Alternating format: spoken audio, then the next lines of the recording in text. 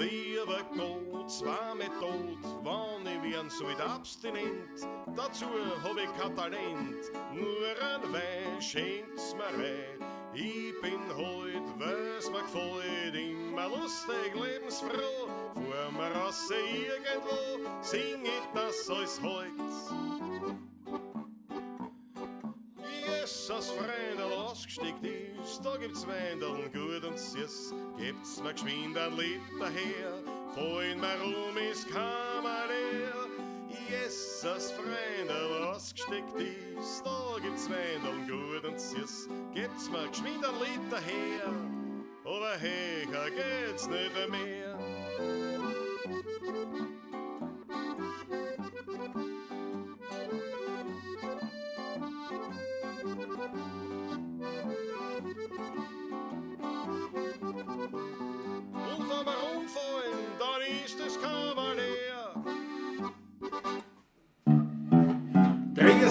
Servus, Küsse, hey, es wird Zeit mit Musik verwendet.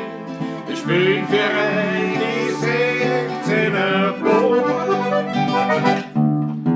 Ihr hört Lieder aus früherer Zeit und manche Hoden sind schon vorher. Das Wiener Lied geht sicher nicht verloren.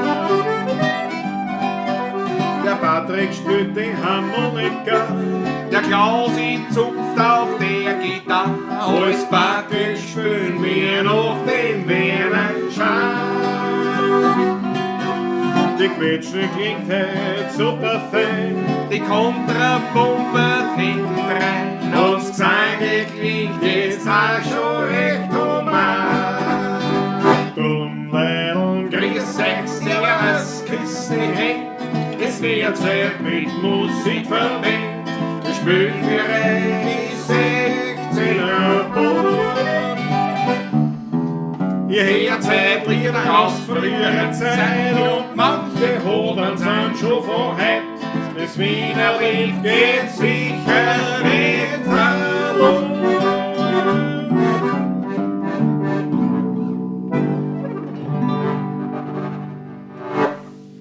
Servus, grüß dich, Ende. Habe die Ehre, meine Lieben.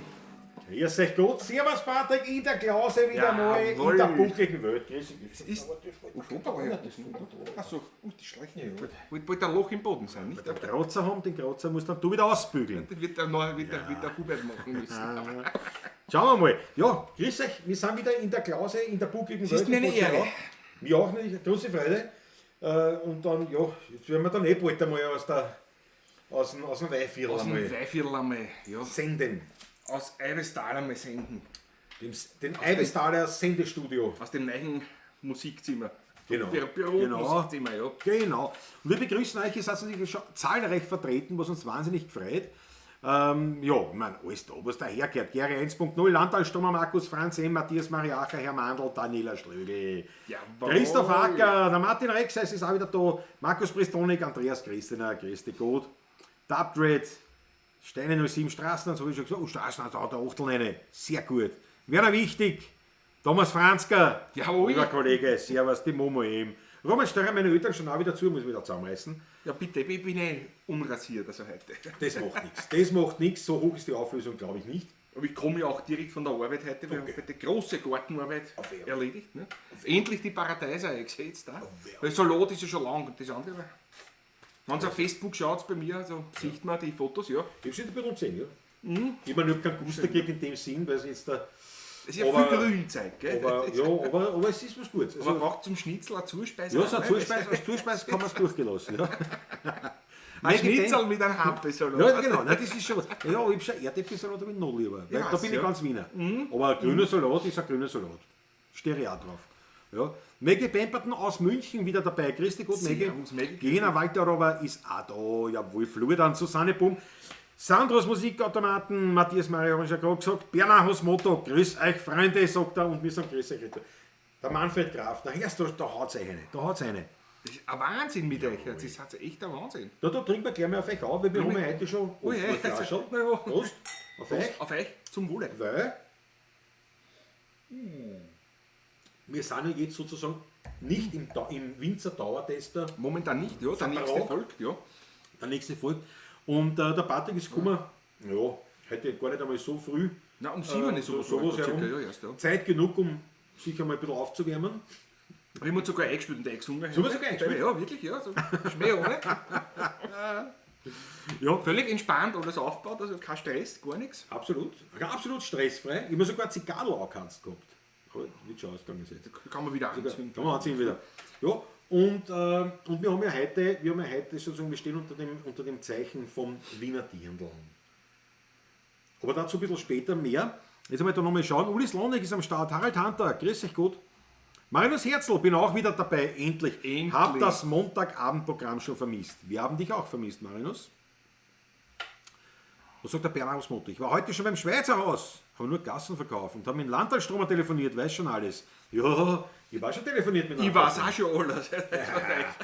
Aber was der Landtalstromer noch nicht weiß, also ja, der Landtalstromer kommt nämlich aus Deutschland den weiten Weg nach Wien, respektive schaut er natürlich in der buckligen Welt vorbei, besucht den Navihof Ja. und, große Ehre für mich, besucht auch meine Klause. Und ich habe das Motorrad halt in Wien, daher werden wir erst die Wochen drauf in Wien dann, also nicht in Wien, aber halt von Wien weg. In Wiener Runde dran am Gürtel oder so. Ja, so in am Ring. Ne? Äußerst spannend. Ja, am Ring. Gegen einen Strich ist sicher spannend. Schauen wir, wie oft man den Ring packt, bis die Kiewerei die rausholt. Ja, deswegen machen wir freue mich schon drauf. Und ich glaube, man kann es verraten. Sehr wahrscheinlich, lieber Landtalstromer, wird auch der Andreas Christen dazu umstoßen, weil ich habe ihm mein Gästezimmer angeboten. Mein Bett. Dein Bett. Ich habe aufgelegt und habe gedacht, ob das eine gute Idee war, ich weiß nicht. Nämlich, weil der Arme muss ja am nächsten Tag mit dem Motorrad heimfahren. Ne? Das wird ein Hit. Ja, Bernhard Motto auf jeden Fall, werden wir da vielleicht auch zusammenkommen, das war super. Aber Andreas, wir treffen uns jetzt auch in Telde einmal. Zeit wird's. Das letzte Mal, wie ich auch sagen müssen, da bin ich ja da niedergelegen in der Woche. Ja. Der Christian wollte eigentlich zu mir kommen auf eine kleine Grillerei, dass wir ein bisschen musizieren, auch gemeinsam wieder. Aber das ist leider Gottes, bin ich noch krank im Bett gelegen, aber als der aufgeschoben ist, nicht aufgehoben. Nein, um Himmels Willen. Ja, um Himmels Willen. Du, pass auf, der Günther Vollenhofer schaut heute zu und auch seine Frau Karin. Und ich würde sagen, auf die Karin trinkt man einen Schluck. Weil das sind oft die Ärmsten, die dann mit den anderen mitschauen müssen. aus Höflichkeit oder... Eine Zwangsverpflichtung. Das schenkt der Schenkt man auch noch. Das ist ja so können wir ja nicht arbeiten. Ja, servus, nicht? Jetzt siehst du, mein Neffe fragt mich schon nach der Kettensäge. Weil den bringe ich mir einen Anhänger, jetzt fragt er mich schon, ob ich mir Kettensäge auch leichen kann. Ne? Da kommen noch mehr Sachen. Dann Grassag, Hobel, Akkuschrauber, Akkubohrmaschinen und so weiter. Naja, und so fort. aber jetzt trinken wir auf die Karin. Warte, jetzt, das ist so schnell weggegangen wieder. Auf die Karin vom Günther Vollenhofer, die mitschaut und beim Musizieren zuschaut. Karin, ich hoffe, es gefällt dir, was wir machen. Dabei sind wir nur im Aufwärmprogramm. Gell? Das ist ja ganz sehr entspannt, wohl. ganz entspannt. Auf die Karin.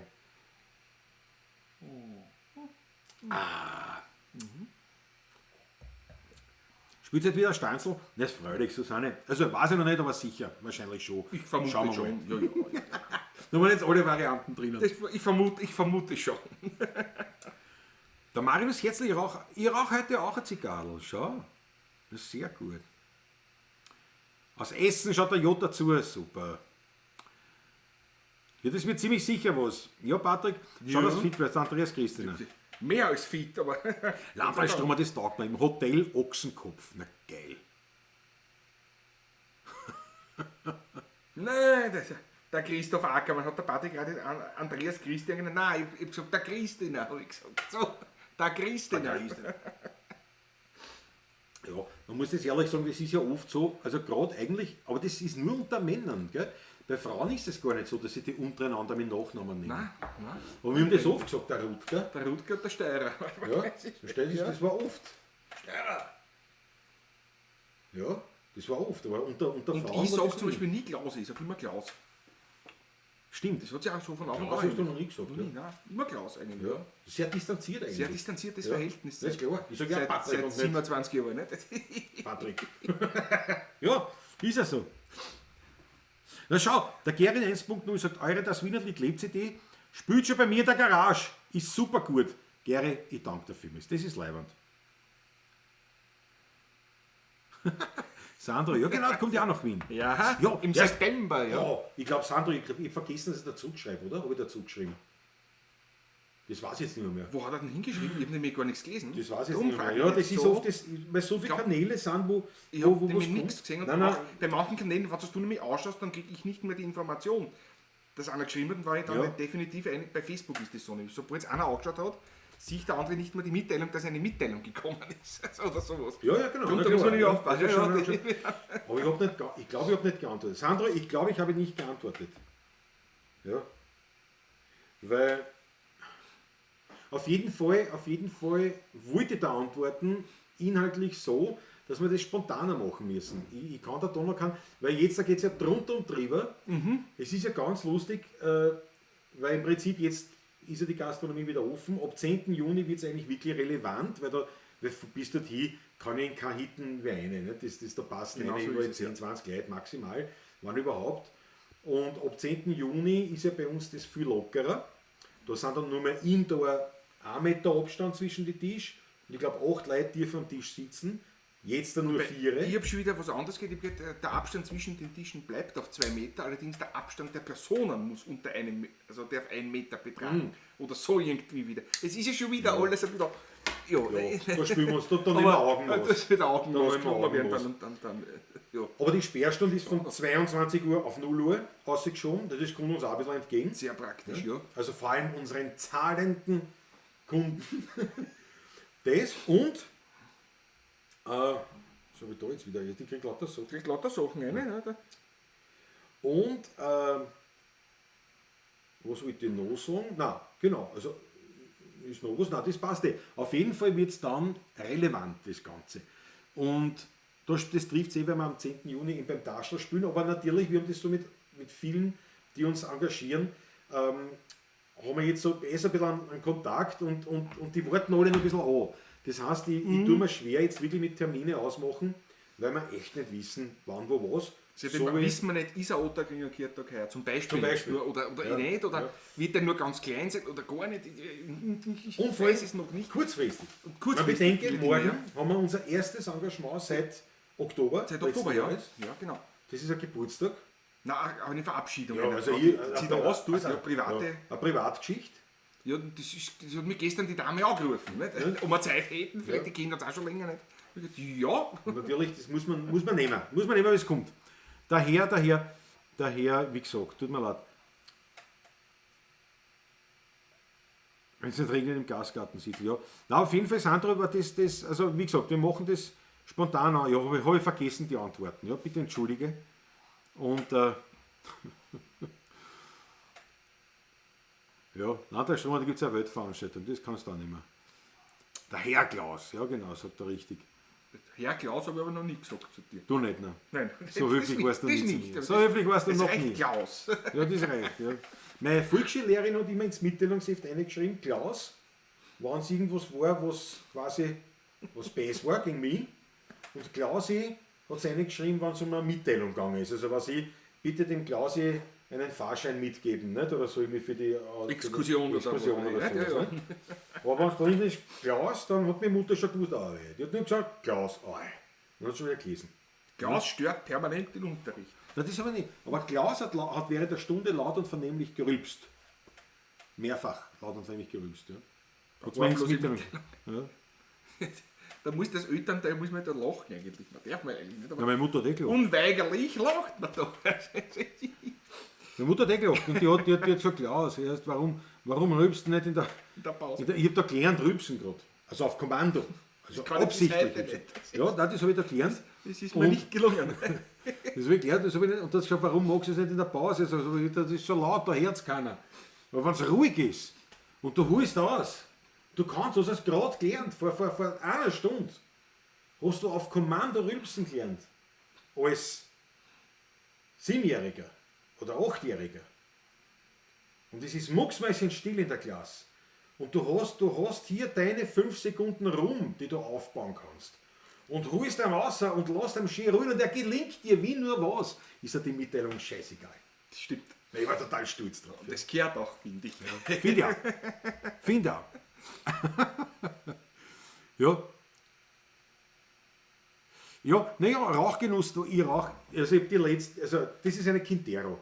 Weißt du, gefragt, das ist eine Quintero, die ich halt noch liegen gehabt habe. Also den Rauch, Du hast das letzte Mal geraucht vor 3 Wochen oder 4 Wochen, vor einem Monat, mit mir mal an. Mit dir eine Zigarre. eine Zigarre geraucht. Eine kleine war das sogar. Also das ist, ich hab tatsächlich Gott sei Dank nicht das Bedürfnis, allein daheim jetzt sowas zu rauchen. Zigarette vielleicht schon, aber das daher los ist aus. Also Zigaretten muss ich wirklich meiden, weil da ist die Ich Gefahr rauche mir groß. Chibuka lang. Raucht er nicht an. Ich rauche meine auch. Aber Zigarre oder Pfeiferl, jetzt alle heiligen Zeit, das finde ich. Und ich meine, die Quintero, ich meine, das ist so die billigste kubanische, was es gibt, aber die ist sehr in Ordnung. Da kann man, ich weiß, wird billigere geben, aber es ist keine teure Zigarren und die sind recht schmackig. Quintero und dieser Longfiller. Eine der günstigsten Genau, weil es ein Langfüller ist, ja. Ja. Ja, der Andreas Christian sagt, Landtagsströmer, wir würden freuen, wenn wir uns echt treffen. Ja, sicher. Ja, das ist gebongt. Andreas, wenn das passt, bis am Samstag bei mir. Und dann habe ich die Ehre. Naja. Ja, dann grüß Gott. Ne? Ja, Sandro, das kriegen wir sicher hin. Das machen wir Das geht sich auf spontan, jeden Fall das geht sich aus, bin ich Sicher. sicher. Sicher. So. Der Güterich Rusl ist auch dabei. Jawohl, jawohl. Ja. Und der GS Ferche. GS Ferche, weil auch die Freude gehabt. Den habe ich gestern getroffen, auch beim Mavihof. Nicht? Alles trifft sich ja beim Mavihof. Das ist für mich ein Vorteil, weil dadurch müssen sie nicht zu mir kommen. Brauche ich jetzt nichts auftischen. Nicht? Also kommt man billiger und ich muss weniger Geschirr waschen. Nicht? So ist alles beim Mavihof. Macht die Wiki, nicht? Genau. Da fahre ich runter zum Mavihof und kriege auch gleich was zum Essen und so. Das ist eigentlich recht kommod.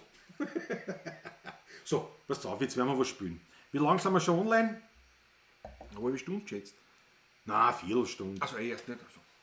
ist mit dir los? Ich hab noch nichts getrunken, warte. Wolfsberg und du, da, jawohl. Servus. So, wo sollte ich schauen? Ja, ihr seht es, ich hab eingetragen jetzt da aus Sicherheitsgründen juristische. Steht jetzt da Muss immer sein, ja. quasi angeschrieben, da oben irgendwo, dort irgendwo im Eck, dass es eine Dauer-Trink-, Sing- oder was Spiel? Nein, Trinkspiel und Werbesendung ist. Wenn man doch Damit sind wir angesichert. ja, bevor man da muss man so aufpassen. Man dachte, ich schreibe gleich ein, es ist eine Dauersendung. Damit passt alles erklärt passt. Ja, ausgezeichnet. Schon wieder ausgegangen. Na, das ist eh charmant. Hat mir geschmeckt, war leibend. Aber wie gesagt, da kommen die nicht. Also da habe ich jetzt wirklich keinen. Also wenn mir das mit Zigaretten gelungen wäre, so alle 3-4 Wochen eine, das müsste nicht einmal sein. Wenn mir es gelungen wäre, am Tag 2 Hausnummer. Das ist schon bei mir in der so circa. Ja, gut, Nicht einmal. weil es dampft, ne? Ich dampf, ja. das Muss zeigst ich gestehen, ich dampfe das 10-fache, was ich jemals geraucht habe. Weil ich rauche mal nicht zum Klausi gekommen, habe ich mir ein Packel gekauft wieder. Da rauchen wir wieder mal ein paar Zigaretten. Ja, da ist Leibwand. Aber das stört, aber das zum Beispiel, Gott sei Dank, das stört mich überhaupt nicht, wenn einer raucht. Also auch bei mir daheim. Ich meine, jetzt habe ich jetzt Zigarren auch geraucht, aber grundsätzlich das stört mich überhaupt nicht. Und mein Munkelein raucht ja auch. Aber raucht natürlich auch viel weniger, seit ich nichts raucht, logischerweise. Weil man natürlich Ja, das klar. gegenseitige Annehmen nicht raucht. Klar. Ja. Was spielen wir denn? So, jetzt trinken wir mal einen Schluck. Wir haben ja keinen Stress.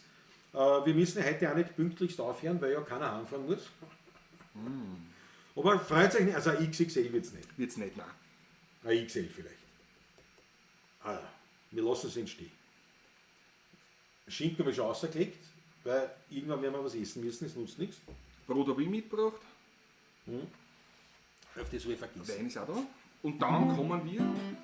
Dann nach dem jetzigen Lied kommen wir zum, quasi, wenn man so will, naja, der Sponsor der Sendung ist es nicht, aber quasi der. Zu dem, was da hinten steht. Ja, genau.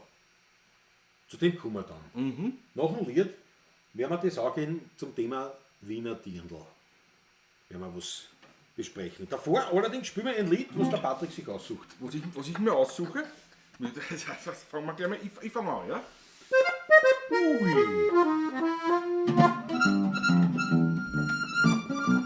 Was ist das überhaupt? Ich sitz auf der Wiese, ein Großhalm immer, die Box sind zerrissen, ich find nichts dabei. Ein Schmetterling fliegt mir unten außen herum, Ein Fink frisst ein Fliegen, aber ich pfeif mich nicht drum. An Arbeit denk ich nicht einmal mehr in Traum. Ich fühl mich so frei wie ein Vogel am Baum.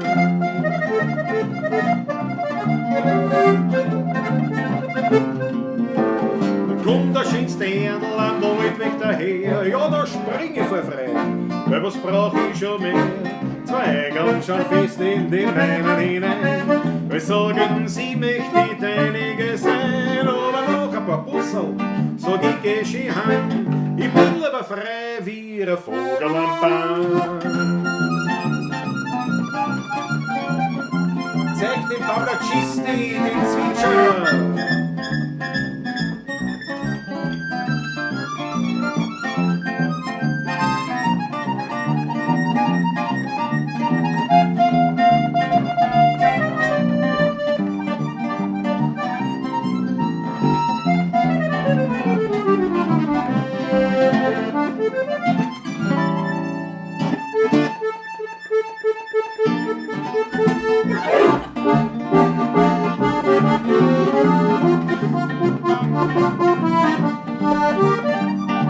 Jawohl, Herr Professor, einmal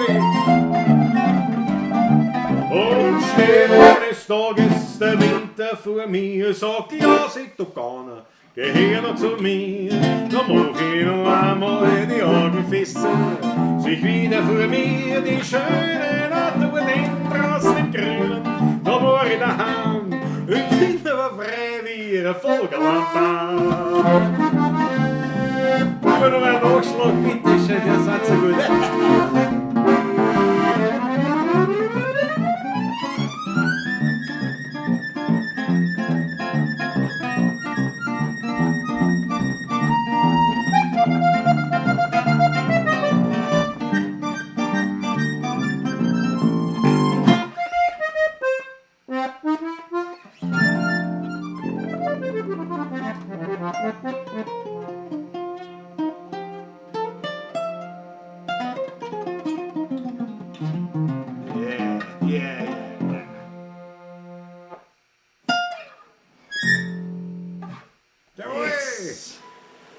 Vogel am Baum von Karl Hodiner. Herrlich.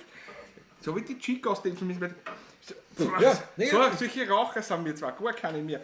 Du versteckst das ins Ei. Das hat mich jetzt schon sehr irritiert. Mir war. Ja, wenn man das überlebe, aber das hat mich jetzt schon. Steht das um da, weil ich rauche meine eh nicht mehr. Das ist schon. Steht das da hier? Schon. Na herrlich, schau die Achtel von eine.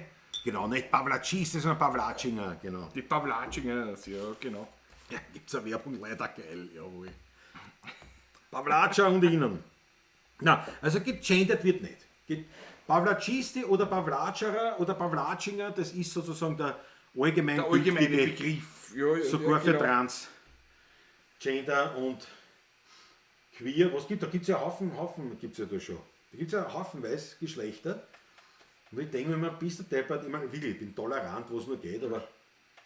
Klar. Aber das sollte man schon wissen, was man ist. Und manche sagen, ich fühle mich heute so. Ich fühle mich heute wie ein Mann und morgen fühle ich mich wie eine Frau. Das hat auch einen eigenen Namen. So, morgen bin ich, heute bin ich ein Mann, bin ich Frau. Ja, man dachte, naja gut, jetzt kann ich sagen, ja, jetzt Spekter. Ja, sie haben 3 Promille, sage ich, aber heute fühle ich mich nüchtern. Und wenn sie sagen, ich bin angesoffen, dann ist es ein Angriff auf meine persönliche Freiheit. Naja, Christoph Radaumann hat genau jetzt den Vogel, nach den Klopfern wird das auch schwer. Wie sagt, was für Klopfer? Das sind keine Klopfer. Meinst du, was da dahinter steht? Wir kommen zum Thema. Bitte schön. Patrick, bitte reiche 2 herüber. Ich reiche 2. Ja, vom Anfang. Wir haben eigentlich so, ich war Wein einkaufen. Ich war Wein einkaufen beim Strauch in Strebersdorf. Und also bin dort hingefahren, ne, zum Heirigen, zum Hofverkauf. Und ja, ne, und da war einer, der Philipp. Und der hat so was stehen gehabt, so eine Flasche dort. Und gesagt, ja, servus, willst du vielleicht ein Wiener Dirndl kosten? Da habe ich gesagt, na servus, ich glaube, das ist ein Heiriger, aber nicht gewusst, dass das ein Etablissement ist, dann habe ich die Ehre. Ne? Dann habe ich gesagt, nein, ist ja so. Hat er geglaubt. Hab ich geglaubt. der Ernstl, der Strauch-Ernstl, hat ja wahnsinnig viele Dirndln. Ja. Sein Weingärten, ne, so über wahnsinnig viele Dirndlbäume und hat dort, das sind jetzt keine Sträucher, das sind Baum, ne? So ein Dirndl ist ein Baum. Das ist eigentlich ein Strauch. Das ist eigentlich ein Strauch. Ja. Also sagen wir lieber Dirndlsträucher, ist richtig. Pawlatschinger hört sich an wie Wolpertinger. Ja, genau. Herrlich. Ja, und auf jeden Fall hat er so viel Dirndl und macht ja selber einen herrlich guten Dirndl-Sirup. Der Strauch, Ernstl selber, also da kann man vertreten.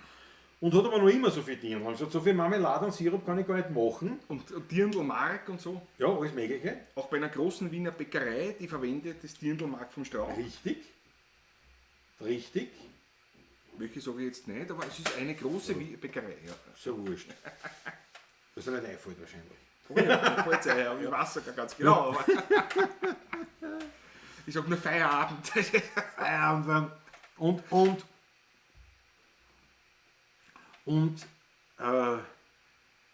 Jetzt hat ein junger Bursch, der Philipp, hat, weiß ich nicht, mit der Lase, vielleicht mit wem anderen, aber er hat zumindest, glaube ich, allein angefangen damit, hat eben gesagt, pass auf, wenn du so viel Dirndl hast, dann mach einen Likör draus. Ein Dirndl-Likör, so viel Hetz und Jux und Tollerei, und die hat das gemacht, das war ja recht leibend, und hat gesagt, und irgendwann, das ist eigentlich, es war viel da und wir könnten echt mehr machen. Und dann hat er ein kleines Unternehmen aufgemacht. Und das ist sozusagen jetzt nicht in dem Sinn der Sponsor des Videos, weil für das hat er zu wenig gesponsert. Aber, Gell? ja, nein, ich sage nur so ganz nebenbei. Na, vielleicht lässt er noch mal 2 Flaschen aus für uns, ne? Das kann ja sein. Aber, Als Gage, oder was? aber ich habe gesagt, pass auf, Apanage. ja, wir müssen uns unterstützen gegenseitig, habe ich gesagt. Und das ist natürlich eine Weltgeschichte, wenn ein junges Unternehmen in Wien aktiv Vor allem, wird es ist gut. und so eine mörderisch gute Idee hat, Gut, ja. Absolut. das ein Likör aus Dirndl zu machen und das Wiener Dirndl zu nennen. Und jetzt da werden wir das einmal pur verkosten. Ich werde das einmal pur verkosten und dann sagen wir, ich habe es eh schon gekostet. Ich habe sie auch aber schon verkostet. Da muss es natürlich, ja. Natürlich. Ja, so hochprozentig ist es nicht, hat 19 Volumenprozent. Ein Likör. Ein Likör. Ein Likör. Ist jetzt kein Schnaps oder so. Aber sicher, wenn du da jetzt ein paar Flaschen reinziehst, wirst du schon auch einen fetten aufziehen, aber muss man nicht. Aber wir trinken jetzt mal eins verkosten und dann sage ich nämlich noch, was er mir noch als Tipp gegeben hat. Ja. Aber den trinken wir jetzt einmal auf den Philipp und auf Wiener Dirndl. Jawohl. Und dann gibt es noch eine kleine Überraschung für alle, die das. Also, Da brauchst du nicht schütteln. ja, Der hat keinen Bodensalz. das bin ich gewohnt von Fruchtsaft. Was ist jetzt am Wohl? Sehr zum Wohle. Aus Philipp, Wiener danke. Dirndl. Wiener Dirndl, so heißt er die Firma. Und auf den Philipp, wie gesagt, also wir werden dafür jetzt nicht bezahlt in dem Sinn, wir haben diese Flaschen, wo es da stehen, die haben wir gekriegt. Also die habe ich gesagt, die habe ich ihm angeluchst eigentlich. Ich habe gesagt, gib die her, das haben wir in der Pawlatsch uns rein. Prost. Prost.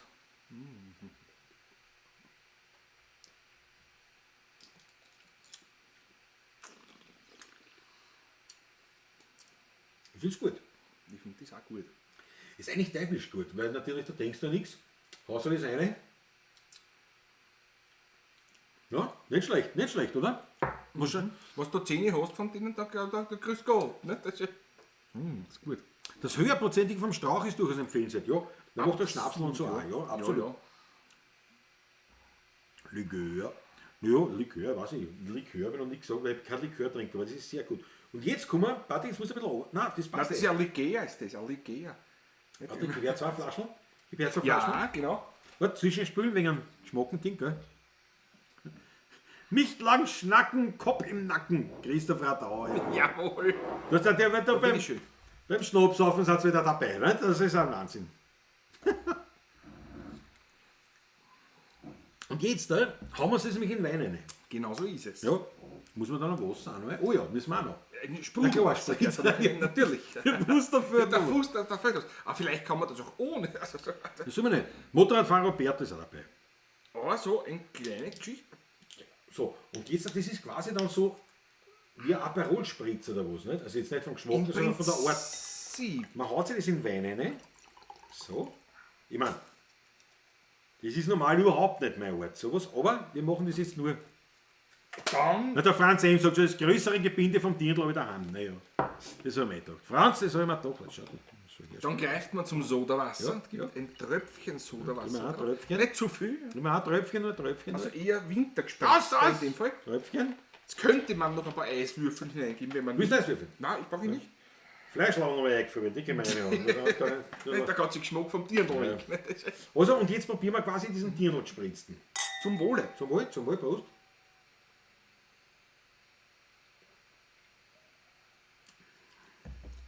Das hat schon was. Man trinkt das gleich noch leichter. Ja, aber es als ist, der Pulver.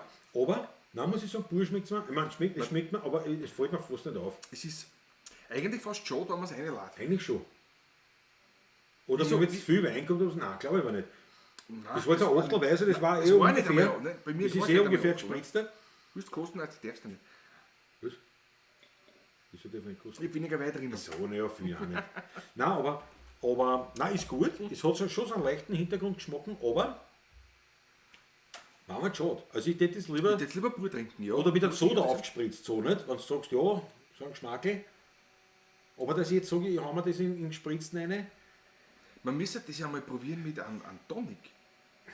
da habe ich da. Können wir probieren. Das machen wir in der nächsten Runde. Also mit einem guten Tonic, da fällt mir zum Beispiel gerade so ein, ich möchte jetzt keine Werbung machen, aber ein bisschen, nicht dieses, es ist allerwelts ein Tonic, sondern ein gutes von einer anderen Firma halt, also Ja, nein, werden wir dann gleich probieren. Das Noch könnte dem schon nächsten Lied passen. probieren wir das, aber nur, weil jetzt natürlich der Martin Rexes gefragt hat, was ist ein Dirndl?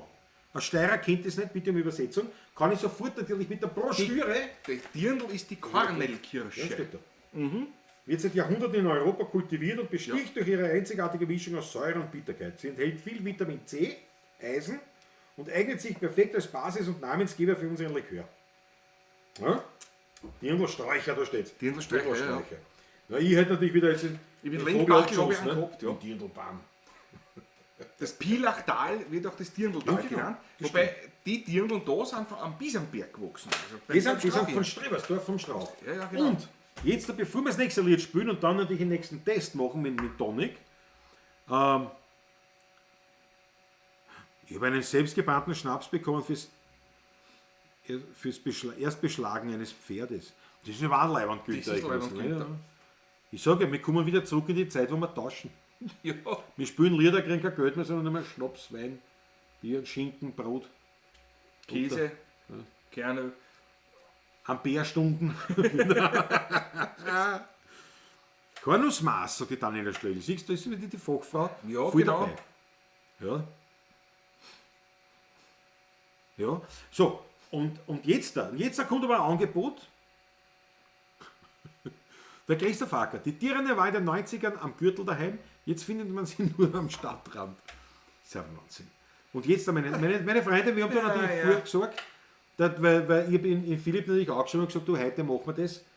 Heute trinken wir ein Dirndl in der Pavlatschen, hat er gesagt, ja, hat er sofort spontan, das war gestern hat er das gemacht, spontan hat er eingerichtet, das blende ich ein. Wenn ihr was kauft, egal was, bei ihm auf Wiener Dirndl.at, dort findet alles, was wollt und habt 20% Rabatt, wenn ihr den Code 16er 16er Finde ich sehr leibend. Finde ich absolut leibend. Absolut klasse. Ja, also wer will, unbedingt, haut rein. Jetzt hat mir der Christina was geschickt. Klasser Bursch. Jetzt hat mir der Christina das hat mir geschickt. Das ist ein Viertel. Ein klasser Bursch, gefällt mir schon wieder. Weißt du? Ja, gut. Absolut ein klasser Bursch. Na gut, der Andreas natürlich mit Billachtal fährt da rein. Das Pilachtal. Der mit irgendwelche Flaschen an ist schon leer oder ist die voll? Ich weiß nicht. Sieht man nicht gescheit. Ja, aber ist auch dabei. Das ist aber ein Schnaps, das ist ein Schnaps, eindeutig. Auf jeden Fall, ja. Macht der Ernst La übrigens. Also ein Na, klaren, freilich. einen Ein gebrannten, nicht? Ja. Das ist ja ein Likör, was wir da haben. Und ich finde den echt gut. Der hat mir sogar was Vanilliges. Da im Weiteren. Das ist Vanilliges? sicher nicht von dem Wein. Geht er mit Tax auch zu mischen? Rocker. Ja, der Geht sich. anspielend natürlich auf den Geht sich. berühmten Metaxa von dir, der Farbe hat wie ein dunkles Shellac-Politur. Das ist Ja. nicht. Da denkt wer, was Nein, soll das damit? ist sicher so ein Liquid für deine Dampfer. Die sind, nein, meine sind alle hell. 100 Ich mag die dunklen nicht. Die dunklen, die haben wir immer so die Keul so. versiefen. Du, Grauslich. auf jeden verkocht Fall. alles. Nein, also für mich zum Spritzen nicht. Ist schade fast, gell? So, wir werden das dann nachher probieren. Wir werden es mit nachher mit einem Tonic probieren. Ich glaube, das Auf geht jeden da- Fall. Es ist fast es ist immer schade darum eigentlich. Ja. Ich blende euch das dann später nochmal ein, aber das, nur das wisst, das ist da. 20% Rabatt auf alles auf dem Shop und da geht es wirklich darum, Wiener Dirndl, das ist einfach ein junges, frisches Unternehmen, ein Bursch, der eine gute Idee gehabt hat und Sowas gefällt Gehört mir unterstützt. einfach. Sowas gefällt mir Gehört immer. unterstützt. Das gefällt mir immer. Und wenn er zuschaut und sie denkt, ja, erst jetzt machen sie so lieb Werbung, ja, das sollten schon mehr als die 2 kleinen Flaschen da kriegen. War mir nicht best, nicht? Aber wir verlangen es nicht. Nein. Aber es war. So, der Marvihof ist auch endlich dabei. Später aber doch. Jawohl. Gott sei Dank, wir haben von euch schon geredet. Und auch der Wolfgang Groherzger. Wieso hat die Maat schon begonnen vielleicht heute? Weil ich beim Auffahren nämlich gesehen, Ja, dass unsere da Mann schon. etliche, also klar, wir haben Ende Mai, nicht? Also, Ja, aber wenn ich es weder weiß noch noch. nicht so ist, dann noch, aber Nur ich habe halt bei mir, ich muss halt bei mir, weil ich ja nicht über das Gerät verfüge, muss halt mit der Motorsensen herumrennen. Ne? Den ganzen Tag. Motorsense ist bei dir das beste Mittel da, weil mit einem Balken mehr durchfahren, mit das ist schwer. Wenn Aber es es ein geht, bisschen unebener ist, du brauchst einen kleinen. Hat der Nachbar einer gemacht. Mit einem sehr schmalen Balken vielleicht noch so einen. Jesus Patrick, oh, wir haben keinen Wein mehr. Der Rock hat schon Superchat was Jesus, reingehauen. Du musst doch, ich muss einen Wein ich bin gebunden, ich kann hier nicht auf. Brichst du nicht die Finger bitte erst. Der geht vorbei. Jetzt um die Uhrzeit nämlich vor allem schon. Rockkarneval hebe ich ja immer den Finger sofort. Nicht? Der Klaus wird sofort einen Wein. Du könntest eigentlich einen Tonic mitnehmen. Wenn er schon nämlich beim Kühlschrank steht Schau, wenn wir schon geredet haben. und der ärgste Aufwand seiner Gesundheit da noch außen zum Kühlschrank wanken muss, und man da nimmt er einen Tonic auch gleich mit, natürlich. Dass man da die Verkostung natürlich gescheit. Ich muss einmal die Flaschen da wegstellen. Das müssten wir haben. Bist du wieder da? Ah, das rechte. Das da. Das da? Das da. Ja. Ich glaube, das passt, das könnte da zusammenpassen. Oder ist der Schlag dann? Nein, nimm wir doch das andere, das normale Tonic. Nehmen wir beide. Nimm wir beides, ja. Einer das einmal.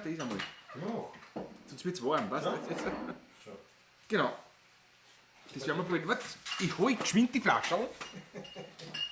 So, ich habe sie bereits. Und zwar, es ist keine Werbung, aber es ist ein anderes Tonic, als was man so... Aber du brauchst es nicht dazu sagen, weil wir haben eingeblendet. Dauertrink. Achso, darf ich eigentlich sagen? Ja? Dauertrink. Ist Nee, Werbung ist nicht. Werbung ist nicht, nein, eigentlich nicht. Ich sagen, wir haben sie ja gekauft da. Ja, bezahle ich. Fever Tree, das mediterrane Tonic, das liebe ich irrsinnig. Schmeckt mir irrsinnig gut. Und da das klassische Premium Indian Tonic Water. Und bin gespannt, wie das tut. Bin sehr, sehr, sehr gespannt drauf. Der Gin Tonic ist ja bei uns quasi ein Standardgetränk. Auch. Es ist ja quasi ein Lebenselixier, Gin Tonic. Neben Wein, Bier, Schnaps. Heute kein Gin, sondern heute mit einem Dirndl. Erst, was ist denn heute los? Heute haut es mir überall drüber. Das ist ein Wahnsinn. Du hast nichts Und getrunken, ne? Das ist das Da, Problem. Goldmedaille, wir trinken jetzt einen Strauch. Wir haben ja schon geredet von Strauch, Patrick, aber Trinken wir einen Strauch. das Anbottling ist immer noch in Wiener deiner... gemischter Satz war auch einmal Dauertester. Kann mich erinnern noch, der gemischte Satz, ja. So, Trinken wir ein Schlückchen gemischter Satz und müssen wir zuerst ein bisschen... der Christoph war da. Bisschen Werbung ist doch okay, braucht sich ja nicht mehr um den Ofen kümmern. Christoph, wenn wir die nicht Der hätten. Ofen ist eingekatzt, weil es ist, wir haben glaube ich, draußen in der Zwischenzeit nur mehr 8 Grad oder so. Wie ich aufgefahren bin, haben wir noch gehabt 11 Grad am Thermometer vom Auto. Das war um 7 am Abend. Also es wird da frisch heroben auf 700 Meter. Aber Herr Riener war glaube ich schon 25. Ich spüle jetzt mit Wein einmal, dass man... Aha. Mit was spüle ich? Was ist mit Mit Wein. Bei ich auch. Wir spülen, also Rock gleich trinkbar auf die, aber ordentlich, ne? Und jetzt trinken wir einmal, bevor wir zum Dirndl-Tonic kommen. Ja, dann spülen wir ein Lied dazwischen, ne? Wenn man Dann schreiten wir zum Dirndl-Tonic. Auf das bin ich nämlich schon sehr gespannt. Jetzt einmal Christoph Rocker, Rocker, 16 Euro Superchat, herzlichen Dank, zum Wohl auf dich. Okay, auf dich, zum Wohle. Prost.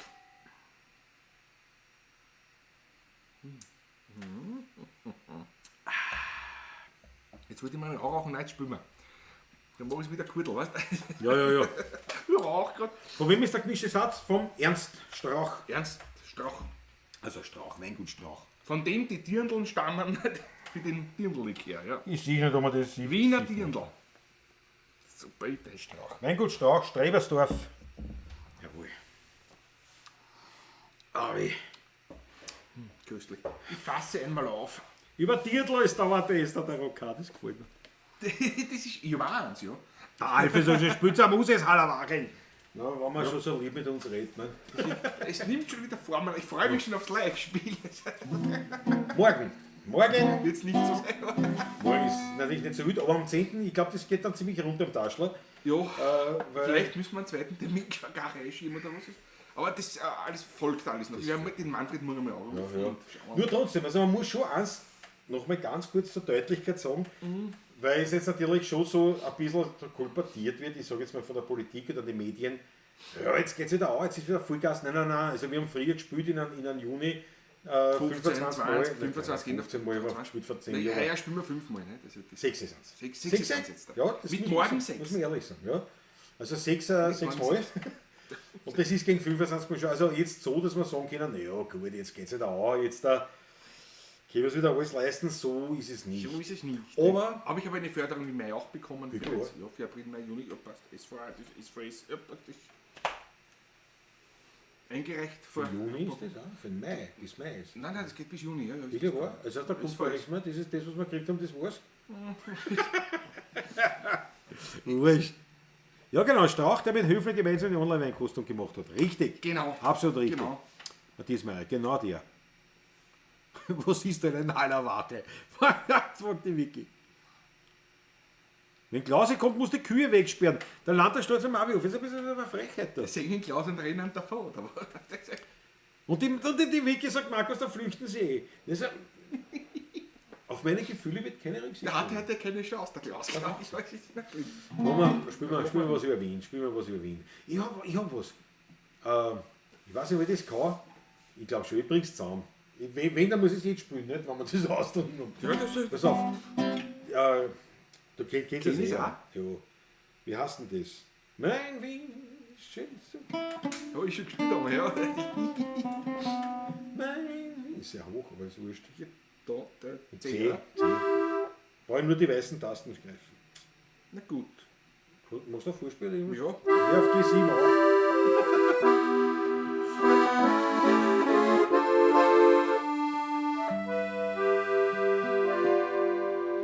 Mein Wien ist schön zu jeder Jahreszeit. Im Frühling zeigt es sich im Blütenglanz. Und wenn die weißen Über Nacht sind alle Rosen aufgewacht und der Wien brennt in seiner Pracht. Im Herbst, da ist mein Wien ein bunter Traum, mit einem Farbenspiel an jedem Baum. Und wenn die weißen Flocken wehen, Walzer Geigen leise flehen, dann spürt man, Wien ist immer schön. Oh, ist nicht alleine.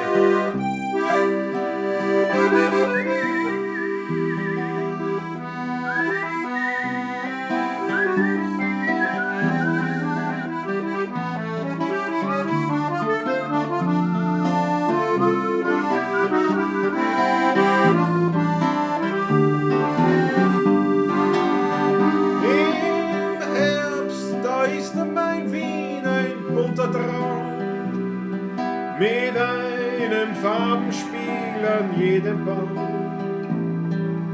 Und wenn die weißen Flocken wehen, Walzer Geigen leise flehen, dann spürt man, Wien ist immer schön. Ich hab ein Stickerl des Wien entdeckt. Dort hat sich die Gemütlichkeit versteckt. Dort triff ich alten Spezi, die Freundeln, das versteht sie.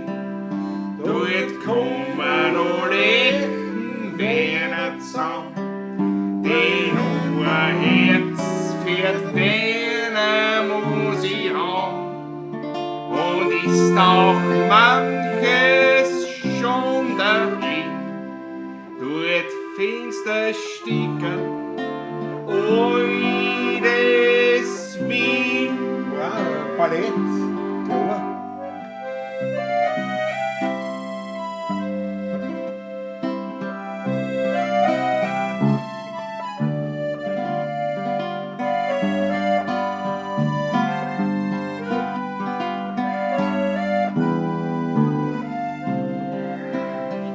Dort kommen alle echten Wiener zusammen, die nur ein Herz für die Wiener Musik haben.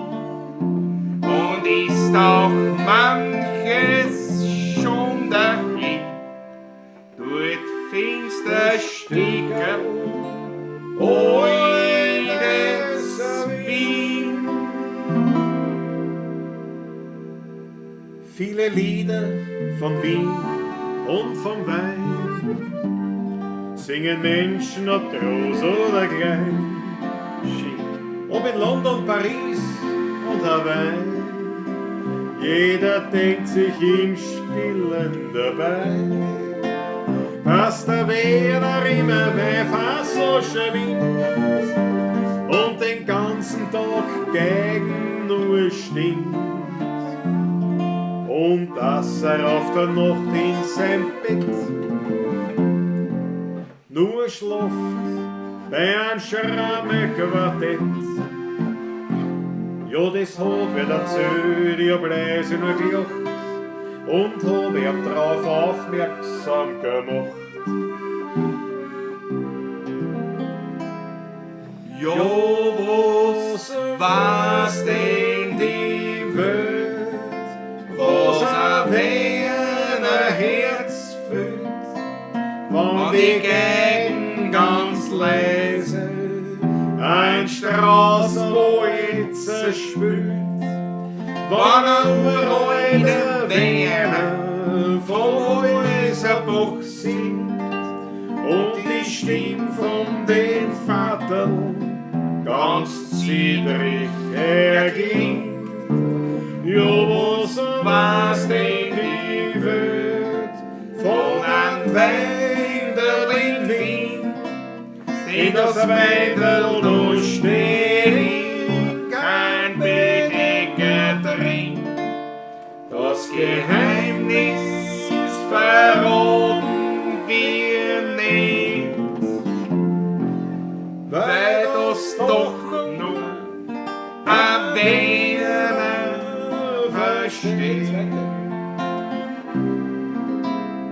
Kommt ein Ausländer rein mal nach Wien,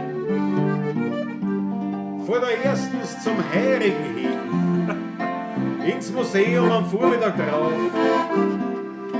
und dann gerät er am Stephansturm auf, und am Nachmittag zum 5 Uhr Tee, ja, da trinkt er einen Wiener Kaffee, und am Abend dann speist er voll Glück a Gulasch bei Wiener Musik. Ja, das hat wer erzählt, ich hab leise nur gelacht und hab ihm drauf aufmerksam gemacht. Ja, was war's in die Welt, was ein Wiener Herz füllt, wenn die Gegend ganz leise ein Straßenboy zerspült, wenn ein uralter Wiener vom Häuserbach singt und die Stimme von dem Vater ganz zittrig erklingt. Ja, was war's denn die Welt von einem Wendel in Wien? Ja, das Wendel, da steht kein Bedecker drin. Das Geheimnis verraten wir nicht.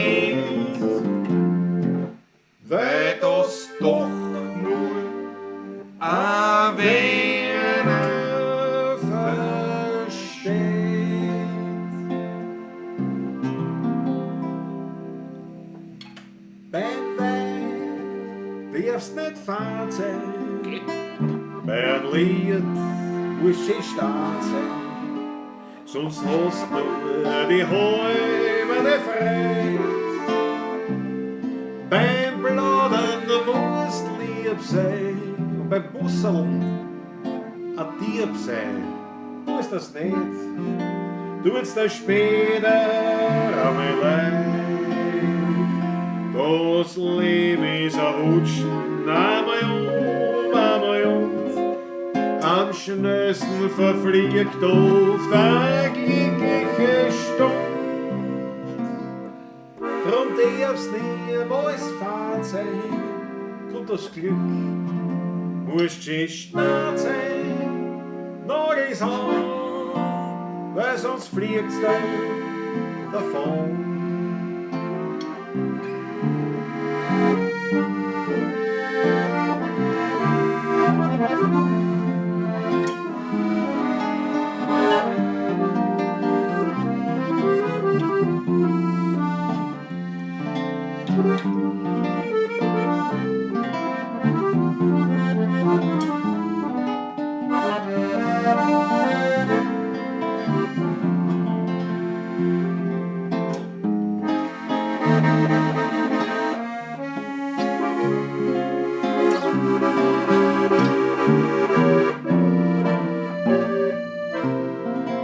Drum darf's niemals fad sein, kommt das Glück, musst du stark sein, alles an, weil sonst fliegt's dann davon.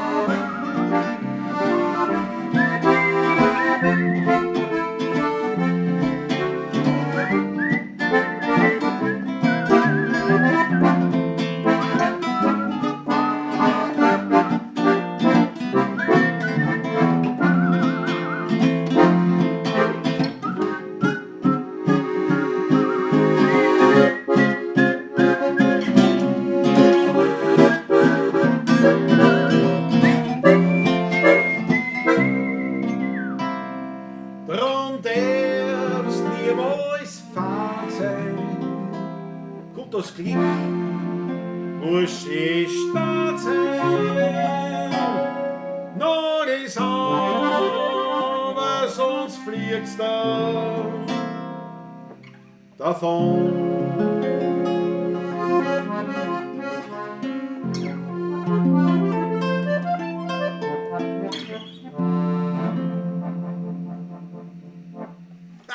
Geil! Hat mir selber gefallen. Das hat mir selber gefallen, das müssen wir uns Ein merken. spontan Potpourri. Gott sei Dank ist aufgenommen auf Video. Das müssen wir uns merken. Das ist aber. Die Nummern, die haben wir schon noch nie zusammen gespielt. Also, man macht nichts. Na, Oder haben wir schon mal gespielt, aber das ist. Euch gefällt es, ich sehe. Franz Heim sagt tolle Zusammenstellung. Sicher, Ja, das finde ich selber. Ich finde die auch Ja, leibend. gut. Gott sei Dank haben wir das aufgenommen jetzt. Das ist leibend. Genau. Der Markus, wer ist denn dieser Werner? Von dem sie immer singen. Kann ich das sagen? Den Werner kann ich da genau erklären. Ja, das geht ganz Der war ein C, glaube ich, ist das, ja? das geht ganz schön. Welcher Werner das ist? Ja, ja Das das ist genau nämlich sagen. ein ganz gewisser Werner, ist das Und nämlich. man kann ihn gut definieren. Einen Wiener klingt sofort, wenn er Servus sagt, wenn er zirkt noch einer großen fragt, wenn er schimpft, dass der Wein er ums letzte Gerstel bringt und geht drauf seine 4 Viertel trinkt. Aber wenn's die Bundeshymne spülen, kennst du ihm Sackle an. Er steht da und ist ganz schad, weil er den Text nicht kann. Doch bei Schrammen singt er mit, jedes Lied los ist gewiss. Daran kennt's, dass er ein Werner ist. Das war der Werner. Das war der Werner. Ehrlich, nein, aber boah, das war jetzt so anstrengend. Das war jetzt aber anstrengend. Ich muss aber sofort einen leibend. Schluck nehmen. Einen Schluck, nimm ich auch. Sehr zum Wohle, Klaus, auf dich. Wahrscheinlich, nur auf dich. Und auch auf gleich. euch. Und auf euch, also auf uns alle. Auf uns alle, ja. Auf uns alle, oder? Ja. Ich hab so eine Freude mit dem Potpourri. Aber das hat mir auch gefallen. Da muss ich wirklich gut unumwunden, muss ich da in Franz recht geben. Eine tolle Zusammenstellung, aber es ist natürlich, ja, ist gut passiert. Das müssen wir uns merken. Das gefällt mir. Gefällt mir wirklich. Erst die Achteln sind reingekommen, taugt mir. Hubert Hinkhofer ist dabei, aus Oberbayern. Thomas Bastlecke, Bruderherz ist da. Ja, ich hoffe, ihr habt es mitgekriegt, ne? Dass ich schon meinen Studiotisch habe in Wien, im Studio Donaufeld. Ein bisschen was haben wir schon gesehen. Ja. Am Tag, bevor ich noch in meine Klause gefahren bin, habe ich den Tisch geliefert von Tommy. Und zusammengeschraubt, und das steht dort ganz würdig. Ganz würdig. Wer hat zusammengeschraubt, du oder Tommy? Naja, mehr ich. Er hat mir zugeschaut, aber er hat mir gesagt, was ich schrauben muss. Tommy Leimann, das gefällt mir. Ja, weil wir hätten den ja, wir hätten den ja nicht runtergebracht. Nein, war nicht. Wie willst du da runtergeben, die Stirn? Ja, das war nicht gegangen. Nicht praktisch. Das hat er daheim dann zerlegt, in Einzelteil, hat das dann her und dann haben wir den zusammen. Ja, super. Auf Luder sagt er, lauter Leute, Lied gut. Burm, sauber sag ich. Sauber sag ich. Bist du deppert. Das rauche ich mir eine an. Raucht eine an, Patrick. Raucht eine an. Ich werde die Kraft noch brauchen, um den Worten vom Schafferkurtel zu reden. Ne? Aber ich muss mir ein bisschen aushoffen, weil mir fehlt die Kraft. Ja. Ja, es ist Ja. So, na gut. Du schaut der Georg Schör ist in Bad Vöslau. Bist du auf Kur oder was ist? Interessant. zwei Häuser raus, den Fessel. Das ist Ja, ganz ehrlich. Bringen wir es dann mit den Noten da. Was die Noten mit mir auch? Nein, das ist nur einmal. Ne? Das ist Ja, das geht sich schon aus. Die Hude runter. alles aber viel später dann. Mach die Leute ein, ich komme gleich. Mach die Leute nicht einrauchen. Aber das haben wir auch schon lange nicht gespielt. Naja, es ist ja natürlich seit 7 Monaten ist natürlich nicht viel spielen. Und irgendwann geht natürlich, gewisse Dinge gingen ein bisschen ins Hinterstübchen mehr. Ich meine, die sind relativ schnell wieder hervorgeholt auch. Muss man ehrlich gestehen auch, nicht? Natürlich, ne? Das stimmt schon. Nicht? Was schreibt der Christoph Acker? Der Studiotisch ist fertig, ab jetzt die Ballatschen nur noch in der Klause. Ja, das ist natürlich genau. Die war eine krasse Geschichte natürlich. Ne? Das Dirndl fährt aber ein. Na, so einfahren tut das gar nicht. Möge der Saft mit dir sein. Ja, das ist schön, lieber Alfie. Ja. Bin gespannt, ob er die Noten findet auch so schnell. Oder er nimmt die ganze Mappen mit vielleicht, wo es gar kein Fehler ist wahrscheinlich. Wir werden morgen Vormittag auch noch ein paar Sachen natürlich durchspülen, vielleicht ein bisschen üben auch gemeinsam. Also wir proben nicht nur gemeinsam, sondern wir üben morgen gemeinsam. Also wir kennen das beide noch nicht und werden wir sehen. Ne? Was sich da sonst noch morgen Vormittag ergibt, bevor wir dann zum Auftritt fahren. Ja, aber Georg, was ist wirklich, warum bist du in Bad Vöslau eigentlich? Das würde mich wirklich interessieren jetzt, der Georg Scheurer. Kurst du vielleicht? Rock schreibt Rock. Es wird Zeit, dass ihr mit den neuen Liedern unter die Leute kommt. Ja, es stimmt, morgen beginnt's. Dann geht's weiter am 10. Da haben wir noch viel Pause bis dahin leider. Ja. Normal im Juni ist man das nicht gewöhnt, so viel Pause, aber ja, jetzt haben wir 7 Monate Pause gehabt. Also, ja. Das stimmt. Du pass auf, ich lege ein paar Noten aus, die können wir spielen. Glaube ich. Ja, die habe ich da. Die werden natürlich wieder live angespielt da. Ja, die müssen wir erst lernen alle wieder. Ja, das Da ist Christian Patrick, was gibt es am Klaus zum Frühstück, dass ich mir einstellen kann? Gar nichts. Gar nichts. Ein Kaffee. Ein Kaffee, naja, ja, wird sich schon ausgehen. Hätte einen mitnehmen sollen, hast du was gesagt. Ja, ich habe gerade eine Bestellung aufgegeben, die ist erst gekommen vor ein paar Tagen. Ne? Ja, ich muss auch erst. Aber wo ist denn das? Ich suche die Noten. Das habe ich raus. Das spielen wir, das ist Mist. Ich habe da zusammengestellt, was wir wieder einlernen wollen. Aber es ist halt, Ja, das solange es in der Mappe ist, ich habe die gleiche Mappe, wie der Klaus hat. Also, ja, aber nur wir haben es in der Mappe verstaut. Okay, das ist sicher das Letzte. Christoph Acker. Ja, mir ist es aber heute genauso gegangen wie dir. Heute wird bei mir nicht viel getrunken, ein bisschen was im Garten machen und schon fährt der Wein viel besser. Ob ich jetzt immer was im Garten machen sollte? Nein, schreibt er. Nein. Oh ja, ist ja schöne Arbeit. Mir jetzt echt wieder mit taugt das immer. Also, das ist, Ja, außer so, dass wir es haben. Ist ja wurscht. Müssen sie nicht spielen. So. Marvi Hof hat dich schon wieder gerettet. Ja, danke Wieso? Marvi Hof. Natürlich. Andreas Christen, zum Frühstück kommst du dann aber wirklich zu uns. Ja. Naja, Marvihof, ist nicht, schon nicht nur der ich mein, schon ja. Ich mein, ich habe ja nichts daheim. Ja, Ich müsste ja eigentlich. Das ist ja das. Wie gesagt, das wir taugt zwei mir ja. sind keine Frühstücker nämlich. Nein, aber sonst normal, ich hab das schon was. Nur, da wäre wirklich, aber da wäre schon schade, dass ein bisschen was daheim ist, nur viel nicht, weil ich am Sonntag auch wieder heimfahre. Und da schaue ich natürlich, dass ich nicht mehr viel habe und da ich kein Frühstücker bin. Aber schauen wir mal. Aber das ist eine gute Idee, das werden wir beim Marvihof machen. Mit dem Landtalstrom und so, nicht? Ich meine, da haben wir ja ein ganzes Event wieder in der Früh. Also am Vormittag, frühen Mittag. Da haben wir Branchen im Marvihof.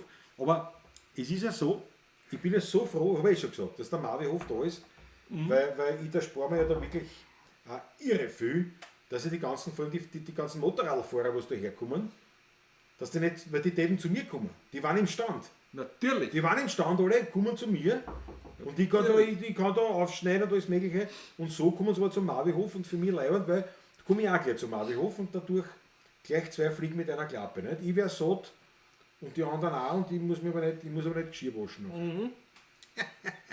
Georg Scheurer schreibt schon 3 Tage mit Brigitte, mein zum dritten Mal verschobenes Geburtstagsgeschenk. Alles klar. Alles klar. Ja, schön.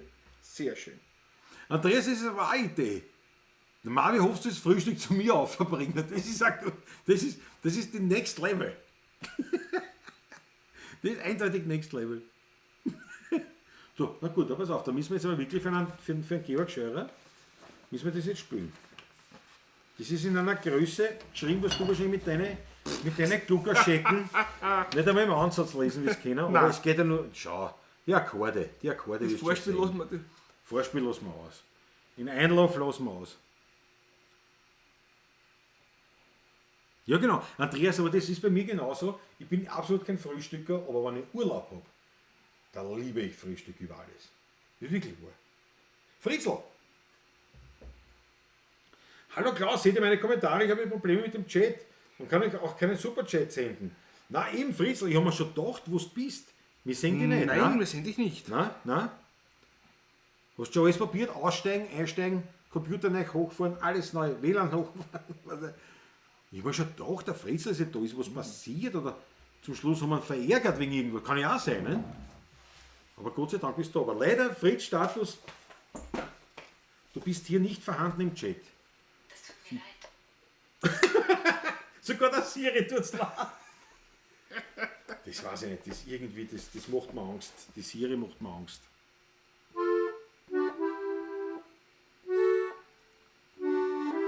Ein Einlauf als Vorspiel, Matthias, kennst du das nicht? Landtalstromer, genau. Wir kommen zum Marvihof frühstücken, klar, logisch. Das wird was, das Woche wird hart.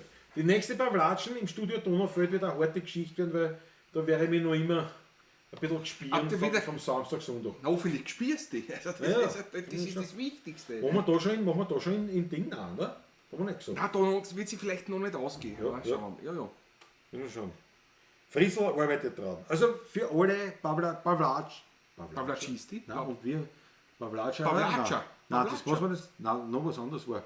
Pavlatschinger. Pavlatschinger, ja. Für alle Pavlatschinger, Pavlatschisti, Pavlatscherer, der Fritzl-Status ist live dabei, nur er kann gerade nichts schreiben. Aber er arbeitet dran. Das Will man das Ja, einmal? ja, warte, Ja, lass mich wurscht, ne? jetzt einmal was trinken. Du magst einen Stress, sag einmal. Na, gar nicht. Das ist ja furchtbar. Diese Vibes. Über mich ziehen sie her. Ja. Nein, aber wir kommen schon runter. Das schaffen wir. Es ist nicht weit. Zum Marvihof, das schaffen wir. Mit dem Auto. Mit dem Auto sind wir in 5 Minuten drüben. Oder dann Andreas mit dem Motorrad. Aber Ja, zu Fuß. absolut, ja. Was wäre ich brauchen? Zu Fuß? Warte, unten Stunde. bin ich relativ schnell. Nein. Unten bin ich relativ schnell. Da musst du aber auf wieder, ne? Und dann muss ich auf. Eine Stunde. Nein, eine Stunde ist nicht. Nein. Weil eine Stunde mache ich eine ganze Runde. Okay, ja. Da von mir, da dort hinten. Also eine halbe Stunde plus 40 Minuten. Ich glaube, ich bin schnell. Was sagst du denn, eine Viertelstunde, ein Kilometer? Zurück brauche ich länger. 3 Stunden. Dann tut man so Ski auf. Aber man muss. Das ist ja wurscht. Das werden wir mal ausprobieren. Der wenn wir Vorteil uns ist, der wieder Marvihof liegt ein bisschen tiefer, als du da in Schlägen bist. Nämlich. Also beim Hingehen Ja, eben. Ja, du zurück musst nicht ist. so viel auf. zurück Beim muss ich mehr Zurückgehen, Aber er liegt schon hoch. Also es ist schon. Ja. Weil ich ziemlich weit runtergehe. Ja, Das ja. ist, da ist genauso ein Graum dazwischen und da komme ich nicht herum. Mhm. Da muss ich runter und dann wieder rauf. Das ist bei mir halt immer so, wenn ich in den Wald gehe, was ich wirklich gern mache. Mhm. Zunehmend gern. Also aber es ist halt so, wenn ich da weggehe, mir ist immer bewusst, am Schluss muss ich wieder rauf. Weil du bist am höchsten Punkt. Da, Ja, das nicht ist ganz, der Hut ist noch ein bisschen höher. Der Andreas Christen, ein Morgenspaziergang zum Mariohof. Ja, warum nicht? Ein bisschen deppert. Das du mir, du brauchst gleich das erste Bier drin. Naja, Das ist- wenn uns der Manfred heimführt, ist leibend. Also hingehe vielleicht, ja. Ich meine, Morgenspaziergang ist ein bisschen, sagen wir halt, ein Spaziergang hin, das muss ja nicht am Morgen sein. Spaziergang wird das kein, Andreas, das wird ein Hatscher. Aber sagen wir mal, ja, das könnte man überleben, dann tut eine ordentliche Stärkung. Der Manfred führt uns heim, das geht. So können wir es machen. Du hast sonst nichts zu tun den ganzen Tag. Oder? Das ist- Ja, gehst der Facker sagt, da habe ich mir eine Kuh zum Frühstück verdient. Das ist ja nicht. So, jetzt aber für den Georg Scheurer. Solange so ein süffiges Tröpfel gedeiht, geschrieben von Fiebrich, Keine Ahnung. berühmter Wiener Liedschreiber, unter anderem auch in Ottergring gelebt, da gibt es die Tafel an der Wand, Genau, in der ja.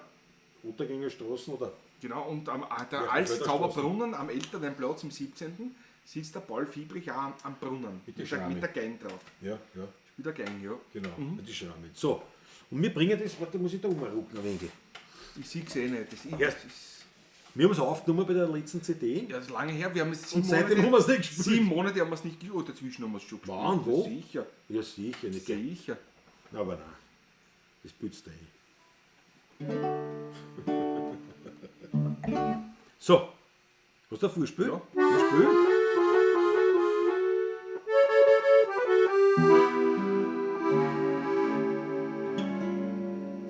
Der blade Havertunnel steht vorm Haus und schaut vor Freude in den Weingarten hinaus. Den hätte wachsen die Weinbau so herrlich und fein. Die liebe Sonne, die hat für den Wein einen Sinn und brennt den ganzen Tag auf die Trauben hin und denkt sie soll was gehen, die lieben Madeln von der Wehr. Da kommt der Beck daneben vom Haus und sagt, ich weiß, was du denkst. Weil du wie am guten Wein, als wie ein Reblaserl hängst. Solang noch ein süffiges Tröpfel gedeiht, kann kommen, was will.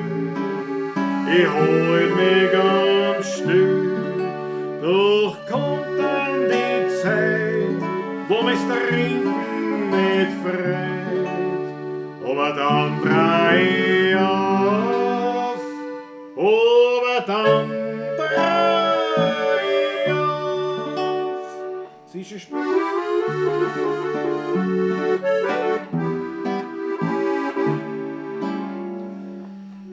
Der reiche Fassel wird ein braver Mann, der bringt sein Dichterl heute glücklich an.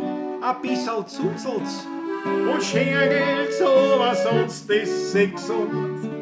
Der junge Ehemann denkt sich stüben Wein, nach 50 Fasseln sind jetzt mein. 2 Häsel draus in Föslau, ich krieg a recht a schöne Frau.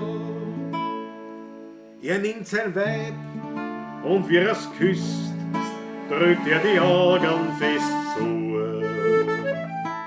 Und wie sie sagt, ich hab dich gern, denkt sie, das eine sicher nur. Solang noch ein süffiges Tröpfel gedeiht, kann kommen, was will. Ich halt mich ganz still, Doch kommt dann die Zeit, wo man es Trinken nicht freut. Aber dann dreh ich auf, aber dann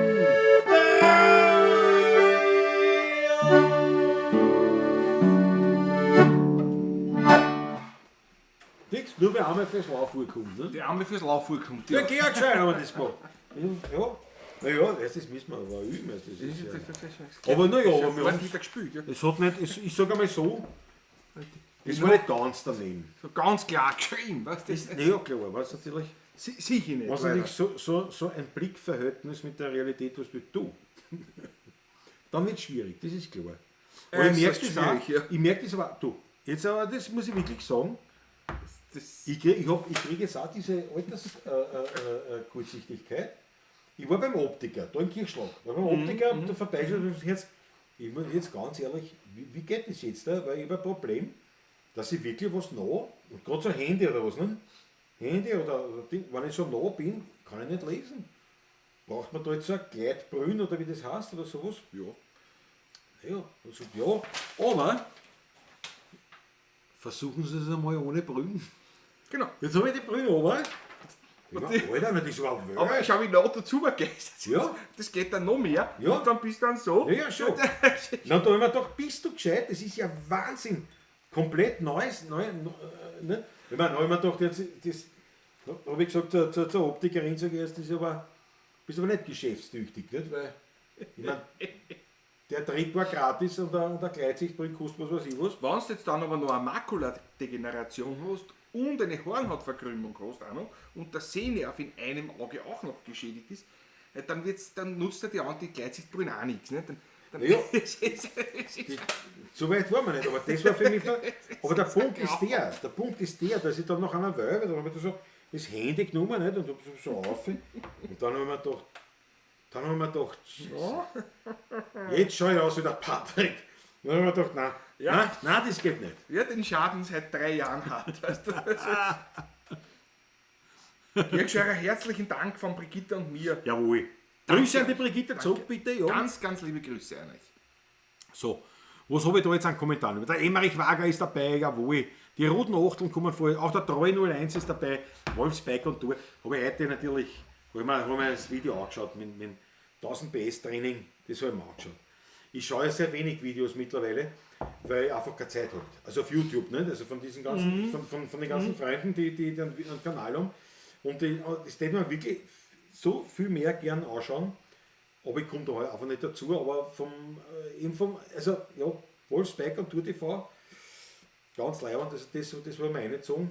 Und ja, kann man jetzt nicht mehr darüber sagen, sehr leibend natürlich. So, was haben wir da noch stehen? Ne? Die unterhalten sich untereinander, das ist sehr leibend, da haben sie unsere Fälle nicht mitgekriegt. Die Daniela Schlögl wohnt im falschen Bundesland. Nein.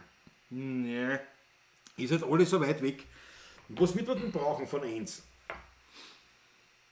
Was wird man denn brauchen von Enns nach Wien jetzt, dass man ein Ding hat? 1,5 Stunden. Ja, Autobahn oder was, ne? Aber das Ding fast, ja, 3 Stunden. 3 Stunden, so mit dem Motorrad, so nebenbei irgendwo 3-4 Stunden. Also für eine Tour hin zurück ist es ein bisschen zu lang, Aber noch, aber mit einer Übernachtung kein Thema. Ja, ist das da. Der Christoph Acker hat uns einen Superjet reingehauen. Auf ein Dirndl, 2 Euro. Ein Wahnsinn. ein Wahnsinn. Wir müssen sofort jetzt umsteigen. Ja, also Und sofort die Verkostung Ja, warte mal, dann trinke ich jetzt einmal meinen Wein. Trink den Wein aus. Wir haben ja das Dirndl schon verkostet, wie es merkt. Lukas Macherich fragt mich, was trinkt es denn heute für einen Wein? Gemischt. Also was man jetzt einen gemischten Satz. Was trinkt, nein, nur was trinkt es heute? Ja? Ja. Eigentlich ein Dirndl, aber ein Wein auch. Das mal jetzt vom Strauch gerade, vom Ernstl. Wir haben heute keinen Dauertester da. Nein. Daher trinkt man das, was da ist. Der nächste Dauertester kommt erst also Ende Juni wahrscheinlich dann auf uns zu. Und heute haben wir dafür den Dirndl, das Wiener Dirndl. Und da bin ich jetzt schon ganz gespannt drauf. Ja. Du, ja, Bernhard, schenk einmal ein. Ich schenke mir ein. Nimm die Weinglasen gleich, ist ja wurscht. Ja, eh. Die Weinglasen, ja, da ist das und hinter dir sind die Tiere. Ich brauche einen Flaschenöffner. Einen Öffner brauchst du, nimm das Feuerzeug. Für was Nein, ist das das ist Feuerzeug nämlich hin. Warte, ich muss kurz aus. Was ist das, ein Bittel- und Brausewetterfeuerzeug? Willst du das aufsparen oder was? Weil das so edel ist, das Nein, nicht, Plastik. Ich habe bis jetzt jedes Feuerzeug immer ruiniert, wenn ich es Du, verwendet habe. Zum aber Flaschen rein, kurzer Motorradl-Exkurs, weil der Bernahus-Motto schreibt, ich fahre seit einigen Jahren die Varanes-Linie und wenn man so fährt, ist einem der Gegenverkehr wurscht, auch Autos, die zu einem rüberschneiden. Erstens einmal, Bernard, bei dir ist mir das klar, ich meine, als ehemaliger Rennfahrer wirst wissen, wie die Linie geht. Das bin ich überzeugt, dass du das richtig fährst und ich weiß, wie wir einmal gefahren sind miteinander, dass das so war. Aber ich habe mir diese Linie, ich habe kein Training gemacht beim Varanes, aber jetzt, das ist wirklich nur ein kurzer Motorrad-Exkurs für alle Nicht-Motorradler. Es ist wirklich so, dass die richtige Linie oder eine möglichst richtige Linie einfach im Prinzip nichts anderes ist wie eine Lebensversicherung. Wenn du eine richtige Linie fährst, da geht es nicht um eine schnelle Linie, sondern da geht es um die richtige, weil man als Motorradfahrer, das bedenken ja viele Autofahrer nicht, in einer Kurve bis Prader, weil viel glauben, wir kommen ja wahnsinnig viele Autos auf meiner Spur entgegen. Ja, furchtbar. Also bei den Autofahrern ist derzeit Kurvenschneiden scheinbar das Thema. Und du als Motorradfahrer, die sagen dir immer, ja, du brauchst nur mit 2 Rafen so, aber wenn du in einer Schräglage bist, brauchst du schon viel mehr. Und dann kann es leicht sein, wenn du falsch fährst, dass zum Beispiel dann in einer Linkskurve mit dem Oberkörper in der Gegenfahrbahn bist. Das ist natürlich. Auch das passiert ja nicht als Autofahrer, dass der Motorradfahrer mit dem Ja. Oberkörper auf deiner Das Seite ist viel, der fühlt das nicht fahren. Richtig. Und ich habe mir dann schon relativ bald, ich mache jedes Jahr 2, 3 Trainings, ne? Also so Fahrsicherheitstraining und so weiter. Also ich lerne das schon aktiv sozusagen das Motorradfahren. Und lerne immer was dazu, egal wie viel ich dann schon weiß von dem Kurs, oder ich lerne immer was dazu. Und diese Linie ist für mich eigentlich das Wertvollste gewesen, wie ich die Linie gelernt habe, wie die geht. Ich meine nicht, dass ich es immer erwische. Ja, ich bin da schon selbstkritisch, aber diese Linie hat mir mindestens 2, 3 Mal auf jeden Fall, wenn ich das Leben dann zumindest, hat mir das einen Unfall oder eine Verschrottung oder sonst was, oder zumindest einen Abstieg oder Wege die Botanik, hat man das der Sport. Also ich glaube, das ist schon was ganz was Leibens Wichtiges. Und ja, das war jetzt der Motorrad-Exkurs schlechthin. Lassen wir es wieder. Ja, als Rennfahrer ist die Linie anders, das weiß ich Bernhard. Aber du hast, wenn du ein Rennfahrer bist und du warst ja Rennfahrer, hast du grundsätzlich eine Idee, was eine Linie ist. Und dann kannst du sagen, so, das ist die schnelle Linie und das ist die sichere Linie. Wenn einer das nicht weiß oder nie auf sowas geschaut hat, sagst du, na, was ist eine Linie? Keine Ahnung. Nicht? Das habe ich gemeint damit. Aber das weiß ich natürlich. Der Lukas Macharik, Dirndl-Schnaps, ein Naturprodukt, das muss ja gesund sein. Vollkommen richtig. Heute ein Dirndl-Likör nämlich. Jetzt kosten wir den nämlich, zuerst haben wir den schon mit einem Spritzen quasi getrunken. Und jetzt probieren wir aus das Ganze mit einem Tonic. Mit 2 verschiedenen Tonics nämlich. Ja. Ich hole mir 2 Flaschen. Wo ist Flaschen hier? Dann in der Strengel Sport auf die 500er Rebel. Ja, das ist aber leibend.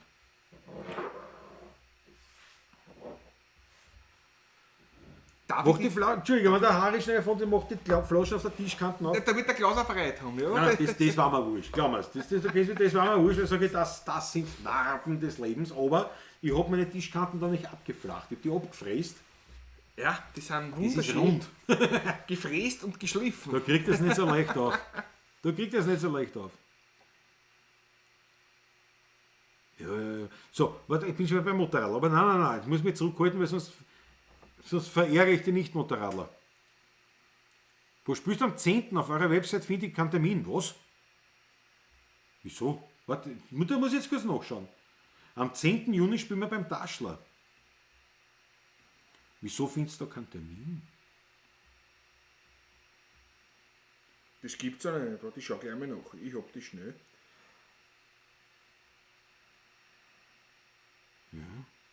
Die anderen sagen auch beim Taschler.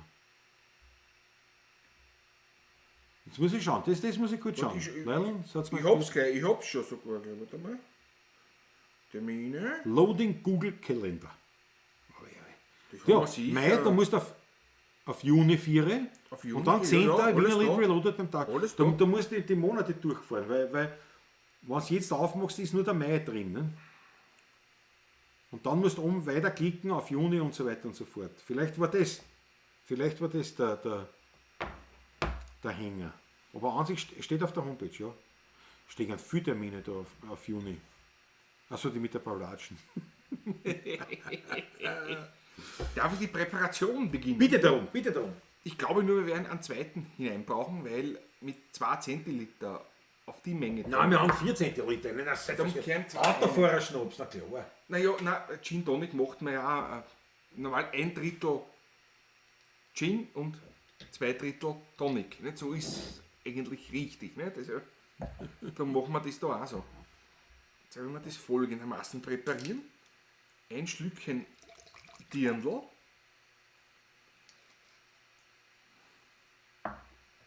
Christoph Acker schreibt ab, im Monat musst du weiterkommen. Ja. Ein Aber vielleicht Schlückchen geht's. Dirndl. Das war mal leibend. Wo ist Biker-Tour TV?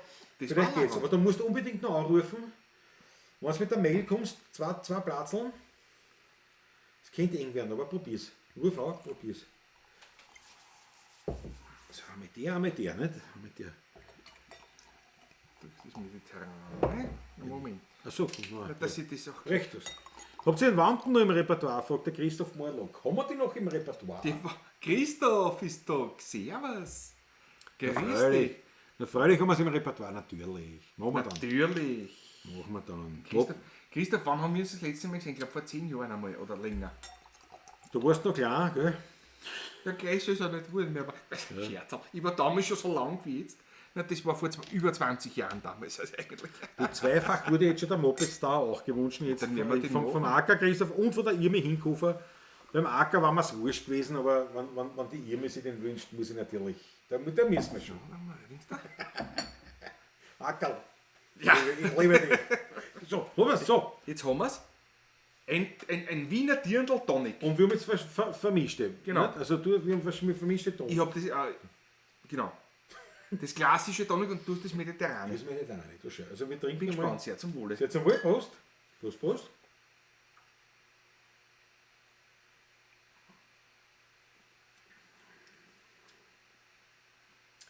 Ist nicht schlecht. Also um heißer besser als der Der gespritzte. gespritzte, ja. Für mich. Für mich auch, ja. Weil da schmeckst du das Bittere vom Tonic.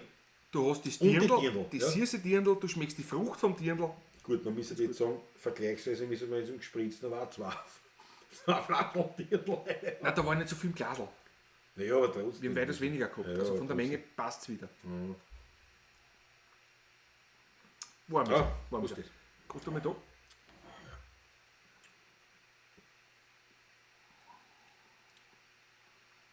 Da schmeckt mir das fast besser. Da Ist bitterer. da kommt das Dirndl mehr raus, nämlich. Findest? Beim klassischen Tonic kommt das Dirndl mehr raus, die Fruchtigkeit. Beim Indian Tonic, beim normalen, klassischen. Nein, ich finde es da mehr. Aber das ist bitterer. Das hat mehr, das hat eine größere Bandbreite. Was heißt das denn? Jetzt red mal gescheit, ne? Bist du deppert. Es schaut aus wie Aperol Spritz, sagt der Peter Raff jetzt wieder, ja.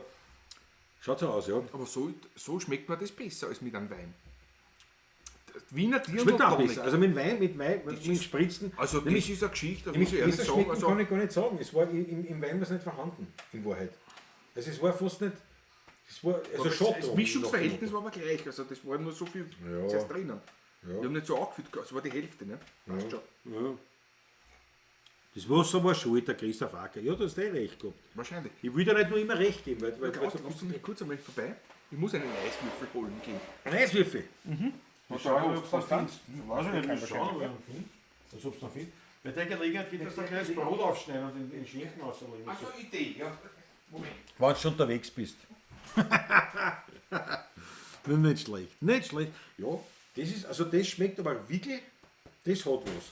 Aber ich bin jetzt nicht so ein Freund von diesen, ja, ich bin ja eigentlich, alkoholische Getränke trinke ich gerne Wein, an zweiter Stelle Schnaps, also ein guter Brand, so ein klarer Brand, so ein Edelbrand sagt man bei uns, nicht? Und an dritter Stelle Bier und dann kommt eigentlich lang nichts. Und dann kommen andere Sachen, aber also dann Gin Tonic,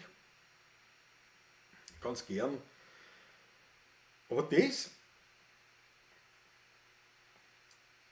ja, das ist, ich meine, pur trinken ist halt, pur schmeckt einmal schon sehr gut, aber das ist halt wirklich so ein Likör, wo man so an puren, aber da hast du halt ein bisschen mehr davon, von der Menge her. Ne? Aber gespritzt den sonst nicht trinken. Sehr leibend. Trotzdem sehr leibend. Aber ich würde sagen, nach wie vor Wiener Dirndl, die pur trinken, dann mit Tonic, aber mit Wein, mit gespritzten, das ich persönlich nicht machen. Aber die Wildcat war auf der Nordschleife. Wildcat, grüß dich gut. Noch 3 Dirndln und 2 Buben. Das letzte muss ausgesungen werden. Ja, aber es ist aber na gut, es sind nur mehr 3 Flaschen da. Das ist aber weil das ist ja nicht wenig Alkohol aus. Also da müssen wir normal aufpassen. Ja. Was, 25 noch auf 100? Wie viele Leute haben wir? Nein, 66 sehe ich. Ja. Zuerst waren es 75. Wirklich wahr? Die haben sich gleich wieder geschlichen, alle. Ich habe nur mehr 66 da stehen. Die Stimme aus dem Hintergrund. Ja, die haben sich gleich wieder geschlichen. Die haben sich gedacht, nein, ich will denen nicht beim Saufen zuschauen, so weit sind wir nicht. Gut. Soll dir helfen, Patrick? So kann ich da nicht, weil ich muss da... Das Gute an der Schädelpartie, ja, Gary 1.0, das ist ein guter Hinweis. Ja, das Bredel kannst du verwenden, sicher. Ja, den tut das der kleinere. Patrick macht das. Damit der Schimpelmilch ist auch wieder da. Jawohl, grüß dich gut. Ja, Schädelrepartier. Das ist zum Beispiel Gary 1.0, das ist für mich tatsächlich ein Kriterium. Was sagst du denn, Patrick? Das Brot liegt dort neben dem Ofen dort. In der Abwasch. Ja. Tut mir leid, dem Patrick muss ich alles aussagen. Und du magst das. Und jetzt wollte ich sagen, wenn ich einen Wein verkoste, also jetzt, da gibt es die Möglichkeit, dass man das geschmacklich macht, also dass man sagt, ja, ich koste den Wein und wie schmeckt der mal und wie ist der und super. Und dann gibt es diese zweite schwierige Phase, wo man sagt, jetzt verkoste ihn richtig. Nämlich in der Masse, in der Menge. Und da kommt es dann darauf an, wie verhält sich das beim Rausch selber, ist tatsächlich, ja, also die Nuancen eines Weinrausches, an denen kann man die Qualität vom Wein feststellen und am nächsten Tag. Aber da muss man halt Mengen trinken. Das heißt, zum Verkosten ist da nicht ein Sechzehntel, sondern du musst sagen, ich verbringe den Abend bei Wein, also bei dem, was ich halt verkoste. Dann hat man da entsprechende Vorstellungen. Ja, Christoph Acker sagt es noch, 29 beim Latschen auf die 100. Sendung. Da haben wir schon festgestellt, war die Daniela Schlögler das letzte Mal festgestellt, ich glaube, das war der 20. Dezember. Ja. Der 20. genau. 20. Dezember haben wir die 100. beim Latschen. Da werden wir uns schon was einfallen lassen. Da müssen Gäste her. Siehst du, das müssen wir sowieso schon mal vorweg, jetzt müssen wir es einmal nachrechnen, ob das stimmt. Vielleicht kann das einer vielleicht machen, weil man, ich vertraue der Daniela schon grundsätzlich schon, nicht? Aber wenn man jetzt nimmt, jeden Montag eine Pavlatschen, jetzt ist die 71. Und das heißt, nach Daniela Schlögl Berechnung, die noch keiner überprüft hat, ich glaube sie voll und ganz, aber dennoch war es sicher sogar nicht schlecht, wenn man es nachprüft, dann haben wir am 20. Dezember die 100. Pavlatschen. Und wenn das stimmt, zum Beispiel müssen wir schon mal im Zonko dem Termin schon mal sagen, erst, Alter, da geht nichts anderes, da muss da sein. Da brauchen wir noch andere Gäste, da brauchen wir noch mehr Gäste. So, Da brauchen wir noch viel mehr Gäste. ja, das kann man sagen. So, jetzt gibt es die rote Zipfelmütze, sagt der Christoph Acker. Schau, ja, und der Patrick kommt mit. Jetzt Leute, jetzt die Stimme aus dem Freunde. Hintergrund. Mein Lieber. Na, warte, du hast dir da das alles zusammengestellt, dass keiner einen Platz hat. Das, Ja, die scheiß Chic da, du ne? machst das schon, du machst das. Das ist ja das wieder. Chic, Aschenbecher, das ist da. Geht schon. Du hast die Kraft. So. Was, ich will es erwähnen. Ein kleines Jaus, aber nicht für uns zwischendurch. Die Weihnachtserwähnung nehmen. Ja, man sieht es eh nicht in der Kamera. Ja, Aber wir vom 20. Dezember geredet. Nein, das Wegkommen auch, weißt du, die müssen ja weg auch. Also, Ja, nein, die nehmen ja nächstes Weihnachten wieder. ja, die können ja jetzt verwendet eigentlich, dass man die frischen dann. Ich kaufe frische Servietten für heuer. Die habe die alten Weihnachtsservietten, die haben wir schon mit der Keksal Schön, und schön, Apfel und schön. so Sachen und Sternl. Die kommen heute, weil wir vom 20. Dezember geredet haben. Weihnachtsservietten. Ich habe nämlich eh schon einen Hunger eigentlich. Ich war schon Hunger. Und der Unterlauf ist nicht schlecht, weil wir haben uns da schon. Weil 19% Alkohol ist nicht so wenig in Wahrheit. Genau so ist es. Aber mir schmeckt, also mein Mit Tonic, Tonic ist gut. ist gut. Mit Tonic ist gut. Pur oder Tonic, also für mich muss ich ehrlich Ja, sagen. hab ich auch so, gesagt. ja. Ja, gesagt, guter Tonic. Die 100. muss für Fans ein Konzert werden. Straßen ist aber auch keine blöde Idee. Da müsste man einen Saal mieten. Also mieten. Ja, mieten. nehmen wir an. Da baut man einen Saal, aber mit Livestream, mit Live-Übertragung. Die 100. Pavlatschen bist du. Das war schon wieder Hocken. Ich muss einmal zugreifen zwischendurch. Nehmen wir mal. Was haben wir da? Das haben wir vom hiesigen Fleischhauer. Vom riesigen Fleischhauer, ja. Vom Das ist Bührer sehr in dünn Kirschl geschnitten, kann man sehr da dünn da was sagen. glaub, Zungenwurst, legendär. Der Christoph Ack hat schon nachgerechnet. Daniela hat recht, das war mir eh klar, aber ich wollte nur sicher sagen, wenn viele Gäste kommen, macht er das eh dann beim Marvihof. Nächste gute Idee. Schaut die wirklich Dezember. dazu, der Manfred Im Jesus. Dezember. Aber das war schon eine Idee. He? Pavlatschen im Kurhaus, Batschenau, mit Live-Publikum, im Skonarium. Warum nicht? Warum nicht? Das kriegt man her. Ein Saal beim Alo, ja, der hat ganz Saal. Was war groß jetzt gerade? Der Michael Schimpel hat es mitgekriegt, ja. Wiener Dirndl, das blende ich jetzt ein. Das blende ich jetzt ein, Insert Wiener Dirndl. Weil du zu spät gekommen bist. Ne? Das ist. Ja. Der Andreas Christian ist frech, der sagt, ich gehe davon aus, dass der Patrick die Jausen mitgebracht hat. Nein, Nein, ich habe das besorgt und habe aber das Brot vergessen, das heißt, der Patrick hat das Brot mitgebracht. also Jausen kommt immer von da, wenn wir da sind. Ja, Vor allem Nein, der Fleischhocker ist nämlich wunderbar, muss ich ehrlich super sagen. Fleisch. Der ist wirklich gut. Die Zungenwurst, schauen wir mal, wie die heute ist. Wenn ich Der Wolfsberg hat vor etwas verzögert vom Thema her. Die richtige Linie kann schnell auch sein. Ja, aber. Super. Na, grandios. Ich muss da auch zuschauen. ein jetzt. Zungenwurst Ich haben wir. Also, pass auf. Jetzt habe ich das einmal klargestellt. Wiener Dirndl, wenn Sie dort was bestellt, der hat eben das in größeren Flaschen auch. Dann kennst du das mit dem Code 16er Burm, kriegst du dort einen 20% Rabatt. Ich habe keine Ahnung, wie lang diese Aktion gilt, aber jetzt sicher heute und übermorgen. Nehme ich schon an. Also oder länger. Vermutlich Haut's auch, eine, ja. 16 Burm bestellt so ein Flaschel, weil es ist gut, es ist leibend und man unterstützt ein junges Unternehmen mit einer wirklich guten Idee. Die Idee ist super, taugt mir. Absolut leibend. So. Und vor allem gerade mit einem Tonic, mir schmeckt das wirklich. Jetzt hätte ich fast den Stream angetragen. Boah, jetzt bin ich aber War schnell. ja nicht das erste Mal nicht, Jetzt bin ich aber schnell mit der Maus weg. dass Fenster wird oder. Jetzt habe ich mich mal geschreckt. Aber jetzt möchte ich mal in eigener Sache einblenden. Natürlich wiederum der virtuelle Hut, meine Herrschaften, ich weiß, ich schaue sich jetzt einmal nur zu beim Essen. Das macht nichts, das ist ein schöner Anblick. Aber wir spielen ja weiter und wer sagt, du pass auf, das gehört sich eigentlich, dass man der Musik was in den Hut reinhaut, dann macht's das bitte entweder über einen Superchat oder über schlicht und einfach eine Online-Überweisung oder über PayPal. Ihr seht es jetzt eingeblendet unten. Wir hätten uns gefreut und sagen Dankeschön, weil wie gesagt, es ist lange Danke. überstanden.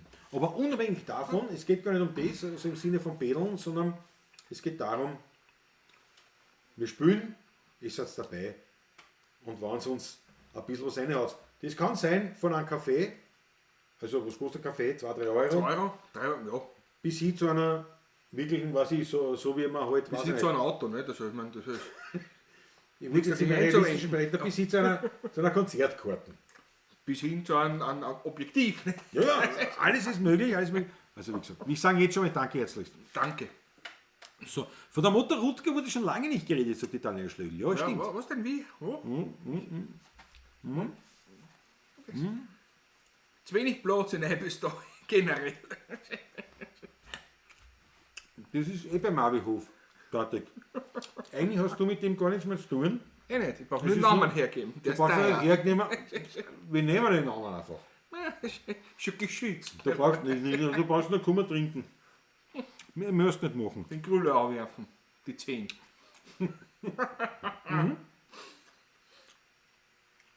Ich muss schon 3 Tage früher anfangen fürs Pultbohr. Gut.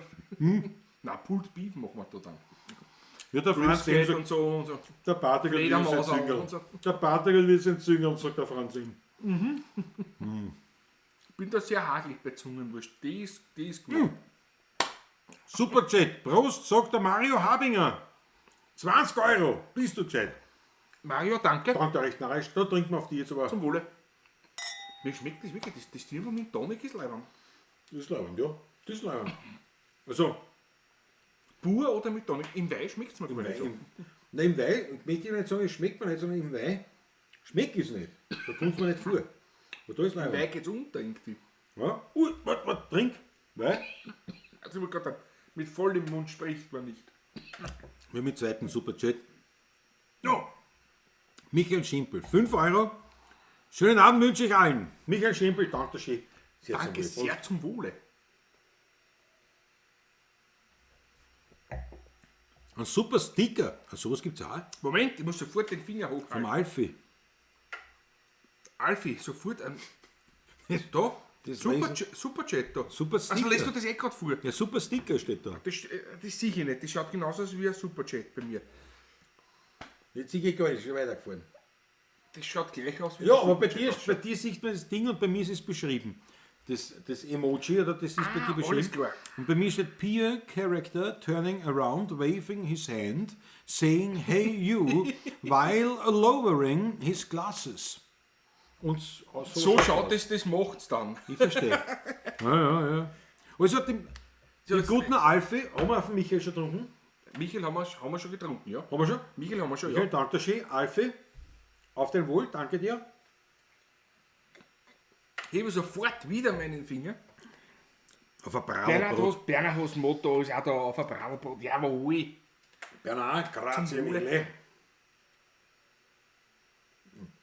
Wenn sie jetzt in dem Tempo weitermacht, sind Komm ich wir in nicht zum 3 Essen. Minuten unterm Tisch. Aber nein, wir täten schon noch oben anklammern. Mit dem Oberkiefer musst du in die Glischplatten einhängen, Ja, genau.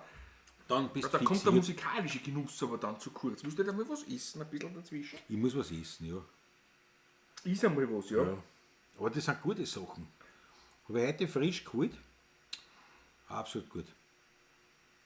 Jawohl. Ich danke euch Dann vielmals. jeder Schlögel lernt er schon mal, Markus, klingt nach einem Plan. Ja, das stimmt. Die Mutter Rutka im Juni. Na, heuer ist nichts mehr. Das ist zu kurz. Fristig. Im Juni 22. Das da können wir drüber reden. Amabi-Hof mit Livebühne.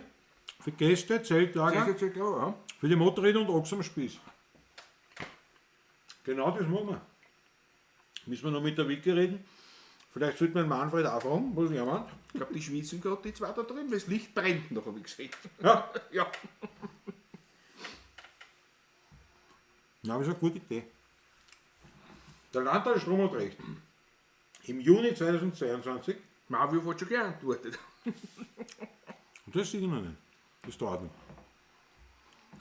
Weil es gibt ja am Mabihof die Strohbühne. Das heißt so. Ja. Und das passt da nicht. Und das machen wir. Der Flur dann hat die Adapterkabine fertig gelötet Sehr gut. und geht. Was, er lötet selbst? Du lötest selbst? Ich lasse löten. Ich habe meinen Bruder für so Sachen. Ich auch. Aber das ist gut, das schmeckt mir so gut.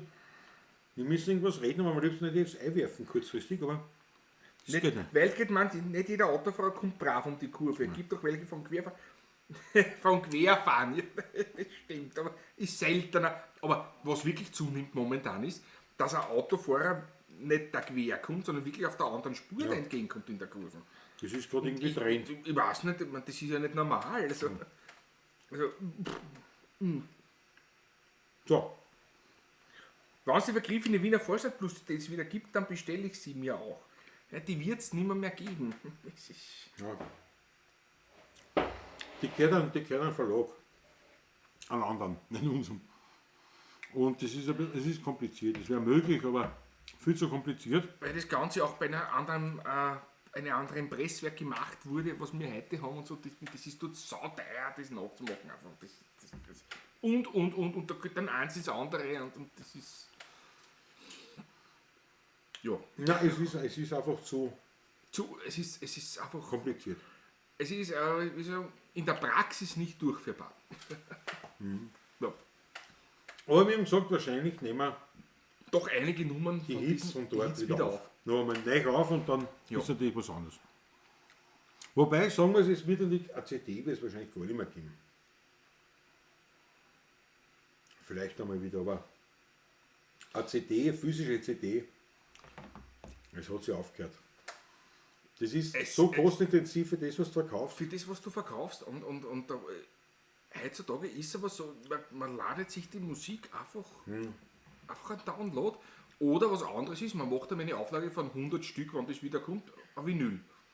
Das hat einen Sinn, Ja, wann man das will. Aber sonst das Ganze so. Ja, Also muss leider. ich ehrlich sagen, es ist leider, aber es ist so. Na, leider ist es nicht einmal eigentlich. Naja, leider ist deswegen, weil halt der Übergang noch nicht so ganz verzogen ist. Ne? Ja. Weil trotzdem noch es gibt trotzdem noch viele Leute, die gerne CD haben, Ich aber habe jetzt das zweite für Auto. uns ist wirklich kein Geschäft. Ich hab vor 6 Gar Jahren, nicht. vor 6 Jahren ein Auto, ein neues bekommen und das hat kein CD-Player mehr gehabt. Und der jetzige auch wieder nicht. Also, ich meine, das ist schon bezeichnend. Ne? Ja. Die Wiener Vorstadtbus, das war die. Na, warte mal, das ist ja gar nicht die, was im anderen Ding ist. Die Wiener Vorstadt. So, ja, klar. Das Wiener Depp ist unsere die erste Ja, ja, eigene, stimmt, komplett stimmt. eigene gewesen. Ja. Aber Gary 1.0, wie wir das so machen, ja, ich habe wirklich keine mehr, aber wir werden das so machen, der Gary 1.0, du schreibst uns auch, wurscht, na, 16erburm.at ist die Homepage und da gibt es einen Kontakt und da gibt es eine Adresse, ich glaube, das ist dort ein Büro, Büro, ja, genau. Du schreibst uns an, nochmal und sagst, du hey, was du halt willst, also die Vorstadt Plus und mit den Daten, wohin schicken und so weiter und so fort. Und wir schauen einmal, was wir tun können. So machen wir das, oder? Dass wir uns einmal so finden. Keine CD, Franz M. Naja, ja, weil es ist absolut, nämlich nicht nur kein Geschäft, vielleicht machen wir mal wieder eine, aber es ist wirklich kein Geschäft. Also nicht einmal im Ansatz, nicht nur so, dass du sagst, ja, das ist halt, da magst du halt nicht viel, das hat jetzt auch mit CDs nicht gemacht, aber man hat zumindest, es war ein Nullsummenspiel und ein bisschen ein Plus war es dann schon, aber das ist so, dass das ist heute, das ist ein Minusgeschäft. Das ist einfach ein wirkliches Minusgeschäft und das können wir uns einfach nicht leisten. Ja. Ganz ohne CD, die das nicht machen, Wolfgang Kreuzger sagt das, ja, aber das, wir haben eh CDs. Das sind eh welche da. Wir haben eh welche. 5 haben wir produziert, 3 gibt es immer noch Ja. davon. Und so viel, wir haben keinen Platz mehr, dass wir eine neue einladen. Ja, wirklich, es ist ja so. Ja. So, Patrick, was spielen wir jetzt? Jetzt müssen wir spielen. Bin gerade am Essen, so schön herrlich. Ich habe nicht mehr einen CD-Player. Ja, ich auch nicht. Weder im Auto noch zu Hause. Ich schon Mit noch. DVD-Player Ja, ja. könnt ihr nicht abspielen, glaube ich. Ja, das Das schon, kennt ja, das, ja. aber ich hab nicht einmal daheim. Das schon noch, ja. Ich höre auch sogar noch damit. Ja. All die Sachen, die ich daheim habe noch. Nicht? Aber ich habe mir die letzte CD, glaube ich, gekauft vor 6 Jahren oder 7 oder 8 Jahren her. Ja, wobei der Franz eben meint, ich brauche was in den Händen, um was zu hören. Das glaube ich, deswegen habe ich vorher gesagt, schade. Ja, weil es gibt eben noch viele Leute, die das gern haben, aber es ist wirklich, es ist eigentlich absolut nicht mehr. Dann mache ich lieber vielleicht wie für den Franz M oder was. Das sind 100 Leute, mache ich ein Vinyl. Weil der, genau, Franz M ist auch ein Vinylspieler und die meisten, die Ja, so aber- schreiben, haben alles Vinyl da. Naja, aber Ja. viele, die CD Und von- wollen, haben keinen Plattenspieler. Und von der Vinyl kannst du das ja mit einem gescheiten Plattenspieler, wie wir wissen, überhaupt kein Problem, als MP3 auch abspeichern. Dann kannst du Ja. es im Auto auch hören. Hast du es aber daheim im vollen Genuss. Möglich. Der Franz eben, ich habe es daheim, kann es kopieren, wenn ich darf. Nein, darfst du natürlich nicht. Nein, darfst nicht.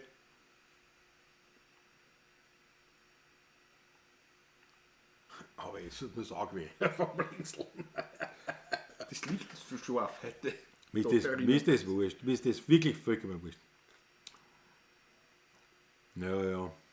Superchat, der Treu, 01. 301, ja. 10 Euro eine Karten, das trinkt man nicht. Treu, Sehr zum danke Wohle. vielmals und du möchtest dich, gell? Sehr zum Wohl, Prost. Ich glaube, wir sollten wirklich was spielen. Die Zuschauer werden immer weniger. Das ist schon nur 56, gell? Ja. Nerv eingeklemmt, bekomm kaum Luft, Wildcat. Jesus, nein, erst. Es ist nichts. Wildcat, du musst dich entspannen. Ich weiß, es klingt leichter als das ist, aber ich wünsche dir Aber alles Gute. es wird wieder. Ich spreche aus Erfahrung.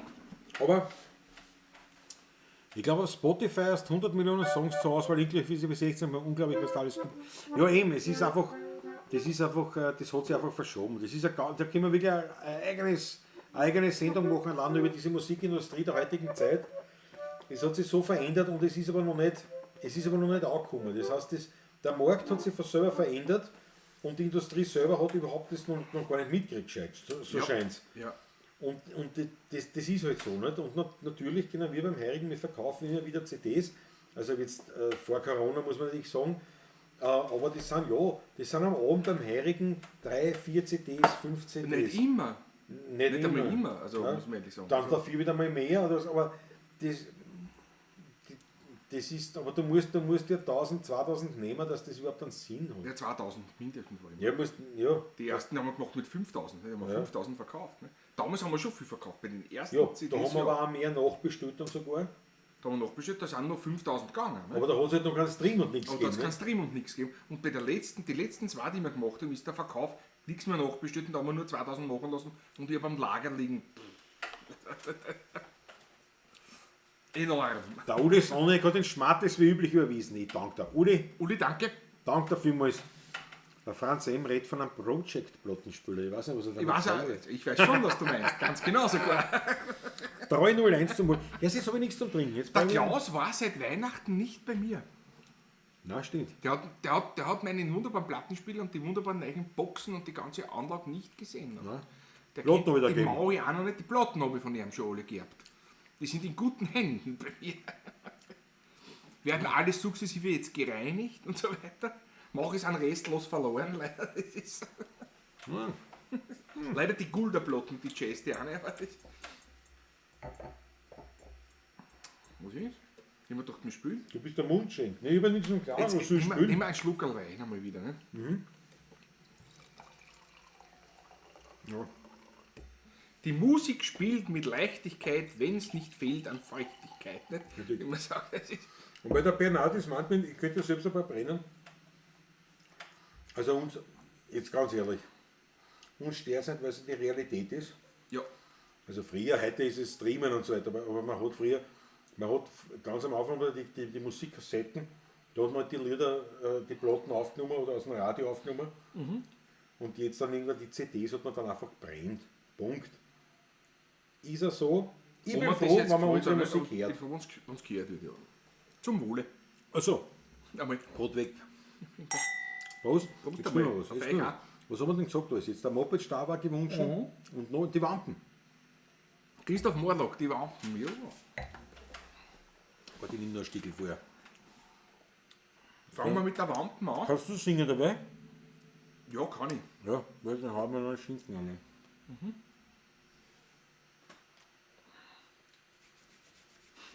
Da jetzt.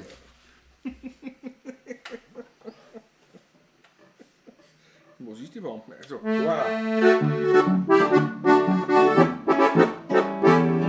ich habe eine Mütze am Wappen, die zeig ich gerne her. Und wenn ich nicht die Wappen hätte, ich schon Millionär. Ich habe eine Mütze am Wappen, die kostet ein Schippe Geld. Und wenn ich nicht die Wappen hätte, hätte ich auf der Welt eine Villa am Meer, ein Rolls-Royce mit Chauffeur, zwei Diener an der Kammerfrau, die ganze Woche blau. Ein Jagd aus dem Wald, ein Weibel, das mir gefällt, aber nicht einmal und noch viel mehr, gib ich mein Wappen her. Wenn die Leute in Grenzen besoffen sind, da tanzt die renommieren, da fangen sie gleich zum Aufstehen, zum Schwindeln und zum Lieren. Was sie nicht sind, was sie nicht haben, für mich sind sie aber mein Hund. Da Da frag ich nicht lang und sag ich nicht, doch gleich den Grund. Ich ein Mutstrumwappen, den zeig ich gerne her. Und wenn ich nicht die Wampen hätte, ich schon Millionär. Ich hab ein Mutstrumwappen, die kostet ein Schippe Geld. Und wenn ich nicht die Wampen hätte ich auf der Welt eine Villa am Meer, ein Rolls-Royce mit Chauffeur, 2 Diener und eine Kammerfrau, die ganze Woche blau. Ein Jogger aus dem Wald, ein Weibel, das mir gefällt, aber nicht einmal und noch viel mehr, gib mir mein Wampen her. Wenn ich dann aufs Finanzamt gehe, da trifft mich gleich der Schlag. Da legst du doch keinen Zettel hin, bitte mit 45 Fragen. Vermögen, Erbe, Grundbesitz, Geschäft und Inventar. Da wieder runter fest mit Bleistift auf und schreib aufs Formular. Was soll ich nicht auf? Ich hab ein Mutstrumwampen, den zeig ich gerne her. Und wenn ich nicht die Wampen hätte, ich schon Millionär. Ich hab ein Mutstrumwampen, ja, die kostet ein Schippe Geld. Und wenn ich nicht die Wampen hätte, hätte ich auf der Welt eine Villa am Meer, ein Rolls-Royce mit Chauffeur, 2 Diener und eine Kammerfrau, die ganze Woche blau. Ein Jogger aus dem Wald, ein Weibel, das mir gefällt, aber nicht einmal und noch viel mehr, gib ihm mein Wampen her.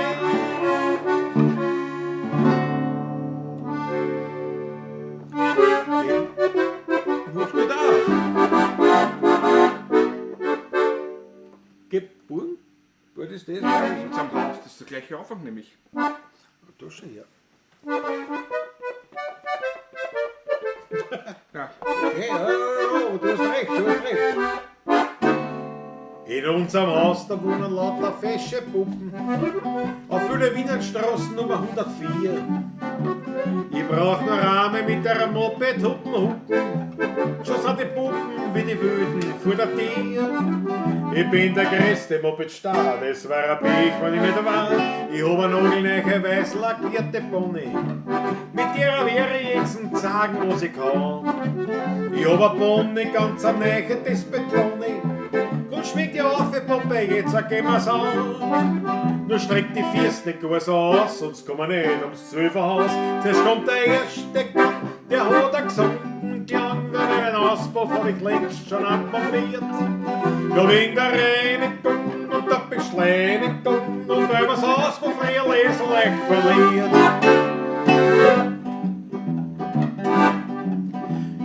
Bei der ersten Kurve steht ein Zeitungsstandl. Da bin ich mit einem 20er Tempo reingebraust. Der Zeitungsstandl, der schon rein mit der Vernandel.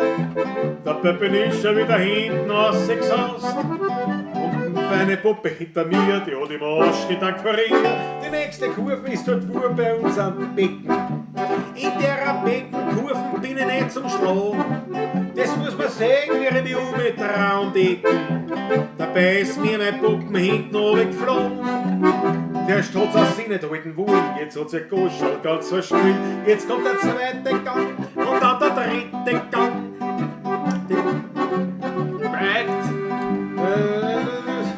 Fürs vierte Publikum, mit dem Wirbel haben die Leute Potze frei. Ich fahre super fort mit meiner Schlurfraketen. Sogar der Wachmann hat den Luftdruck und die Erde. Da kommt der Bahn, den Scheibenzaun, der hat eine Lenden. Jetzt ist mein Futterradl hinten vorverkehrt. Und beim Portal von unserem Bäcker mit den Stürgen kleiner Weg. Jetzt kommt vom 2. Stock ein emelierter Kiwi. Den haben's von oben voller Wasser runtergeschüttet. Der Kiwi fällt mir auf die Birne, ich hab einen Tibi. Jetzt nimmst den Kiwi weg, da sieht man nichts damit. Jetzt rutscht der Rolle bis zum Hals, dann her ist Schäbern. Das war alles, und wie ich aufgewacht bin, in ein Spitalsbett drin, hat mir die Schwester gerade einen Haferschleim serviert. Ich war im Krankenstand und in der Gipsverband. Ich frag sofort nach meiner Pony, ja was war's ja, den Betoni, wenn ich die 10 Jahre Furzei, aber das Moped muss dort sein, meine Haxen können da sein und die Kraxen müssen da sein, hoffentlich.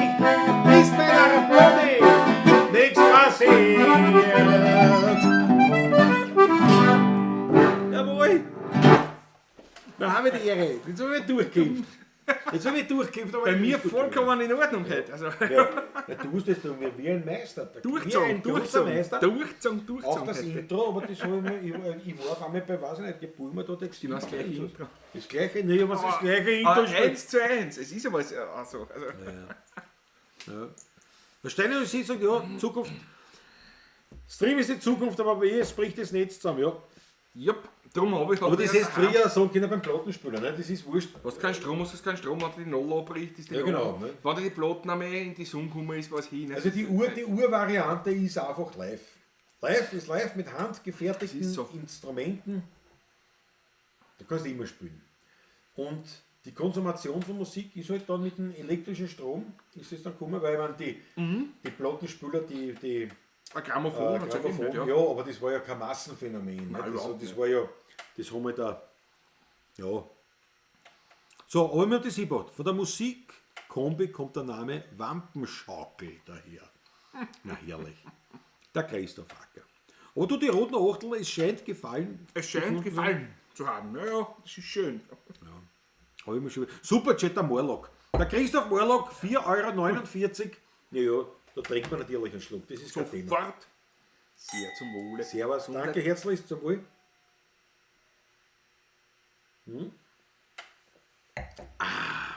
Ich bin schon wieder am Essen. Ja, jetzt merke ich. Die Du, Frau das Mama bringt wird wieder aus. schimpfen mit uns wieder. Ja, aber ich habe auch einen Hunger. Ich muss das sagen, es ist halt so. Es ist ja so, es tut uns leid. Und wir brauchen eine Unterlage. Das ist ja was anderes. Wenn wir im Studio Donaufelder arbeiten, ist das ja was anderes. Ja, das ist die Anreise kürzer. Ja, und der Patrick muss mit dem Auto heimfahren. Nicht? Und ich allein bin auch mit der Portöne nicht ganz zufrieden. Naja, 2 Achteln trinke ich schon nicht, aber Ja. herrlich. Ja.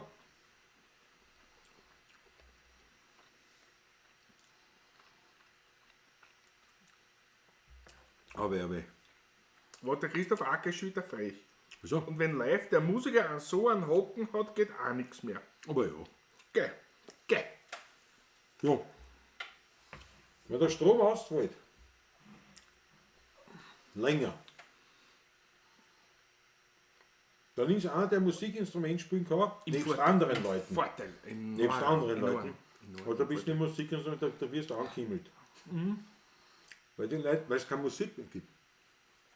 Es gibt keine. Du stehst nur auf, in der Früh auf, es gibt keine Musik. Weil in deinem Haushalt kein Musikinstrument spielt, es gibt keine Musik. Es gibt einen Radiowecker von mir 3.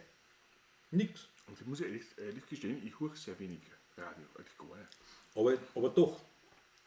Im Auto, ja, eigentlich. Nur Ja. im Auto, ja. Aber man ist gewöhnt. Es kommt, Daheim? es trotzdem, es Bei kommt mir vor. still, daheim ist bei mir still. Ja, drehst die Platten auf. Ein Aber auch nicht Plattenspieler. jeden Tag, muss ich ehrlich Nein, sagen. aber es ist ohne Es ist Strom. oft, also in der Früh ist eigentlich Stille bei mir, ganz Vormittag oft. Ja, ich habe eine, ich lasse mich bin wecken, da habe ich ja die Alexa, meine alte Freundin. In der Klause habe ich die Alexa und die weckt mich mit Radio Superfly Okay. als Leihwand. Radio Superfly ist mein bin- Sender. Ist keine Werbung, man kriegt nicht, Ich stehe aber... dafür auf, da ist Ruhe. Deswegen. Ja, nein, ich will keine Ruhe. Herrlich. Ja, aber manchmal schon, manchmal nicht, aber wie auch immer. Aber der Punkt ist wirklich der, ohne Elektrizität hast du daheim, da hast du keine Musik. Da gibt es nur mehr die Leute, die ein Instrument spielen können. Da gibt es nichts anderes. Ja. Wir wollen uns aber alle nicht wünschen, Na, eine Zeit, wo man keine Elektrizität Gott hat. behüte. Aber man muss wirklich so durchdenken und sagt man, hoppala, dann schaut es anders aus. Ne? Klaus, du hast irgendwann die Woche, wo was über ein neues Hybrid gepostet. Was? Wien und Orientalisch? Das ist kein neues Lied. Das ist Das nochmal ist so- der Habibi von uns. Ah, das meinst du? Der ist schon auf welcher CD ist denn der drauf? Wow, vor 15 Jahren aufgenommen. Das ist ja länger her. Wo ist denn der drauf? Da habe ich auf der. Ist er nicht eher auf der Vorstadt Plus? Auf der Vollstadt Plus oder auf der Das Wiener Little Lied. Das bin ich mir jetzt nicht kann auch sein. sicher. Einer Aber von den ich zwei ist der nämlich drauf. Du musst Der ihn oben Habibi. nachlegen. Der Habibi, ja, ja. Der Also Christopher Paulus der drauf. Habibi ist kein neues Hybrid. Ein Text von der Monika Kuri, die auch die Heiselfrau geschrieben hat, unter anderem. Also von der ist nur Habibi, die kennt man aber spielen nachher. Was meinst du, Klaus, oder schon, oder? Eine gute Geschichte, ja. Monika Kuri ist ja mit einem Araber verheiratet. glücklichst verheiratet. Ganz ein klasser Kerl. Ja, das machen wir. Das ist eine gute Idee. Eine sehr gute Idee. Die Musik ist im Kopf manchmal auch leider, das stimmt. Manchmal auch leider, ja, das Aber- stimmt, ja. Ja, an manche Sachen denke ich mir oft, Habibi. ich hab da so einen Ohrwurm. Denke mir, wieso? Aber es ist dann eigentlich so gesehen eine gute Nummer. Ja. Was ist im Kopf hast, nicht aussieht, Stehzählerrecht. Stehzählerrecht! Na passt. Da bin ich zufrieden. Wenn die Uhr sagt, du steht, ich muss die mal kalibrieren, ich hab gelesen, das geht. Also das ist an mir anpasst quasi, an meine Bewegung. Das ist, glaube ich, der Sinn seit dieser Uhr, dass man das einmal machen muss, glaube ich. Ist logisch. Nein, ich glaube auch, weil oft was ich wache auf vom Mittag schlafen, streckt mich nicht, Bewegungsziel da haben wir erreicht. alles Bewegungsziel erreicht. Ja. Also irgendwas muss ich da nicht kalibrieren. Also mit den Ohren ist ja so eine Geschichte so: Küss mich, Schmutzi, Putzi, küss mich, mir ist heute gerade so. Das ist also so gewisse Sachen. Also kann die Nummer nicht schlecht sein eigentlich. Ja. Denke ich mir oft. Ja. Nein, das ist ja gut. Ja. Der Franz Ehm sagt, ich habe ein funktionstüchtiges Grammophon daheim. Leider keine 16, aber Shellac, ja. Also das kriegen wir wirklich nicht mehr hin. Shellac geht es nicht mehr aus. Der Franz Eber sagt, der Zauner Klaus hat auch ein Grammophon Ja. zu Hause. Und eine schöne Schellack-Sammlung, ja. Man fürchterlich an einem Rausch, den Rausch haben wirklich, muss ich sagen, verfeinert mit dem Grammophon. Mit Grammophon, ja. Stunden, unser beider Frauen, unser aller Frauen, nein, die Lisi war noch nicht dabei. Die Lisa war nicht dabei, aber meine Ex-Frau war dabei. Damals noch, beim ersten Mal. Ja, Ja. oder sind alle Frauen sind eingeschlafen am Tisch. Eingeschlafen am Tisch. Und der Klaus und Patrick waren voller Wir waren Begeisterung. aktiv. Am Klavier sind wir gelernt. Mit dem Gespritzten, mit den Achteln, mit dem Schnaps, mit dem Whisky. Rund ums Grammophon Rund ums versammelt. Grammophon versammelt, ein Schellack nach der anderen aufgelegt, ein Nadel nach der anderen. Und der, Und es hat immer da müssen wir Kassen. leiser spielen, hier war dann die Nadel eine und die Kurve dann nicht. Und es hat immer Kassen. Die und die noch und dann gehen wir heim. Die und dann gehen wir heim. Und das waren sicher gute 2 Das Stunden. Ganze hat bis um 4 in der Früh gedauert. Schön. Klaus Zauner, falls du zuschaust, Familie Zauner, Der Klaus Ich ist hoffe- Bewegungsmelder. ich hoffe, wir sehen uns bald wieder. Franz eben kennt die Familie Zauner eh auch. Ja. Maggie Pemberton sagt eigentlich richtig, Vorstadt Blues, ich schrieb die Rezension für den Bockeller. Kann ich mich erinnern, ja. Stimmt, ja. Richtig. Lang Die Maggie, ist es her. aber ja. die Maggie nicht haben heißt, da redet er nur am Blödsinn. Maggie, danke das Schicken. Der Andreas Christian sagt auch, ich brauche immer irgendwo Musik um mich herum, ganz Stück geht gar nicht. Ah, bei mir schon, ich huch daheim, es rennt kein Radio bei mir eigentlich da, ganz selten. Wirklich Ja. seltenst. So heute war es den ganzen Tag ruhig bei uns daheim. Gestern auch. Na, bei mir ist halb. Also manchmal brauche ich es, Ein Radio eigentlich. manchmal will ich eine Liebe haben, manchmal nicht. Nein, ehrlich nicht. Wann ich Musik höre, ist bei mir, wenn ich im Fernseher auftrat, dann bewusst Nein, mal Musik. nicht. Mal nicht. Also Radio, Ist gerade bei mir- Radio also ist ich bei bin mir. da ehrlich ein schlechtes Beispiel als Musiker eigentlich. Ja. Ich- Nein, ich bin, Einfach so nebenbei hören. ich bekäme das nicht. Ja, meine Frau trat da nicht auf, die Elisabeth trat Ja. da nicht auf, aber wenn ich allein bin, Nein, es gibt Musik, die ich bewusst höre und es gibt Stille. Musik, die ich nebenbei. Ich kann mir zum Beispiel, Stille ich daheim. mache fürs Glashaus, bei uns jetzt dann in Wien, da habe ich die Beschattung montiert. Ich habe mir das Handy hingelegt und habe mir die Goldberg-Variationen ja. aufgelegt und das ist Gränter. Natürlich weiß ich nicht, es ist, die wenigsten setzen sich hin, Sesseln und hören sich ins Bach an. Das machen die nicht, das muss man realistisch sein. Das macht keiner. Wer Ist so. macht das? Das ist so. Das ist Die so. Zeit habe ich gar Das nicht. ist so. An Wagner, aber die Zeit habe ich gar nicht. Aber das wird Kürzere Stücke wegen. Ja, genau. Nein, aber ich hab das mal so. Also ich verstehe Andreas voll und ganz. Also ich habe das auch manchmal so genau, da träume ich jetzt einfach auf. Und da ist es aber eher, ja, eher Hintergrundmusik oder es ist schon präsent, aber es ist mir nie wurscht, was rennt. Also das nicht. So dass ich sage, Hauptsache ein Wirbel, das brauche ich nicht. Das muss schon was sein, was mir taugt. Das muss laufen.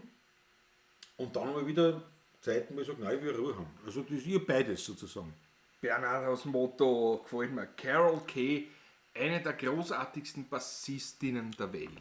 Die Dame ist jetzt Mitte der 80er Jahre in ihrem Leben. die hat alle großen Aufnahmen eigentlich, was in Amerika gemacht worden sind. Wurscht, ob das jetzt Beach Boys waren, ob das Ike und Tina Turner waren, Ja. hat sie die ganzen Boss eingespielt. Carol Kay, großartige Frau. Eine Legende. Und unterrichtet auch nach wie vor, so online sogar. Also, kannst Wirklich online wahr? unterrichten. Die ist Ja, nach wie vor aktiv, voll, ja.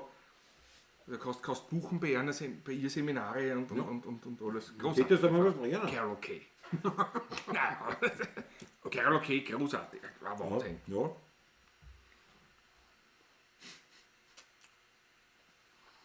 Die Bassistin eigentlich, die Bassistin des 20. Jahrhunderts. Ja, Ist kann man aber, sagen. da steht sie, ich könnte es aber platschen. Das ist für mich täglich Brot. Aber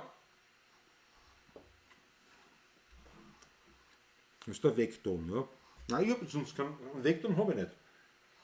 Ja, mein Handy läuft ganz normal, aber eben, wenn ich da bin, sage ich der Alexa, sie soll mich aufwecken mit Radio Superfly. Und die haben eigentlich eine ganz gute, außer auf die Nacht. Auf die Nacht kannst du, da hast du nur diese Dance, da rennt nicht, denke ich mir, Alter, da hat einer vergessen, in Dran-Computer ausschalten. Und das hört keiner zu, weil die Redaktion schon ins Bett gegangen Bist ist. du wieder so überkritisch? Nein, das ist ja scheiße. Also wenn ich will, ist nur. Von Tempo-Orgel nicht an. Ja, aber da kommt sonst nichts. Also aber nur auf die Nacht. So späten Abend, späte Nacht, Ja. so ab 10, 11 kannst du es vergessen. Da spielt ihr so Sachen, wo man denkt, wirklich, der Alter, was aber das, da kannst du jetzt aber nichts einbieten. 10 in der Nacht, dann drehe ich mit dem Plattenspieler auf. Das ist Naja, da rennt das ist wirklich nur, das ist ein Dramcomputer, sonst rennt da nichts. Da mache ich auch, da steigen wir jetzt aber ein ins Geschäft. Drei auf in den Dramcomputer und drei irgendwann wieder an und das schickt man ein. Das machen wir wirklich einmal. Das können wir wirklich mal Das machen. war für Theater. So wie der so ein lieber befreundeter, großartiger Künstler, ein Maler, auch das Öl zusammengekriegt hat und so hingeschickt hat. Ja. Und dann wurde es angenommen. Ja, nein, das ist heutzutage mit Kunst ist das so eine Sache. Aber das denke ich mir wirklich. Ja, aber Aber das haben wir doch zum Beispiel Andreas Gabayé. Kann man halten, was man will, wurscht. Und der war einmal im Frühstück bei mir, bei der Stöckel, Früh 3. Jahre her aber jetzt, ja, ganz am Anfang seiner Karriere. Und die hat irgendwie stöhnweise, also nicht immer, aber so stöhnweise, irgendwie so deppert, geht sie nach dem Motto, ja, also jetzt nicht so wortwörtlich, aber so in die Richtung, ist ja das nicht peinlich, da so eine Trottelmusik machen. So primitiv, Texte, ja, nicht sehr intelligent und die Musik nicht sehr ausgereift. Und ich habe mir ehrlich gedacht, Alter, Puppe habe ich mir gedacht, Puppe, du bist bei Ö3. Huch dir den Scheißdreck an, was es spielt. Da ist jede, ich kenne nicht viel, aber ich bin überzeugt, jede Gabayé-Nummer genau. steht im Ö3-Programm in Intelligenz und in musikalischer Vielfalt und was weiß ich was. Aber heißer drüber. Aber du siehst, die haben sich echt einbüten, aber das war so deppert teilweise. Nicht immer, das war jetzt nicht permanent so, aber stellenweise soll man echt. Nein, das ist generell eine Sache in der Musik. Ja, die Popmusik ist doch im Vergleich zur volkstümlichen Schlagermusik mindestens genauso oberflächlich deppert. Da gibt es ein paar Ausreißer. Gibt es ein paar Ausreißer. Aber die gibt es in genau. der volkstümlichen auch. Genau so ist Ist es. ja so, ja. Genau so ist es. Muss ich echt so. Da muss ich gleich ein bisschen in Rage kommen. Trinke gleich einen Schluck. Man kennt ja das, wenn wir als Blues-Schrammeln spielen, unsere Sinnlos-Potpourris Ja. mit den ganzen großen Hits, die sinnlos waren. Nicht?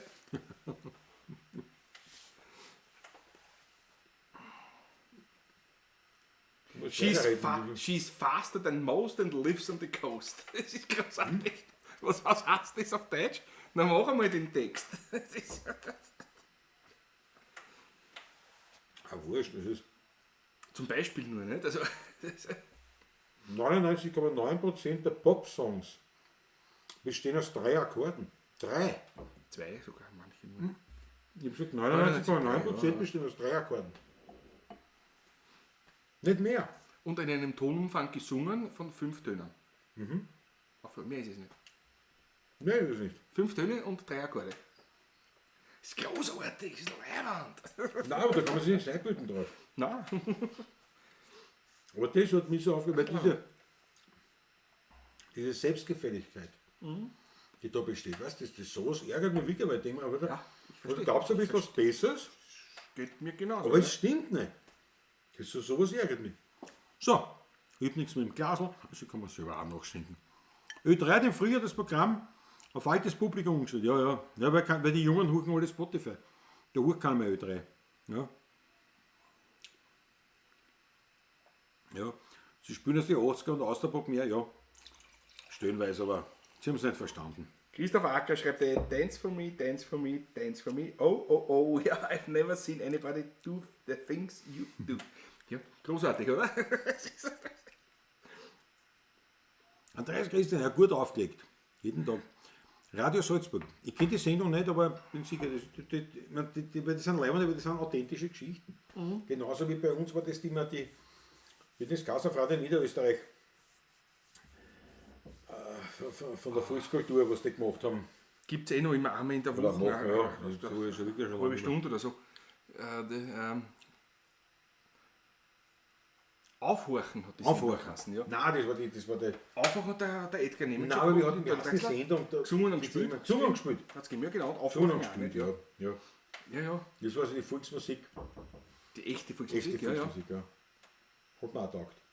Wir haben uns ein paar Mal so die Jazznacht, oder wenn wir heimgefahren sind, nicht? Von Konzerten, die weiter weg waren. Ö1 Jazznacht ist bei mir immer. Aber Jazznacht, und Sehr. immer. Da haben wir schon, also ein paar Mal dann schon gesagt, Alter, Also, ich deppert's nicht so experimentelle Sachen auch machen wir dabei. ich habe im Auto gesessen, der Finstern.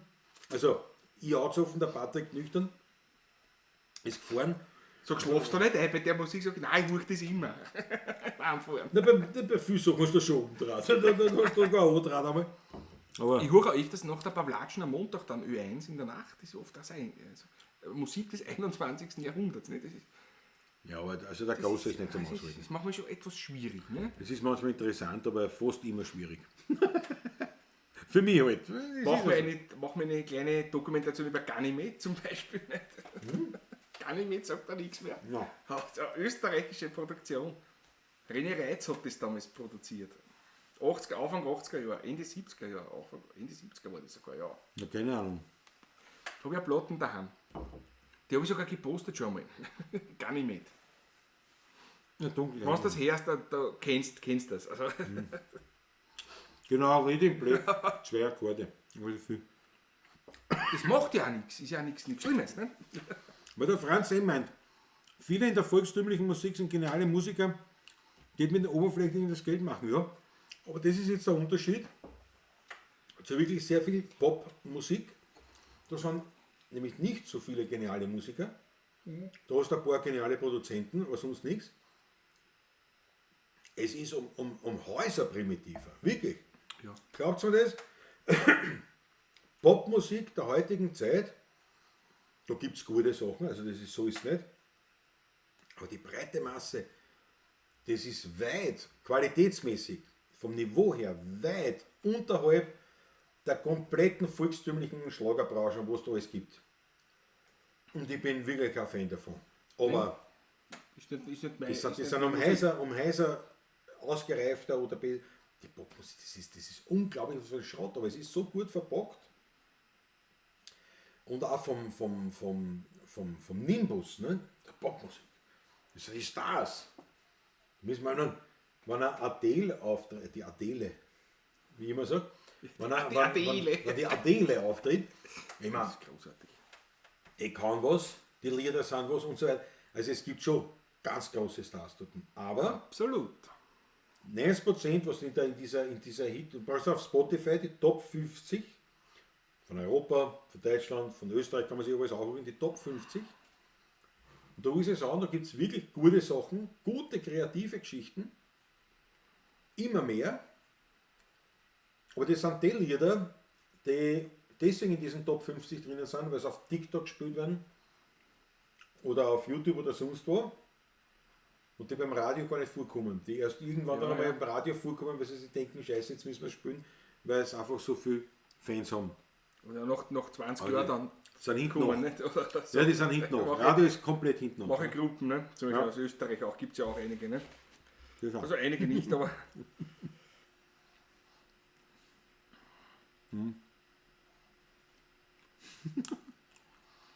Die Teenie-Tochter. Höre ich viel junges Zeug. Dann gibt es aber großartige Mädels. Olivia Rodrigo, Rodrigo, na klar, die ja. kann singen. großartig. Drivers License ist ein Hit natürlich. Aber der Christoph Morler bringt es auf den Punkt, um euren Radiogeschmack nicht weiter preiszugeben, macht's Musik. Da werden wir was spielen einmal wieder. Das ist Musik. Zeit wird's natürlich.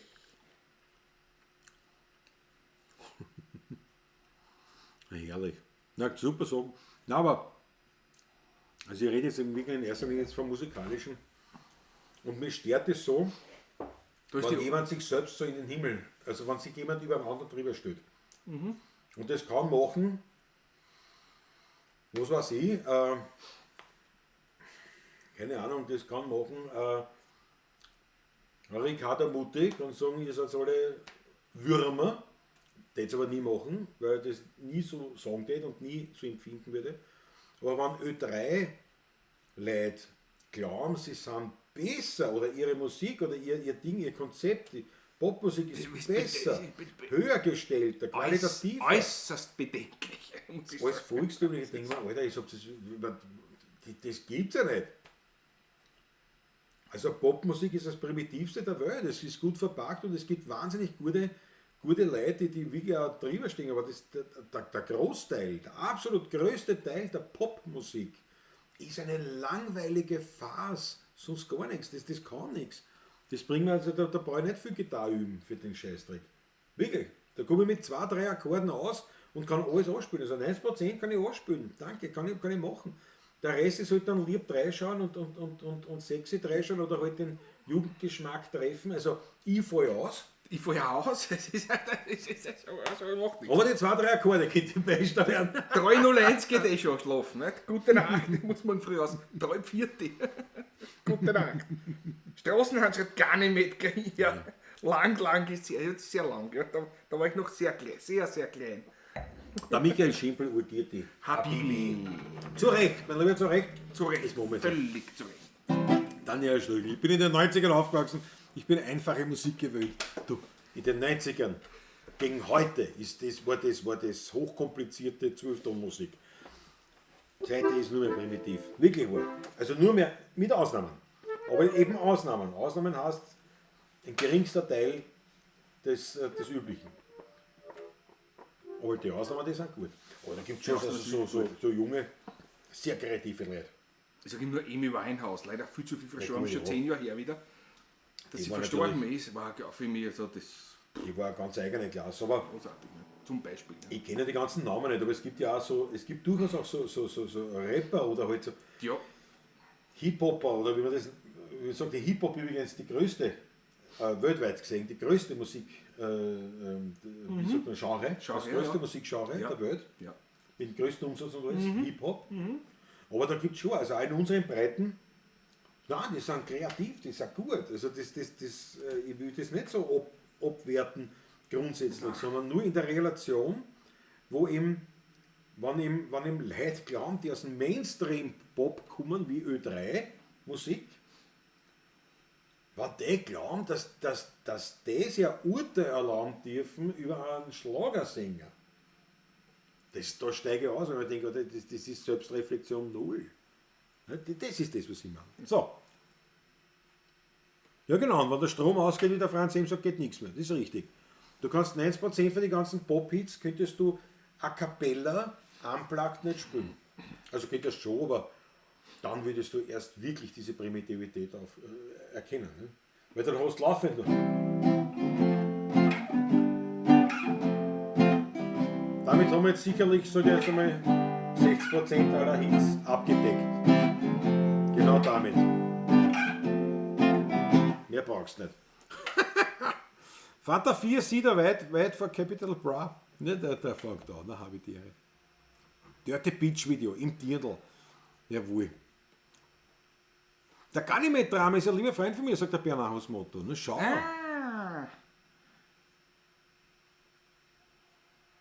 Ja, Christoph Hack hat recht. Die 16er Buben können sich in der Wienerli-Szene weit über die anderen stellen, zumindest über die ich kenne. Glaube ich auch.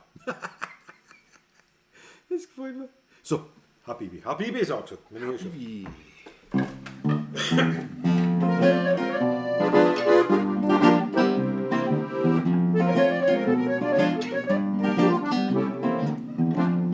Jahre schon wohnen wir im gleichen Haus. Wir gehen beieinander ein und aus. Andere Bräuche, andere Sprache. Einer lernt vom anderen nach und nach. Meine Heimat ist da und sein ist fern. Doch das tut uns zwar nicht stehen. Wir haben viel erlebt, von dem Unglück vereint. Ja, wir sind die besten Freunde. Happy bin ich mit mein Haber. Ich sag, er ist mein Freund. Ich bin ein Wiener und er ist ein Araber. Doch dann ist dasselbe damit gemeint. Happy bin ich mit mein Haber. Ich sag, er ist mein Freund. Ich bin ein Wiener und er ist ein Araber. Doch ist dasselbe damit gemeint.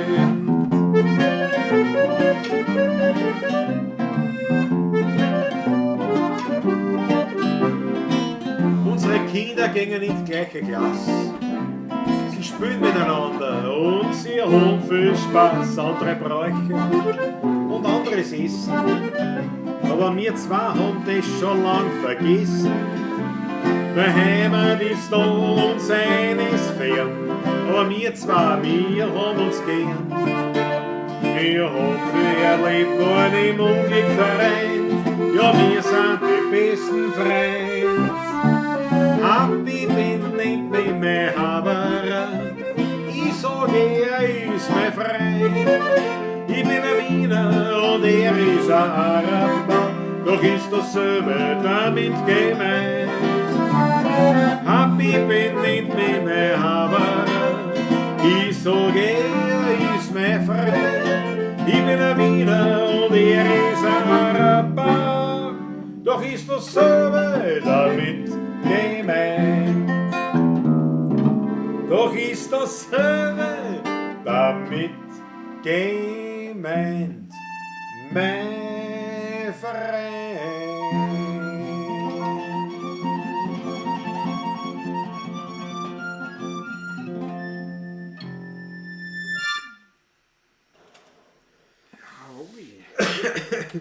Durch diese Fettfinger jetzt, Bist du angerutscht? da rutscht ich da herum wie nur Ja, was. drum hast du eine Serviette, die ist noch unbenutzt bei dir, nicht? Meine nicht, weißt du?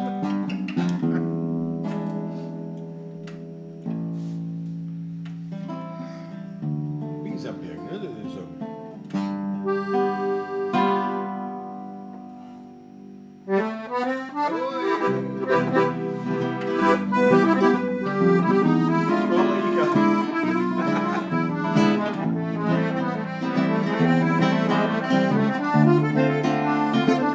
Ich hab einen Weingarten am Biesenberg. Ich bin da gern der Mensch. Ich schau den Rind dort beim Wachsen zu. Ja, ich hab halt meine Hölle gerungen. In meinem Weingarten am Biesenberg. Der sich fühlt noch recht und nicht verkehrt. Man kann die Vogel dort noch singen hören. Und am Himmel, da siehst du die höchsten Sterne. Und noch an Regen sich die Wolken erst verzogen. Dann seh ich über Wien einen großen Regenbogen. In meinem Weingarten am Biesenberg. Das Fleckerl lernt es mir allein nicht gehen. Dort wächst, ich sag's ganz nebenbei, das soll der beste Trepferl Wein.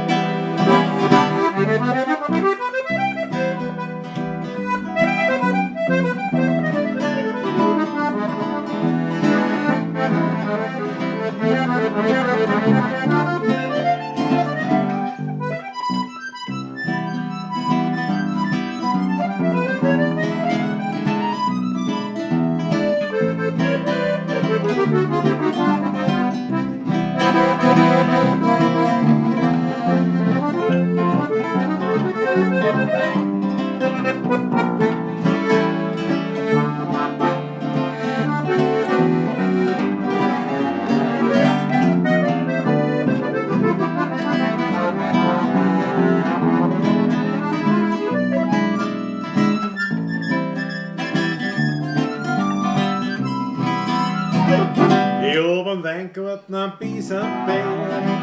Ich bin dort gern, weil mich kein Mensch dort steht. Ich schau den Rind dort beim Wachsen zu. Ja, ich hab dort meine Höhe. In meinem Weingarten am Biesenberg. Reisigwälder recht und nicht verkehrt. Man kann die Vogel dort noch singen hin. Und am Himmel da winkt die höchsten Sterne. Und noch am Regen sich die Wolken erst verzogen.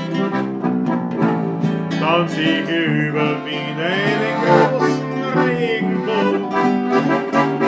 In meinem Weingarten am Biesenberg. Das Fleckerl hat das mir allein nicht gehört. Dort wächst, ich sag's ganz nebenbei. Das soll der beste Trefferler Wein. Dort wächst, ich sag's ganz nebenbei. Das soll der beste Trefferler Wein. Wie sieht's denn an?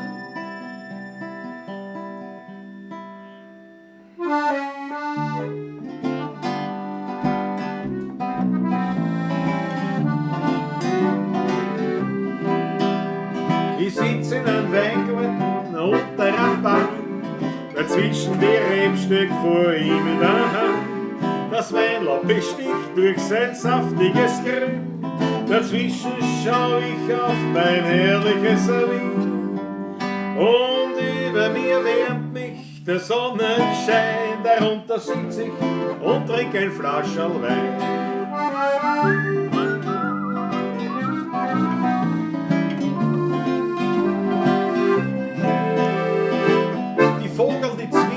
Recht lieb durcheinander. Ein Frauenkäfer kraxelt ruhig auf meiner Hand. Die Bläberl, die drehen sie recht sanft mit dem Wind. Dazwischen schau ich auf mein herrliches Wien. So kann man als Mensch noch glücklich sein. Ich freu mich und trink mein zweites Flascherl Wein.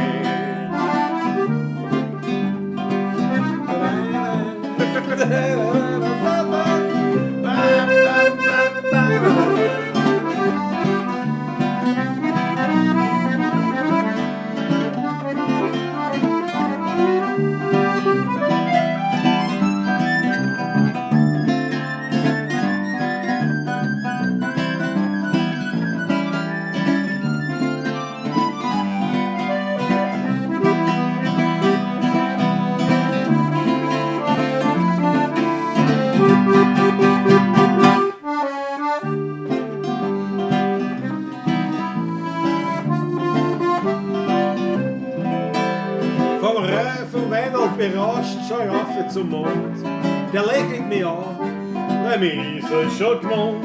Die Grillen, die Zirpen, ein Lied an mir vor, dazwischen schau ich auf die herrliche Natur. So hol ich mein Glas zum Kerzenschein und trink mein letztes Flascherl Wein.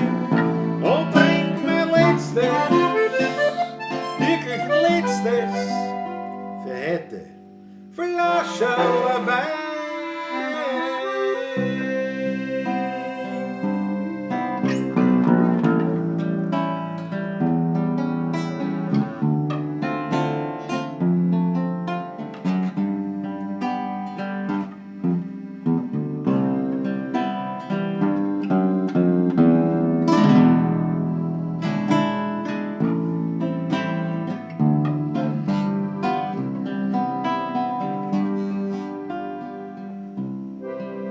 Skyline von Wien,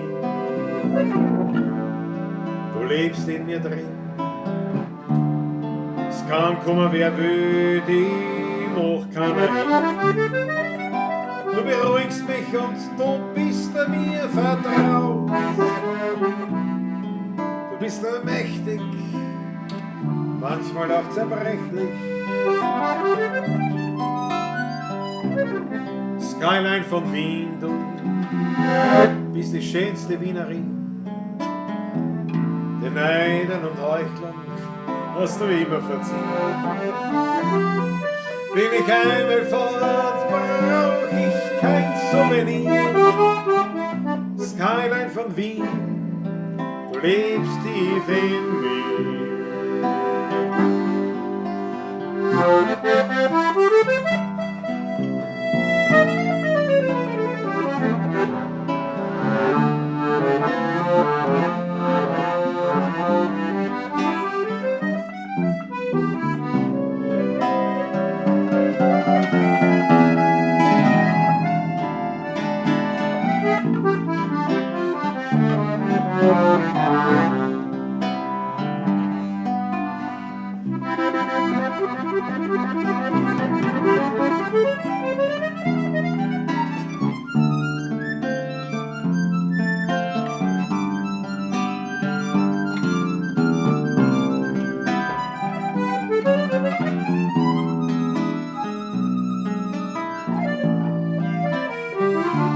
Applaus für Patrick, bitteschön. Jawohl.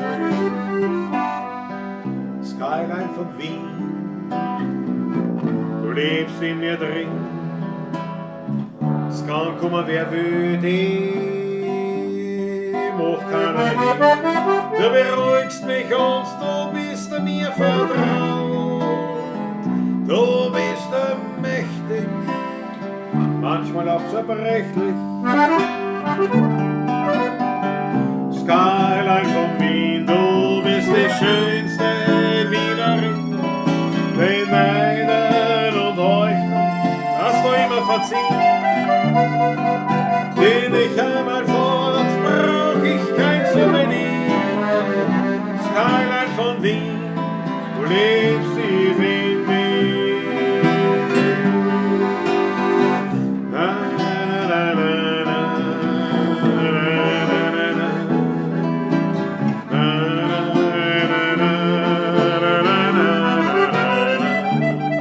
Bin ich einmal fort, brauch ich kein Souvenir. Skyline von Wien, du lebst tief in mir.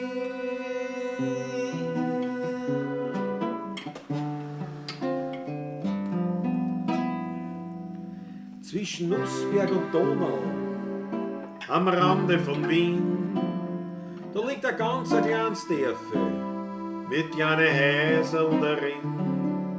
Und gleich bei der Kirche ums Eck, da liegt die Buschenschank-Taschler versteckt.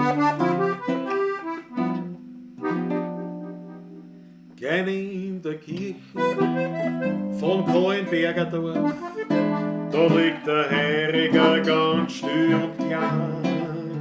Der Wein ist herrlich und noch ehrlich, und Musikanten spielen dort da die alten echten Wiener Lieder vom Tod, vom Wein und von der alten Zeit. Drum findet man mich dort immer wieder, und ich find dort Gemütlichkeit.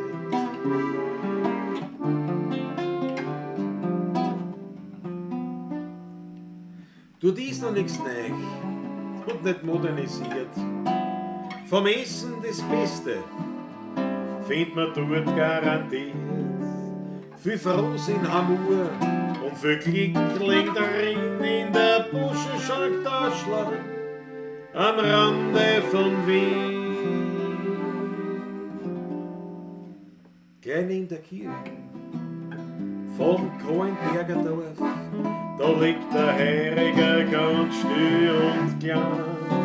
Der Wein ist herrlich und noch ehrlich, und Musikanten spielen dort da die alten echten Wiener Lieder vom Tod, vom Wein und von der alten Zeit.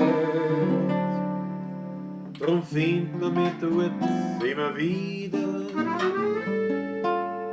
und ich find dort Gemütlichkeit, Gemütlichkeit, und ich find dort Gemütlichkeit.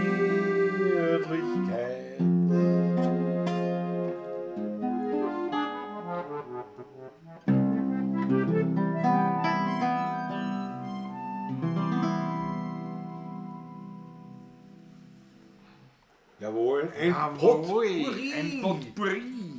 Ich danke schön. Für Dankeschön. die roten Nacht muss reingehauen werden, und ich meine jetzt, je später der Abend, desto feiner die Gäste. Rudi Korbes ist dazugestoßen, endlich Rodolfo Corbesso. Corbesso, sagt er. Ja. Und der Oliver Grün sogar, ihr seid noch fleißig. Na sicher. Ja, Oliver Grün, ich bin auf die Welt gekommen und war fleißig. Vom Tod, vom Wein und der alten Zeit. Das gefällt den Markus Preston nicht besonders. Das bringt so treffend auf den Punkt. Ja, stimmt aber eh. Ja. Der Christoph Ackermann zu Rudi, die sind nur in der Klaus, also gerade erst eingespielt. Na, wie lange schmacken schon? Schon 2,5 Stunden. Naja, Schluckerl geht noch. Schluckerl, ja, das sicherlich. Ein Boteller wird schon noch gehen, ne? Sag ich mal. Ja, na, Ja, wir sind grad, du, wir haben sind noch, wir grad- jetzt haben wir noch genau beim 3 Spiel. Flaschen, das ist aber auch deppert. Das Gell? ist blöd, gell? Das ist Da müssen wir aufteilen. Ein Tonic, ein Tonic, und halt mit 1,5. Mit 1,5. Das passt, eh. Ja, ich hole Tonic, ne? Ich hole einen Tonic Ja. einmal, ja, genau. Ich isst dabei einmal ein Plunzen. Also ein Zungenwurst. Plunzen? Plätzchen. Ich weiß nicht erst. Ich weiß Muss nicht. ich mal was essen. Ich nehme jetzt einmal einen Schluck Wasser für die Kamera. Oh je, beim Mitsingen sage ich gerade gefährlich statt so ehrlich. Maggie, jawohl. Naja, ein freudscher Versprecher. Versinger. Ist aber nicht schlecht. Ist noch ehrlich und gefährlich. Ja, gefährlich kann er ja auch sein, der Wein. Das ist das war nicht das erste Mal, dass wir es gesehen hätten. So, Patrick, ich hole jetzt. Hol einmal einen Tonic, bitte, ja. Aber da muss die Leute Du werden kannst da gleich ein bisschen observieren, meine ich. Was soll ich auch servieren? Nicht diese Leichen, da das Tonic, das Leere, so steht. Leere Tonic. Das ist ja furchtbar. Das Gleichgewicht, Jesus, na ja, das könnte man machen. Also ein bisschen schneller vielleicht das Tonic holen. So. Ja, Heizen brauchst du jetzt nicht. Dann hole ich das Tonic. Okay. Die Zeit haben wir auch wieder nicht. Okay, die Zeit haben wir locker. Wir sind ja, wie lang? 2,5 Stunden, ein bisschen über 2,5 Stunden erst da. Und es passt schon. Muss den Ofen nachschauen. Ja, schaut am Ofen auch noch, dass uns nicht kalt wird, weil draußen ist schon ziemlich frisch geworden bei uns. Also muss ich sagen, das Gleichgewicht, jawohl, das machen wir aber jetzt auch noch dann. Ich suche mein Gleichgewicht. Vorher, ich habe ja mein anderes Instrument auch mit. Ich habe kurz einmal, nicht nur, dass das Instrument einfach da steht. Das gehört ja bewegt da. Sonst rostet es ein und ich rost auch ein, weil ich nicht öfters ein bisschen was spüle.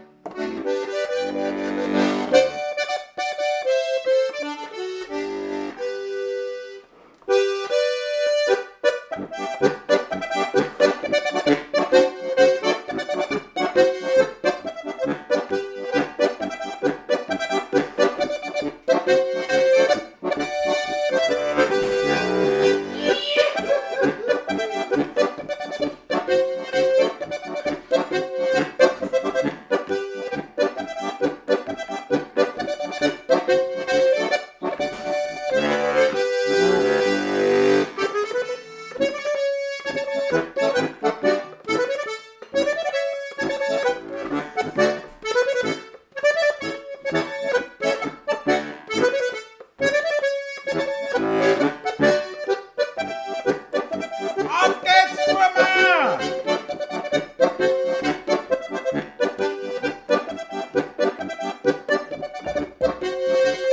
Ich muss noch nachholen gehen. Liegen, Leche am Donaukanal. Liegen, Leche am Donaukanal.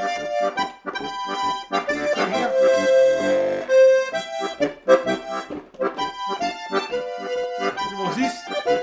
Überhaupt nicht.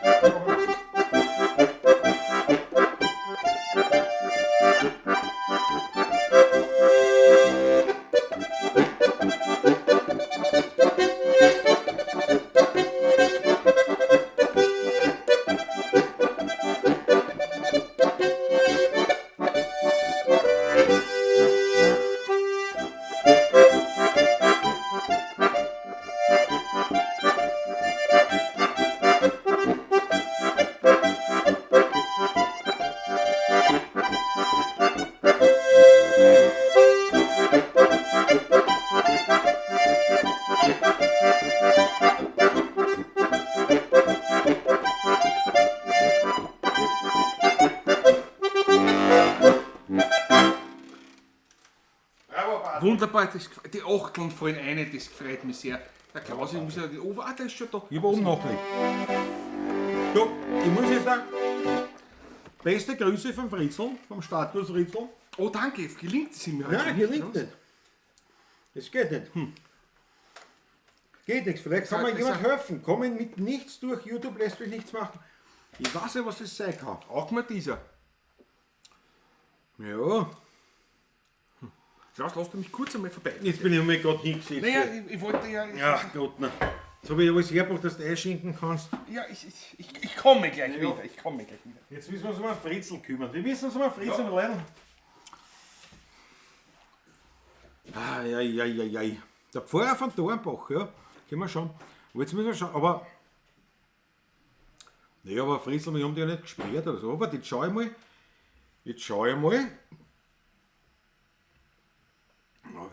Ob ich da was finde. 16er Burm. YouTube 16er Burm.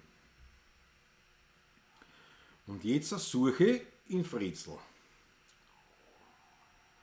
Na, wie geht denn das? Naja, ich kann ja nichts machen.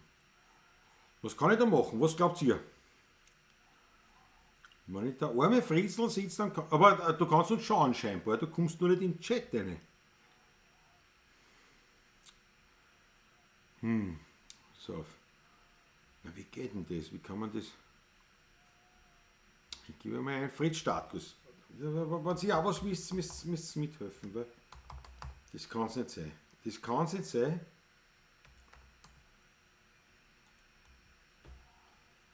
Dass wir ein paar Flatschen haben und weit und breit kein Fritzl. Na, bei uns bist du nicht gesperrt oder irgend sowas. Eindeutig nicht.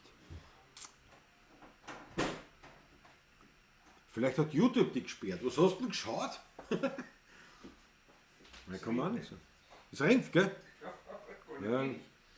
Pfarrer von Dorbach, wo ich der Volksschulministrant war, Heurigen ist super, besonders das Kloster. Dann komm ich durch. Die Viere rutschen. Locker.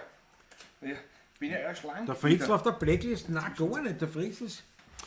Ich weiß, er kommt nicht durch. Der kommt da durch. Ich weiß nicht, was das sein kann. Ich weiß nicht, was das sein kann. Oder was wir da tun könnten. Ich meine, wichtig ist, dass du es natürlich siehst. Das ist einmal klar. Und ich kann ja, du musst das, müssen wir es halt weiterschicken da über einen Messenger. Und ich verlautbare deine Meldungen. Ja, blöd. Ich weiß nicht, was es ist. Ich kann es dir nicht sagen. Aber schauen kannst, nicht? Aber, also, wir schreiben nichts, ne? Schreiben kann er nichts. Ja. Na gut, machen wir den Dornbacher Pfarrer. Zwischendurch vielleicht. Und da zwischendurch schenken wir ein, einmal, nicht? Aber Ja, das ist ja der Hocken. Ja, das schaut in alle Richtungen. da ist er. No? Den Öffner sucht Ja, ich. das war mir schon klar. Dass du nicht das Geld gesucht hast oder irgendwas, sondern halt. Apropos Geld. Blende ich gleich wieder ein. Erstens wienerdirndl.at und wenn es eingibt, den Code 16er Burm, Welcher darf kriegst ich? 20%. Du, was du willst. Mir war der, was ich vorher gehabt habe, leibend. Und passt. So. So mal die Sahne. Kriegst 20%. Das ist nämlich ziemlich großzügig. Warte mal. Ja. Nein, schick deine nochmal. Du warst knapp am Rand. Sehr knapp am Rand. Ach so? Ja. Gebläht. Ja, dann war nicht so. So, So mit 1,5 müssen wir jetzt arbeiten. ein Wiener Dirndl. Dann haben wir es weg, die paar Flaschen. War nicht Ja. viel. Vielleicht schaut der Philipp noch zu, es war nicht viel, was wir da gehabt haben. Nein, nicht wirklich.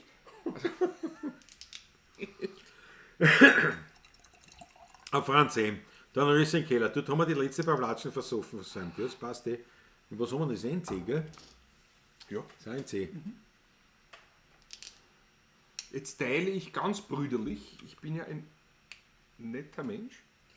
Na, schön. Jetzt, wo das große Geld fließt, wann bekommt Patrick das Moped? Wenn die Schulden anzahlt sind.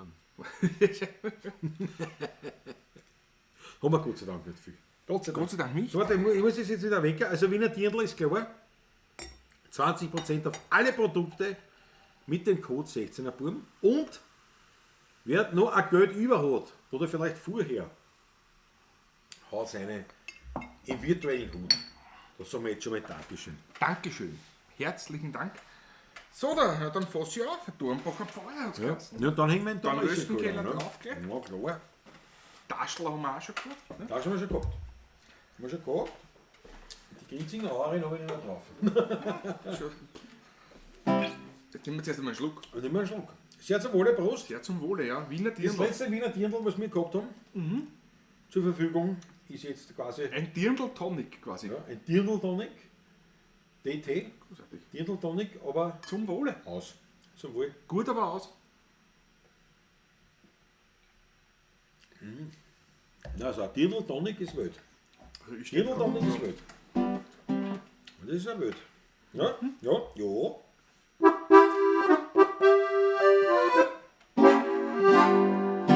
Sagt's mir Leil, was ist heute da am Bach geschehen?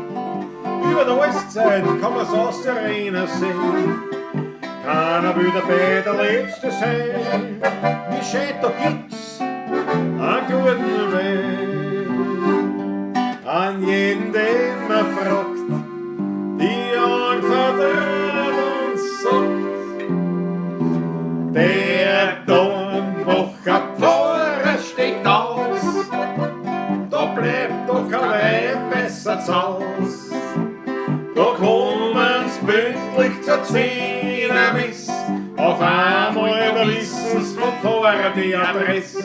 Die Frauen, die wundern sich sehr, ja, wo kommt diese Frömmigkeit her? Da plaudert der Siemandl aus. Ja, der Dornbacher Pfarrer steigt aus. Schon der alte Noah hat den Wein entdeckt. Und seit damals weiß man, was dahinter steckt.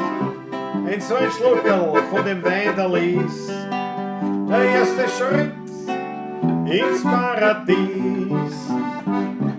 Der Weg zur Seligkeit ist ja nicht einmal so weit. Der Dornbacher Pfarrer steckt aus, da bleibt doch kein Weib besser zu Haus.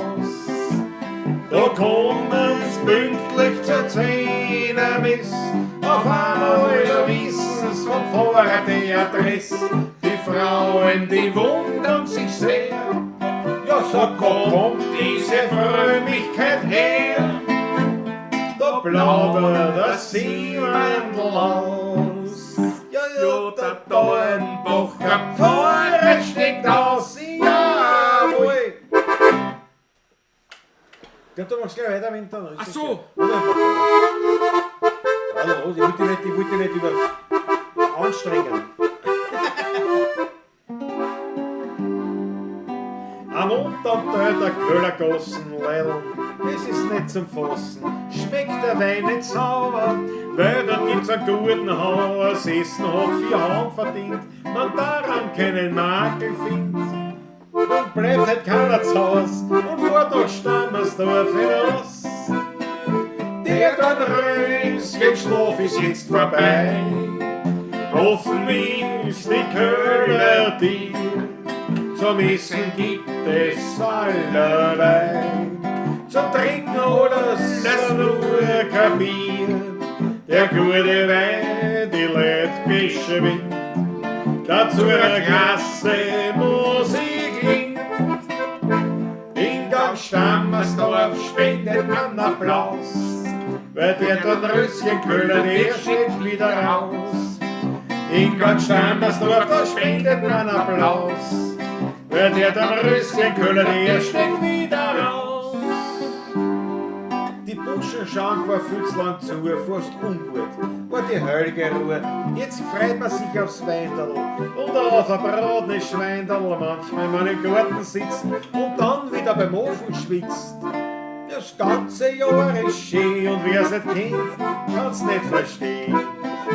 Der Dornröschen Schlaf ist jetzt vorbei, offen ist die Köhler dir. Zum Essen gibt es allerlei, zum Trinken oder das nur kein Bier. Der gute Wein, die Leute beschwingt, dazu eine Klasse Musik klingt. In ganz Stammersdorf spendet man Applaus, weil der Dornröschen Köhler, der steht wieder raus. ganz Standersdorf spendet man Applaus, weil der dann rösten können, der steckt wieder raus. Jawohl!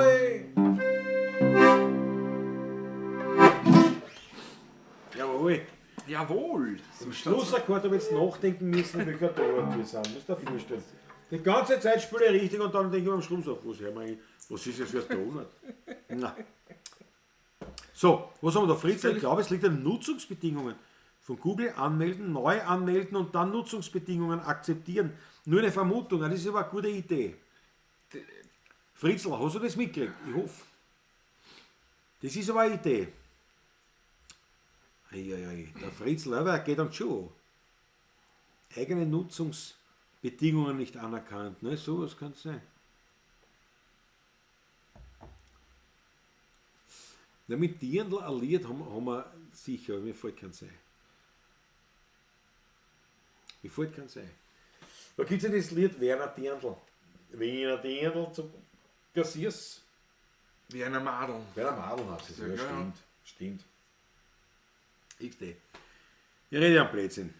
Ja, da muss man mein Hirn fragen. Das ist- Christoph Acker, der Rössing, der schwitzt auf am Ofen, ist euer schon aus. Nein, meine noch nachgelegt, aber es ist wirklich Nein, so. der. Wenn er wirklich eingehst hat, also der Höllenplatz ist der beim Ofen. Der berufen, ja. Wie beim Wenn er- Taschler Genau. drinnen. Und Ja. wenn er nicht rechtzeitig eingehst hat, dann ist es der begehrteste Platz beim Ofen. Ja. Ja. Endlich die steirische, sagt er. Der Oliver Grün, nehmen wir es mit der steirischen was machen finden. So ein Leffen, sagen wir es Leffen? Schon lange nicht Schon geliefert. ewig nicht, oder? Kannst du das überhaupt noch? Mit dem bin ich aufgewachsen. Aber ist so klein. Habe ich schon geliefert. Du hast schon einen Löffel gehabt, nicht? Klaus Hipp. Glas Hipp, ja. Meister Löffel. Glas Hipp. Und den riesigen Schnitzel. Was machen wir mit der steirischen? Mit Löffeln. Ja, den muss ich holen auch, gell?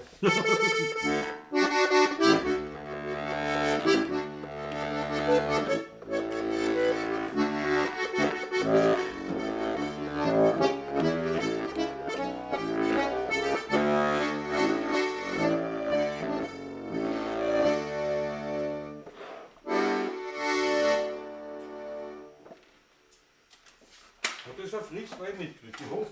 Ich hoffe. Fritz, du musst es probieren.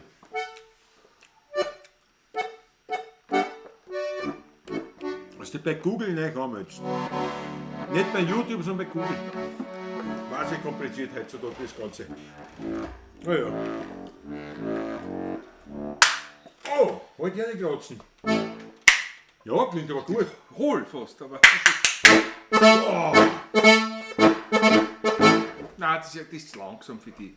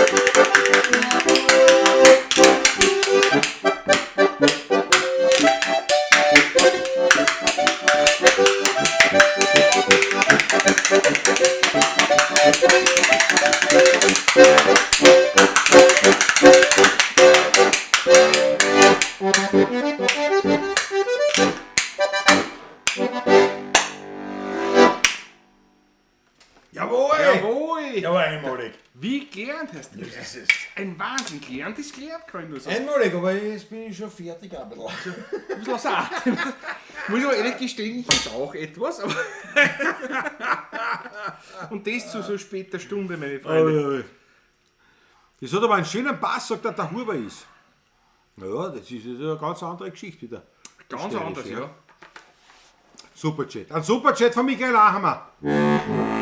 Danke für die nette Unterhaltung. Später aber doch schaffe ich es auch zu euch heute. Michael Ahammer, das ist natürlich für uns Grund genug, Einen auf Schluck dich anzustoßen.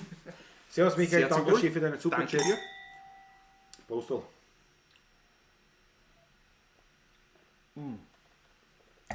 Ich muss da eintun, gell? Ich muss da eintun.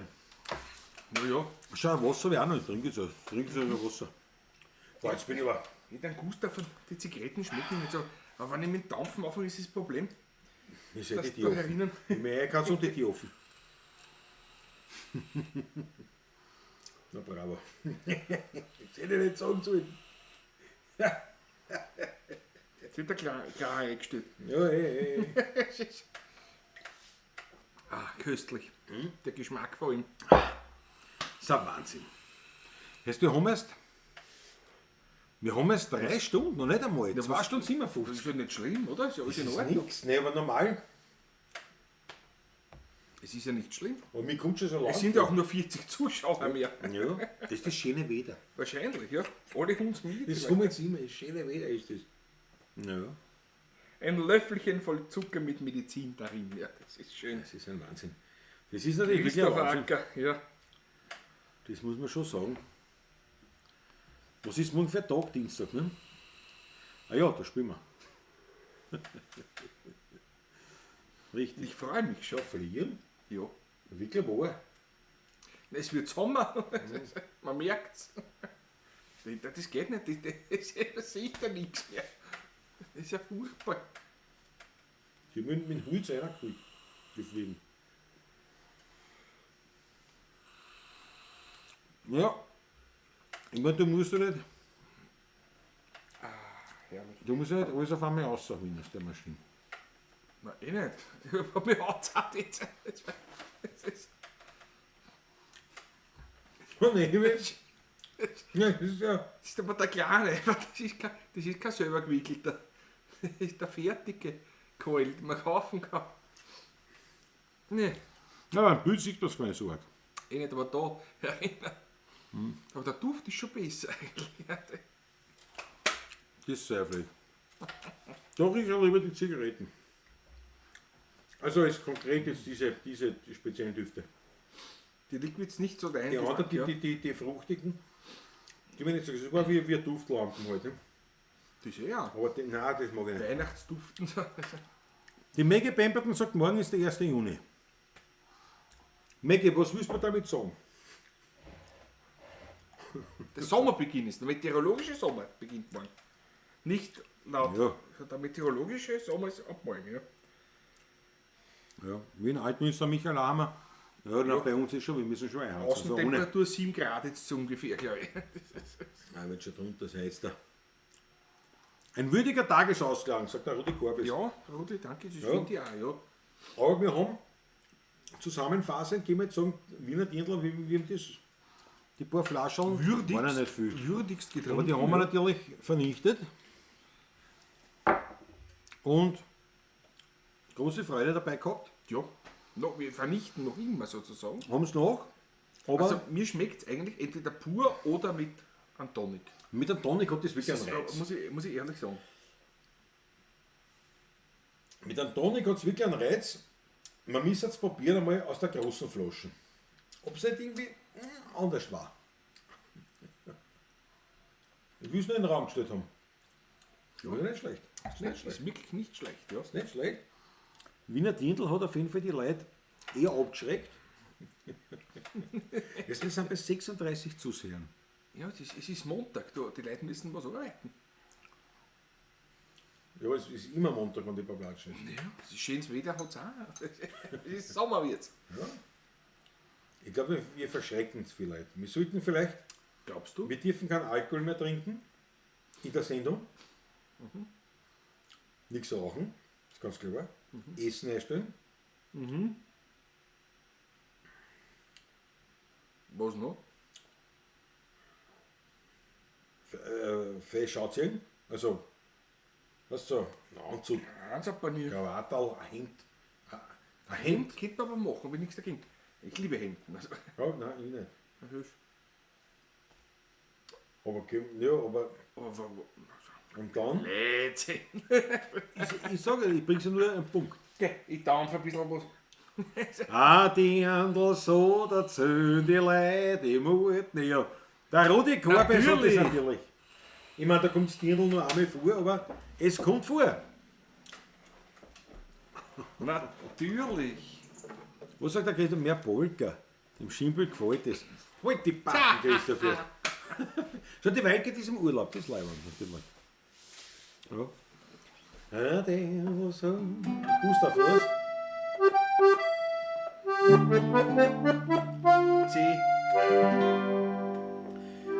Die Engel so, da zöhn's die Leute Mut, worin Wildschütz einst verliert. Sie hat ihm gesagt, geht immer wieder fort, weil das nur ein Unglück bringt. Noch einmal sagt was noch wieder mit, die schönsten Blumen bringen mit für dich. Das Schuss haben sie gefunden in der Früh, die Blumen in der Hand für sie.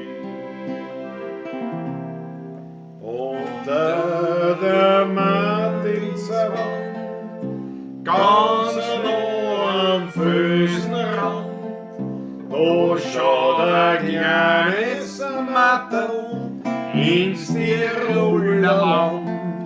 Und grenzt von Vinzia steht am Muttersöhnerland mit einem blassen Spruch am Schriftenband,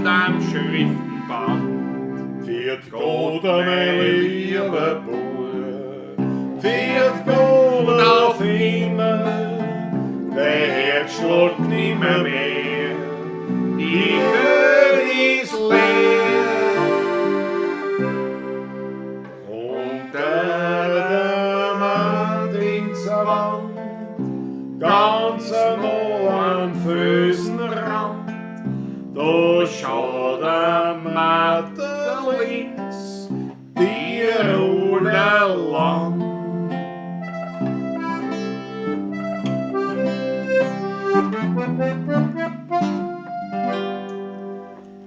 Jeder Wanderer, der vorübergeht, bleibt bei dem kleinen Matterl stehen.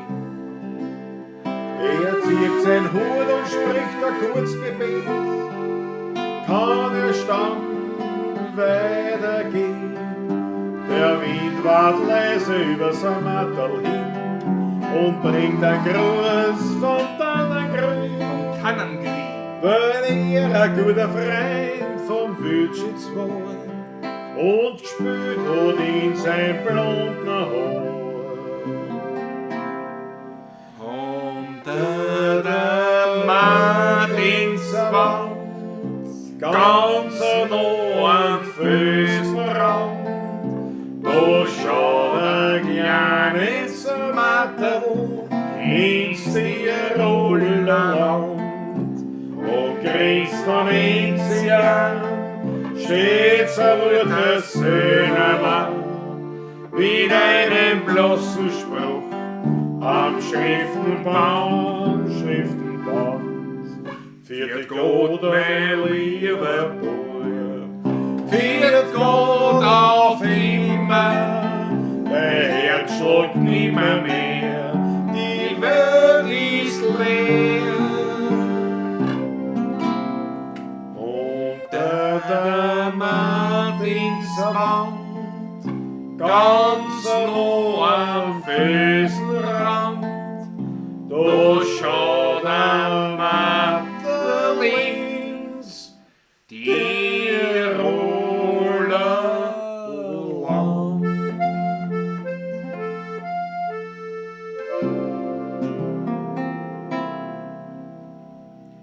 Man kennt fast sagen, zu jeder Zeit, spiel den Trottel für die Leute und manches Mal platzt mit der Kram. Da kennt ein Wurstel in der Schlung. Den Kasperl spülen, das stört mich nicht. Danke meinem Freund, der zu mir steht. Ein guter Freund hat immer Zeit. Mein bester Freund heißt Einsamkeit. Und bin einmal ganz allein. So sind wir dennoch immer zwei. Ich und mein Freund, die Einsamkeit. Mit ihm bin ständig ich zu zweit. Und will einmal allein sein, dann lade ich mir ein paar Freunde ein. Wenn ich wohin komm, sagt man gleich, unterhalt mich, komm ich lade dich ein. Und so mach mir Hitze ungeniert und krieg meinen Rausch so finanziert. So lachen wir beim Weinverein und trotzdem bleibt man nur ein Freund. Ein guter Freund hat immer Zeit. Mein bester Freund heißt Einsamkeit. Und bin einmal ganz allein. Sind wir dennoch immer zwei. Ich und mein Freund, die Einsamkeit. Mit ihm bin ständig ich zu zweit. Und will einmal allein sein, dann lade ich mir ein paar Freunde ein. Und ob das Leben das Ende mir braucht, kein Mensch mehr über mich dann lacht. Ja, so mach die Augen langsam zu und geh allein nicht dann zur Ruhe. Nur einer gibt mir noch Geleit. Es ist mein guter alter Freund, die Einsamkeit.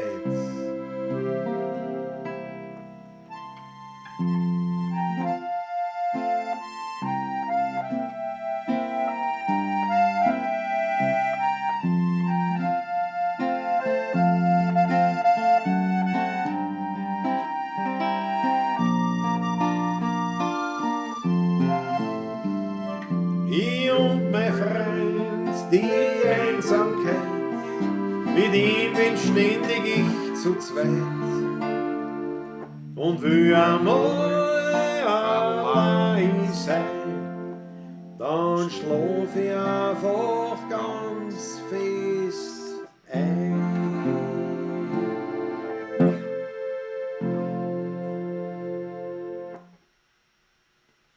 Jawohl. Dankeschön. Großartige Nummer. Echt gefällt es auch sicher. Dankeschön, Der Dankeschön. Achtung voll rein. Das ja. Sehe ich selbst mit meinem Augenfehler. Mit deinem Augenfehler. Ja, die Achtel kommen. Straßenanzug, bitte eine neue Aufnahme von meinem guten Freund. Ja. Na, das ist auch noch Ja, die das ist auch nicht schlimm, wenn wir muss man aufnehmen. nicht aufnehmen. Ja. Heiselfrau auch natürlich. Ja. Ja, alle die, Isenberg, ja, klar. alle die Nummern. Unbedingt sogar. Ja gut, ich rauche mir Zigaretten. Ich rauche eine auch. Weil ich war nicht drauf und zum Tisch. Ja, ist mir lieber. Ist mir lieber. Da habe ich nicht einmal einen Meshkeulen noch hergeholt. Das ist Oh. Wenn ich mal nicht live seid, ja. Na, werden wir machen. Straßenanzug, das nehmen wir uns vor. Eine schöne Aufnahme. Ja. Machen wir eine schöne Aufnahme, schicken Sie den Straßenanzug, ne? Zum Mastern. Ja. Boah. Anstrengend. sehr anstrengend. Schau nicht am Stück. Der Schmäh geht mir auch aus heute. Na. Mir schon, ja. Wenn ich nicht betrunken sein, vielleicht erst. Wodurch du, der Mann, den Schmäh, den besten Schmäh hast immer noch du gehabt. Unabsichtlich oft, aber. Meistens, das ist ja so. Die nichts machen. Das ist eine Quetscherkrankheit zum Teil. Die hat nur Freddy Gradinger und ich. Das ist ja wir zwei hauen uns immer an. Der Freddy und ich hauen uns immer an. Ja, Über unsere Geschichten. ihr versteht ja kein Niveau. Aber. Nein, finde ich auch, ich lache oft. Ich lache oft. Die harmlosesten Geschichten immer die lustigsten sind eigentlich. So, diese, Kann man sagen. so Kindergeschichten, das ist herrlich. Kindermund tut Wackelkunde. Aber jetzt hast du wieder zusammenreißen, sind wir dann wieder live unterwegs. Bald. Ja, Also ich muss mich auch ich werde zusammenreißen. mich morgen zusammenreißen. Ja, morgen. Sehr. Weil das ist privat, das könnte, ich glaube, 5 Leute sein. Ne? Oder 6, vielleicht sind es 8. Das ist, Ja, mal ja. sehen. Auch nicht wegen die Masse, aber das ist dann schon immer hakelig. Ne? Wenn wenig Leute sind, das ist dann sowas, das ist eine ganz andere Erwartung. Weil quasi da sitzen sie und tun es uns zu. Also wie bei einem Konzert quasi. Also nicht so wie heute. Nicht so weit. Der Fritzl ist noch nicht da. Das Das ist trifft mich. aber bitter, das ist bitter. Was schreibt der Franz in Gradinger Hautzendorf? Ja, dieser Gradinger. Wir reden immer noch von dem einen Gradinger. Nicht von der Folie. Ja, aber leider, dass man in Fritzl gewiss sowas einfach nur zur Haut's in Fritzl einmal Ja, Achtel genau. Was geht? nur zur persönlichen Erbauung, weil der Ja, Fritzl so- arbeitet da jetzt schon seit 3 Stunden, Aufmunterung wird dass das er im braucht, Chat glaube ich. mitarbeiten kann. Das ist zach, sowas. Das liegt an YouTube, kann euch auch kein Superchat senden. Habe ich YouTube schon geschrieben. Naja, da kommt nichts zurück. Aber bitte, haut's eine in Haut's Fritzl-Status Achteln, was geht für den Fritz. einfach zur psychologischen Unbedingt. Erbauung. Nur, dass er weiß, Genau. wir sind da. Auch wenn er nicht schreiben kann, aber lesen kann er, glaube ich. Ich glaube, lesen kann er. Den Chat. Also lesen kann Lesen er kann er aber sicher. Also, ja. Den Chat, glaube ich. Lesen. Ja. Haut's eine in Fritzl. Ja, genau. Für den Fritz haben wir angefangen zu schauen. Für den Fritz haut's Jawohl, bitte eine die jawohl, roten jawohl. Achteln. Wir müssen das magisch lösen. Wir müssen das mit Wolfgang Kudin, danke schön, für den Fritzl. Gorbes Rudi hat auch schon eine. Jawohl. Weil dass wir zumindest da eine psychologische Erbauung haben. Das ist ja ein Wahnsinn. Bei uns geht ja auch alles. Die Fliegen macht mir aber auch wahnsinnig. Die haben mit dem Hut seiner Zeit wahrscheinlich. Wahrscheinlich, Die ist jetzt ja. aufgewacht und sie dachte, Alter, bist du Das hell, heißt der Scheinwerfer. da spielt sie so, eine Muse ist auch da, Leute, die was für ein Haus bis 3 paar Runden. Jawohl, Manfred Waldgate hat die Achtelleine sehr gut. Fritzl für die. Hoffentlich kannst du das sehen. Ich glaube aber schon, das habe ich schon so mitgekriegt, dass du im Chat zumindest lesen kannst, aber halt nicht schreiben. Und was für uns tragisch ist, kein Superchat. Er kann nichts über den Superchat spenden. Er muss wirklich beinhart über die Online-Dinge. Das ist ein Wahnsinn. Schau, das ist ein Hit. Straßenhans, Ed Fritz, Franz M. Fritzl, du schaffst es. Markus Prestonit, Solidaritätsbekundung. Maggie Pemberton zum Erbauen. Was weit geht, Woche in der 24-Stunden-Rennen am Nürburgring. Hast du jetzt gehabt, oder was? Was ist nicht Montag, ja? Du hast aber einen Urlaub verdient. Der Michael Schimpel hat Bierkriegel eine. ist Drum der auch in Ordnung. eingeklemmte Nerv. Ja, Tja. nach 24 Stunden am Bock. War vor Monaten bei Fredi in Hautzen auf der Gaudi und gespielt haben wir. Naja, super, Rudi Korbes. Das ist bei ihm. Wir haben gespielt zweimal in der Köllergasse. Letztes Jahr, der Fredi hat mich angerufen letzte Also- Woche. Ja, wir haben Fotos haben wir gekriegt vom Veranstalter vom Ja, schön. Köllergassenfest. Ja, Ja, ja. Den muss ich mir jetzt mit Fredi treffen. Fredi wird zu mir noch einmal da kommen. Bravo.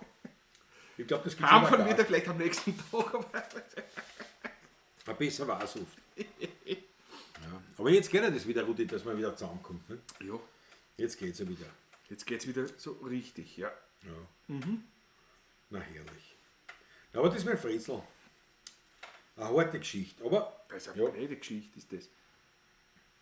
Freddy, sollen wir aufhören oder sollen wir noch weitermachen? Wir machen das demokratisch. Ja. Weißt du? Ich habe das Gefühl, weitermachen war leibender, weil wenn wir nämlich aufhören mit dem, dann dran und so, und sagst so, das trinken wir noch was an Ding, dann trinkst du nämlich zu viel. Glaube ich nicht. Jetzt Oh ja, nein, ich kenne schon wieder austragen. dich. Ja, eben. Du trinkst ja das nämlich zu viel weg, gell? Das ist ein Fass ohne Boden bei mir. Ja, und das ist oft in der Sendung, holt sich trotzdem ein bisschen zurück, habe ich das Gefühl. Lieber weiß man, wir machen noch weiter, Weil sonst eben, wie gesagt, das Ich muss das aufholen, was in die anderen Pavlatschen nicht aufholen kann. Muss ich alles aufholen. hol auf.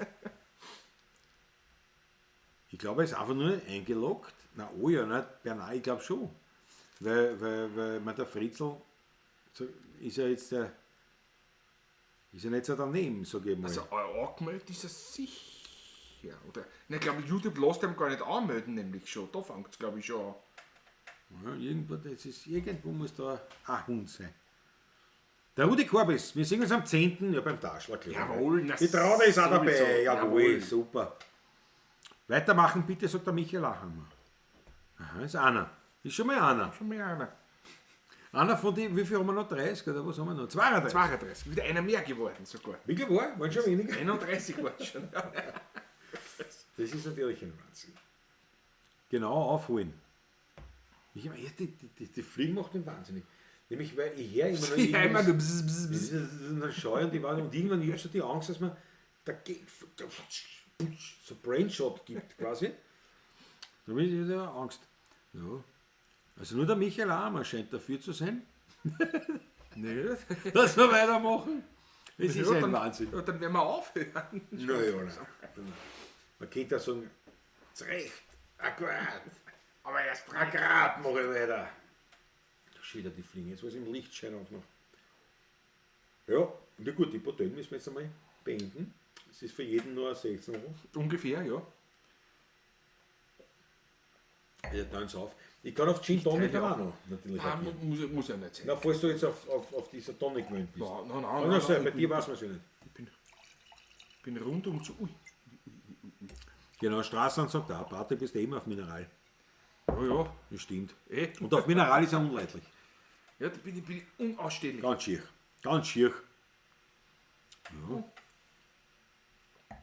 Der Rudi meint auch, na, weitermachen. Ja. Aber ihr zwei seid noch wach. Karl Busch ist dabei, das sicher. Jösses, nein, es Servus. Der Herr Mandl sagt ein bisschen, was geht immer. Was? Auf mit der Klampfen weitermachen, Christoph Marlow. Christoph hat leicht reden. Er motiviert. Ja, jetzt haben wir eh noch mal 31. Das geht aber Ich habe gut. 33. Wirklich wahr? Jetzt auf einmal, ja. Ja.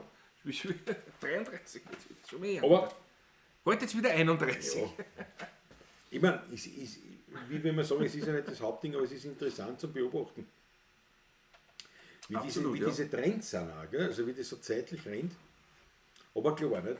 Morgen auch jeder Anständige muss arbeiten, wir auch. Wir. Michael Schimpel schreibt gerade, ich muss für heute leider ins Bett. Nächste Woche bin ich leider nicht dabei.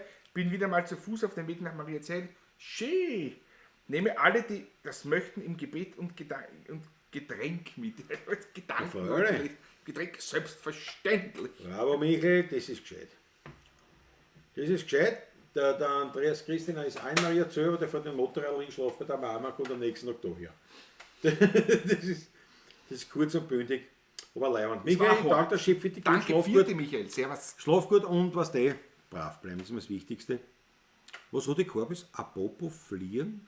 Patrick, hast du Herrn Neuser Burm gefragt über das Lied, möchtest du gern fliehen oder nicht über die Stirn?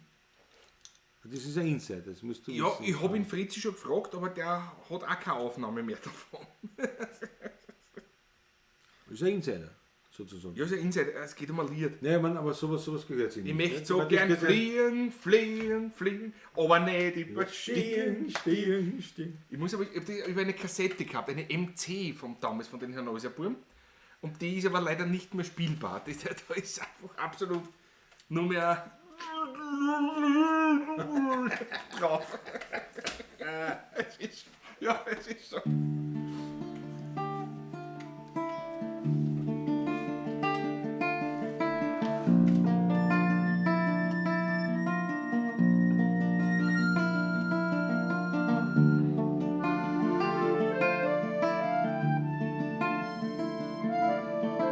Kopf war kalt, Knie aufgeschoben und die Finger zwickt.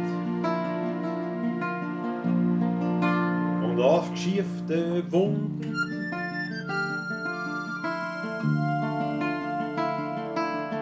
Ob ob Skiverletzung oder gar das Handel verbrennt. Als Kind ist mir zur Mama gerannt, weil auf der Schoß von der Mama wird alles wieder gut. Es gibt nichts mehr, was da weh tut. Auf der Schoß von der Mama bist geborgen und beschützt, wo man als Kleiner so gern sitzt. Am Schoß von der Mama.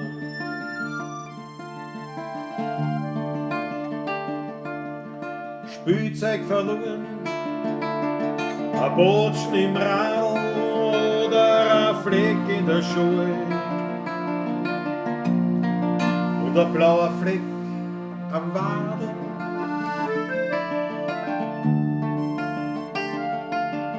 Ob eingeschossene Schein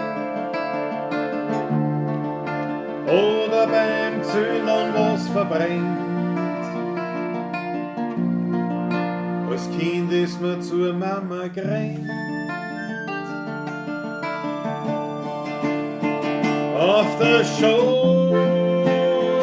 von der Mama wird alles wieder gut. Es gibt nichts mehr, was da weh tut. Auf der Schoß von der Mama bist geborgen und beschützt, wo man als Kleiner so gern sieht. Am Schoß von der Mama.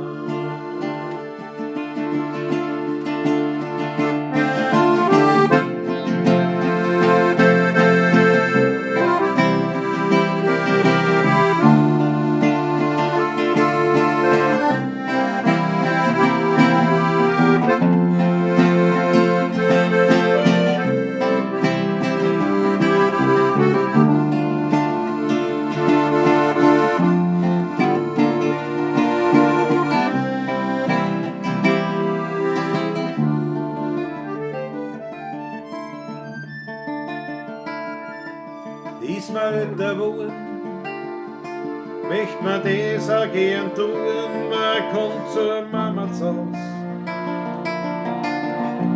trinkt Kaffee und redet sie aus.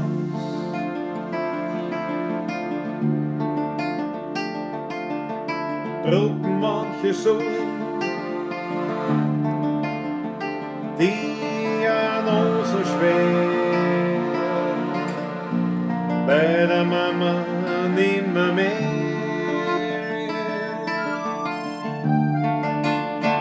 Weil du legst deinen Kopf auf den Schoß von der Mama, dann wird alles wieder gut. Es gibt nichts mehr, was da weh tut. Auf der Schoß von der Mama bist geborgen und beschützt, wo man als Kleiner so gern sieht. Am Schoß von der Mama.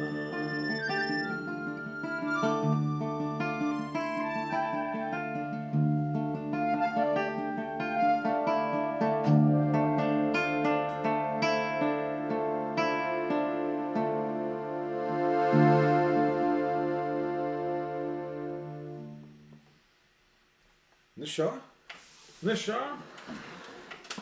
Wieder ein Lied exekutiert. Tadellos, oh, es ist angekommen. Text Monika Kuri wieder. Monika Kuri, der Text. Wie die Heiselfrau, wie der Habibi. Die Vertonung habe ich mir erlaubt. Hat mir gefallen.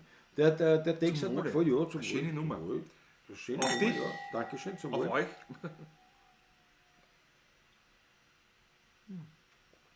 Der Text hat mir gefallen. Ist nicht sehr wienerisch, aber doch. Ne? Und dann habe ich Es das, gefällt auch, wie man sieht. hab ich das einfach dann vertonen wollen. Na, die 8 an. Die Nummer hat, was sagt der Markus Bristonik? Ja? Freut mich. Oh, das ist ja gut, sagt er auch. Ja, das gefällt mir. Jetzt geht's zum Ende, sagt der Franz ihm. Nein, hör auf.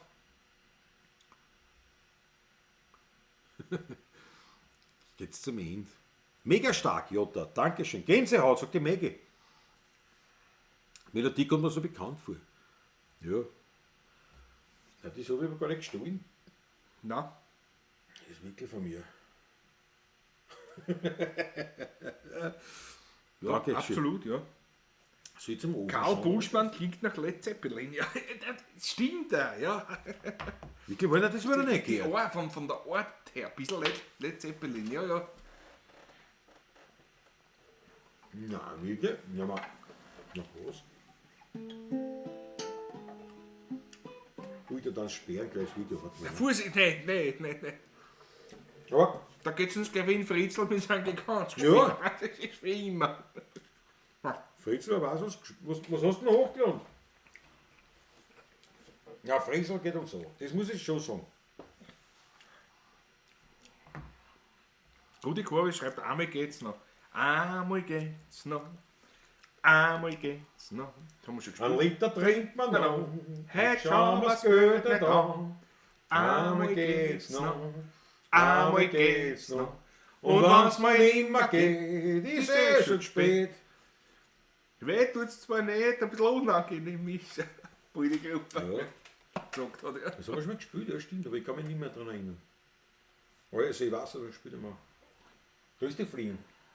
Die fliegt die ganze Zeit herum, schon deppert. Chris Rex, als meint, ich hab irgendwo im Wienerwald. Wow. Jetzt haben wir endlich eingesungen, jetzt geht's. Ein Herz für die Monika, einfühlsame Texte. Ja, Straßen ist Ja. zurecht. Absolut. So wie die Häselfrau, nicht? Ein sehr einfühlsamer Text. Nein, aber das ist ein Scherz natürlich. Das vollkommen recht. Straßen ist Bravo. Monika hat schöne Sachen geschrieben. Was habe ich noch von ihr?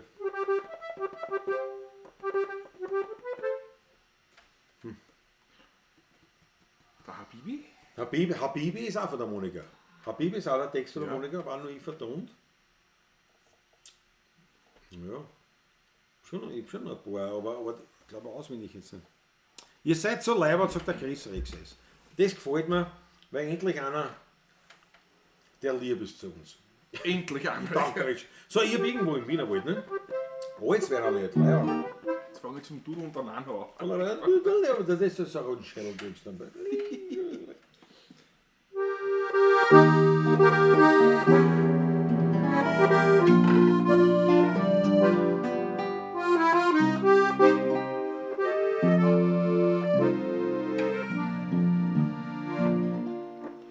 Wann ist sonntags um 8 in Mest am Lokal ne Kuch, da schreien die Spätzl, Servusglase, ja sag, wo kugelst du denn um?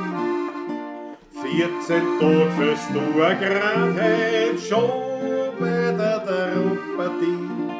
Haben wir die vielleicht beleidigt, doch ganz höflich antwortet ich. Nein, sag's nur nicht best. Der Grund, warum ist das?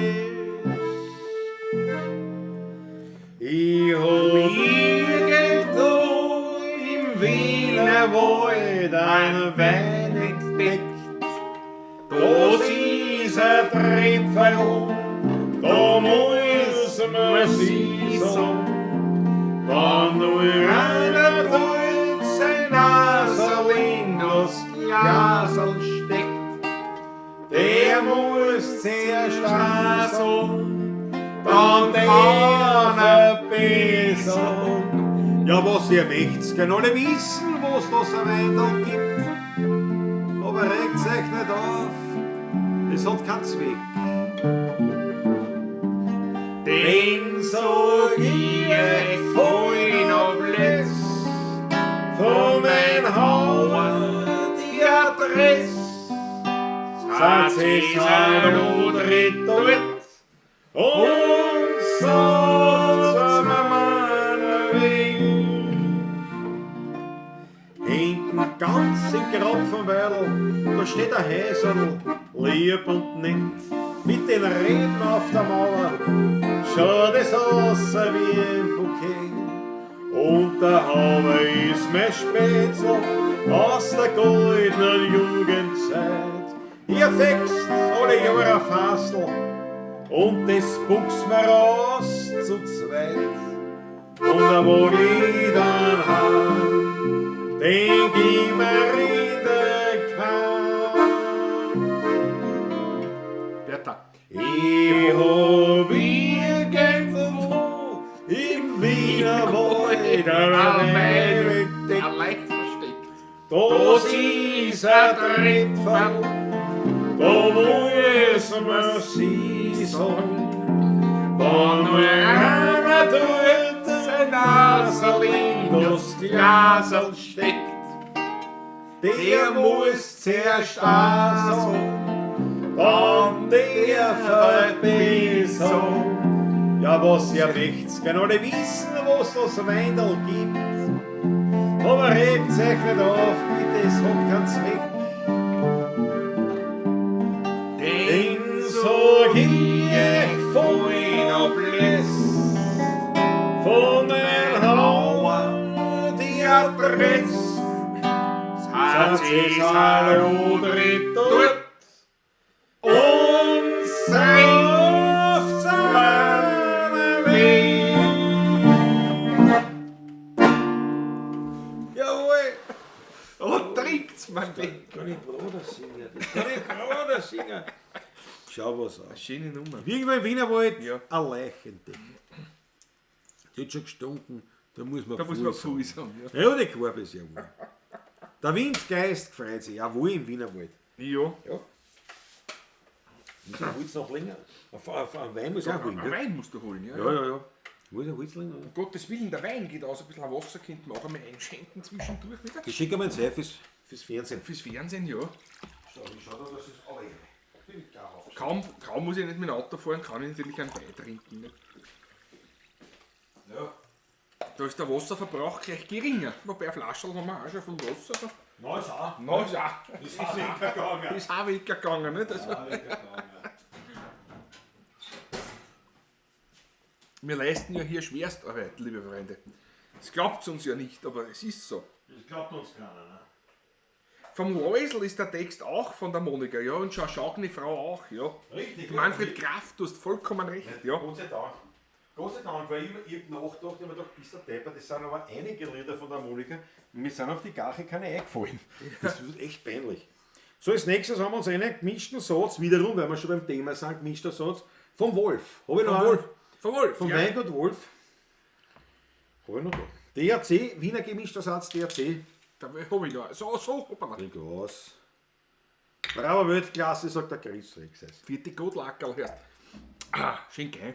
Ja, genau, aber der Markus sagt das richtig. Der Markus Pristronik, da muss man sie sagen, eines der größten Komplimente, die einem Ja, Wiener ja, überliegt. ja. Und das sind aber so Sachen, zum Beispiel, kann ich mich erinnern, wie ich noch in Otterkring so regelmäßig beim Weinschule, also meine Herigen-Touren gemacht habe. Mal gemütlich zum Hering gegangen ist, und ich Steher von Otterkring gehabt habe.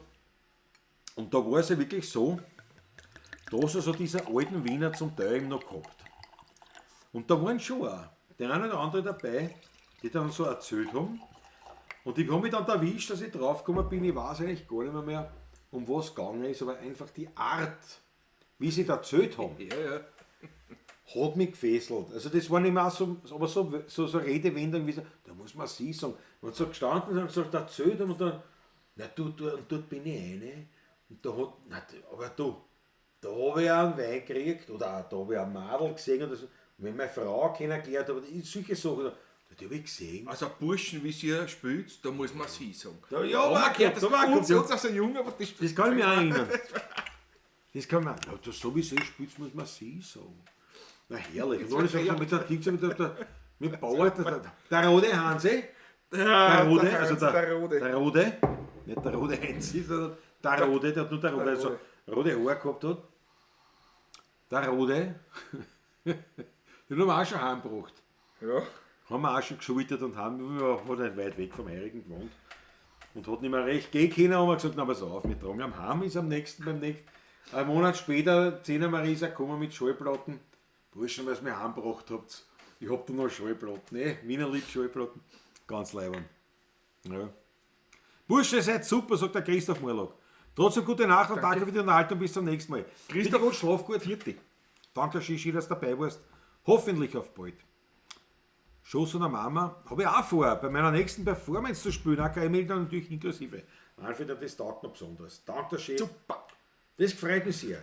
Das gefreut mich sehr. Ich wollte jetzt schon sagen, du warst Noten brauchst du irgendwas, kein Thema, aber ich glaube Das mehr. sind drinnen sogar im Naja, Noten ja, nicht, sondern ich Akkord. ja, wenn man die hat. Aber ich kann dann Das nur. ist im Booklet. Ich weiß, aber ich sage ja, ich kann dann nur den Text und die Akkorde zukommen lassen. Aber keine Noten habe ich keine geschrieben. Der Find's Urwaschler-Mensch. Ich mag das nicht. Ich mag das nicht. Das Notenschreiben, das hat mich immer so. Es ist furchtbar, ja. Ja. Das Komponieren ist schön. Der Kompanie ist leider. Das Notenschreiben ist furchtbar. Nein, ich mag das nein. Ich habe da kein Talent. Ich kann schon technisch. Aber das ist, weiß ich nicht, das ist furchtbar, das mag ich nicht. Ich lese lieber, als ich schreibe. Ich lese nicht einmal gerne. Ich sehe Noten und es geht mir schon am Arsch. Du hast jetzt am Wohl. Hast du den gemischter Satz Ja, auch wieder? Mr. Satz, DRC, vom Weingut Wolf, aus Neustift am Walde. Ja, fruchtig, locker, leicht. Also leicht weiß ich nicht, aber Ja, ganz und recht, aber schwarz. na 12 wohl 12 10. 12 wohl. Ja, leicht. Hat nur 7 weniger als der Wiener Dirndl. Haben wir noch Zuschauer? Schaut noch wer? Hallo, Ja, wer? 27 sind 27, na schau. Ja, ja. Na schau, es werden mehr irgendwann. Aber wir machen es ja nicht für die nicht zuschauen. wie Genau man so sagt. ist es. Genau so ist es. Ah, mein Kleber, soll mir eine Hand für einen Schinken? Naja, haben wir den drin. Da ist nichts da. Da ist nicht so viel Fett drauf. Da ist so viel Fett da. Das ist ein Wahnsinn. Das ist wirklich ein Wahnsinn. Die Stimme merke ich.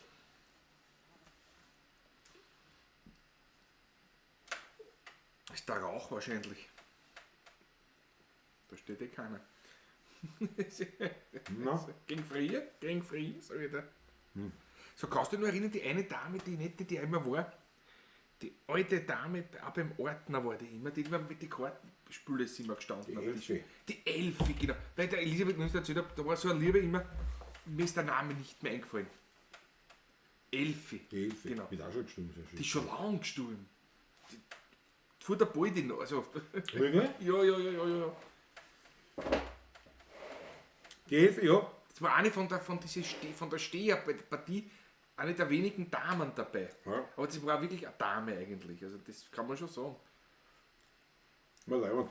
Ganz eine feine Person. Die Elfi hat, da haben die auch angefangen, also waren wir 17 und 19. Sie ist so gestanden immer hinten, nicht, hat sie das gegeben, Frühschoppen. Und bis zum Abend hin. Und dann hat sie irgendwann gesagt, sie begreift es nicht, dass ein Mensch, und damit hat sie uns zwei gemeint, dass ein Mensch von der Früh weg so viel saufen kann und dann noch immer höflich und nett und gerade stehen kann und so weiter. So hat sie nicht begriffen. Wobei ich sagen muss, das haben wir früher kennen. Na, heute hätte uns schon schwerer. Höflich war man immer noch, was gerade steht, war schon schwierig. Höflich war immer, ja. So besoffen wie ich sein können, dass er nicht höflich war. Das stimmt. Wie machst du das denn, wenn du ein Lied anmeldest ohne Noten? Na gar nichts, ich melde es einfach an. Ja. Und wenn es eine Aufnahme gibt, das ist ja dann, kannst du eine Aufnahme Kannst die Aufnahme auch schicken. Aber nein, ich schicke eigentlich nur den Text und die Akkorde und schreibe immer dazu die Notenreihe nach. Wenn eine Aufnahme da ist, geht Das mache ich ja, seit 20 Jahren so. das reicht Nein. völlig aus. Relevant, Sobald ein Lied komponiert ist und wird gespielt, ist da. ja. Nein, man, Ja, so ist für die AKM ist, ich mein, das, was du machst, um was du ja dann eigentlich geht, ist ja im Prinzip das Urheberrecht. Und das ist erst relevant, wenn es sozusagen ein Problem gibt. Ne? Und selbst dann müsste man keine Noten mehr hergeben, sondern sagen, schau, wir spielen es ja so. Das ist ja nachweisbar. Nicht? Also jetzt mit den Pavlatschen So ist es, sowieso, weil da sind zig Aufnahmen von den Liedern da. Für die AKM selber, für die Abrechnung ist es wurscht, weil es gibt ja ohnehin, wenn du jetzt sagst, es gibt nur ein Lied, wenn du sagst, was sie jetzt eben auf der Schoß von der Mama, Text, also nicht, ich spiele das Lied auf der Schoß von der Mama, Text Monika Kure, Musik aus Steurer, Verlag Anolphos Records. Das gibt es ja das auch nicht. Also da gibt es keine Unsicherheit wegen der Melodie. Das war halt eher ein Fall für einen Urheberrechtsstreit. Also wenn jetzt ein anderer genau. Lied schreibt oder was und die sagt, erst du hast mir meine Erst, Melodie das ist genau gestohlen, meine ne? Melodie, heißt ja, hast du nicht machen. Nicht? Und dann kannst du Das sagen, geht's. weist das nach, ne? Dann kannst du sagen, ich habe da die Noten, ne? Das habe ich irgendwann mal geschrieben und bei der AKM angemeldet, genau so.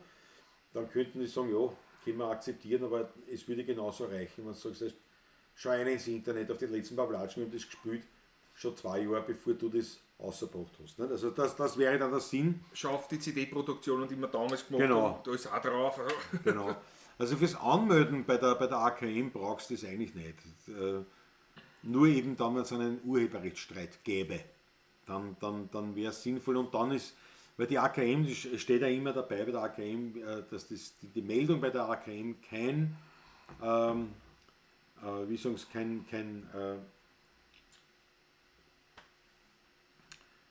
wie heißt das? Was willst du mir sagen? Ja, das Ich weiß jetzt keine auch nicht. Urheberrechtssicherheit ist. Das Nein, ist keine das ist nicht, kein Markengeschichte, das ist Markenschutz, keine das ist immaterialgüterrechtliche das, genau. Sicherung, das ist nur die Anmeldung bei der AKM. Ne? Damit das Lied verwertet werden kann. Genau. Hat also mit dem geht's. Urheberrecht Hat an sich mit, jetzt an, nichts sich, zu tun. an sich nichts zu tun, ja. Ja, die Mega Band hat man sagt, wir werden mehr, weil wir inzwischen doppelt singen. Jawohl. Das Glück ist ein Vogel, Chris Rex heißt, ja, aber das kann ich nicht. Karl Busch bis zum Schluss. Da rufst du es mal bald aufhören. Ich muss noch ein Stück an Schinken nehmen. Bravo Karl Busch. Bis zum Schluss durchhalten, das gefällt mir. Windgeist, Wildcat, alle noch voll dabei. Am Sonntag, ich trinke jetzt mal nichts mehr. Am Montag ist die Pavlatschen. Was? Straßenhans, echt super. Am Sonntag, ich trinke jetzt mal nichts mehr. Am Montag ist die Pavlatschen. Das heißt, du, Straßenhans, das heißt, du trinkst in der Pavlatschen. Dafür trinkt er am Sonntag nichts mehr, so habe ich verstanden.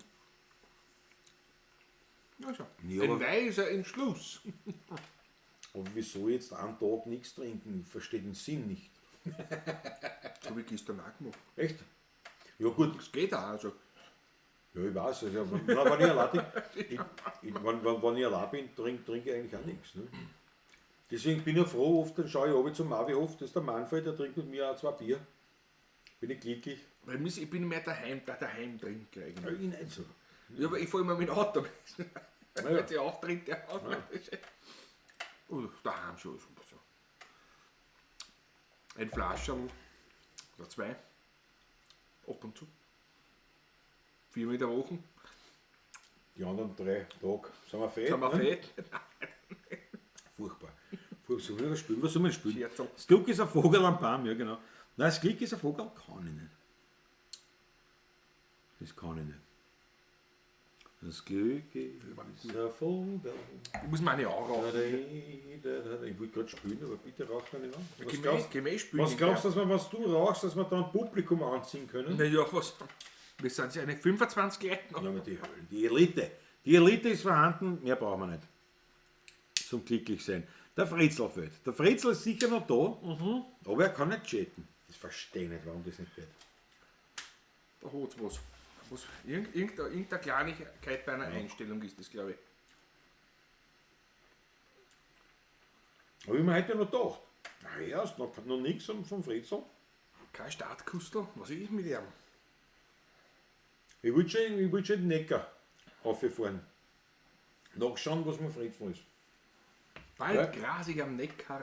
Bald gras ich einmal rein. Schön. Am Oh, Neckarstrand. wonnevolle Jugendzeit.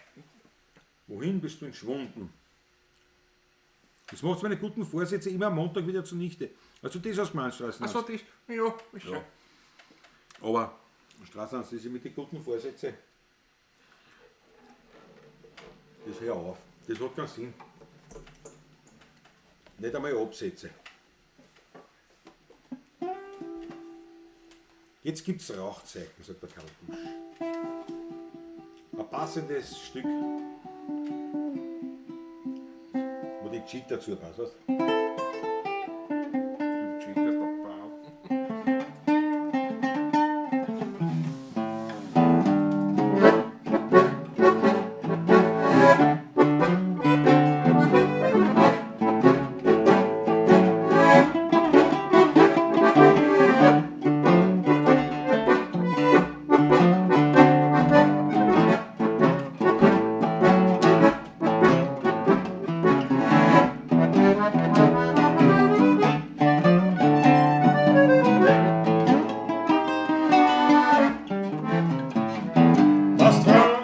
sind was mehr. Und was du Berner kannst schon mehr. Dann kommst du auch niemals zum Ziel. Schau, dran magst du das so weh, dann fliegt jeder gleich auf dich. Und singen bloß ganz lässig mit Gefühl. Ich hab den Blues im Fuß, dass ich nicht schwach werden muss. Ich hab den roten Typbock, mit dem ich ja jeder log. Bis zu mir nach Hause. Ich hab den Zwinkel im Ding, mit dem ich jeder bezwingt. Ich hab den Rackenknack, mit dem ich jeder pack. Ich hab die Melodie im Knie, drum wird mir nie eine hin. Ich hab den Jazz im Dress, drum wird mir nie eine Bass.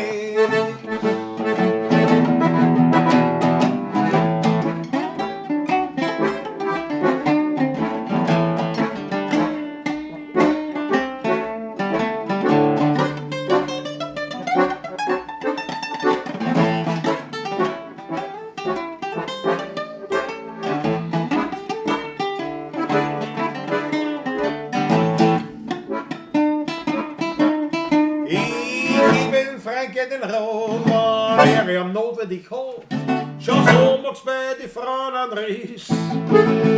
Ich brauch da nix erklären, da ist mir noch gut zu hören. Dann merkst du gleich, wie lässig das ist.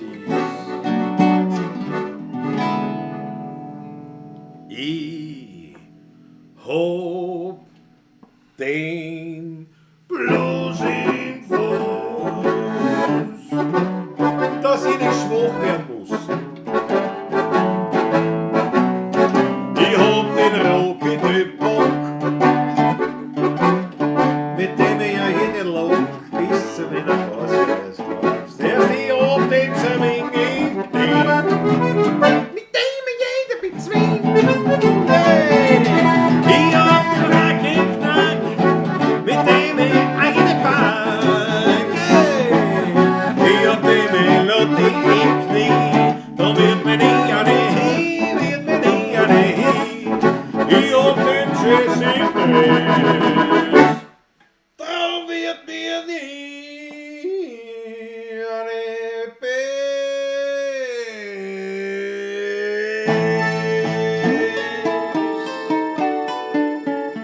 Blues im Fuß.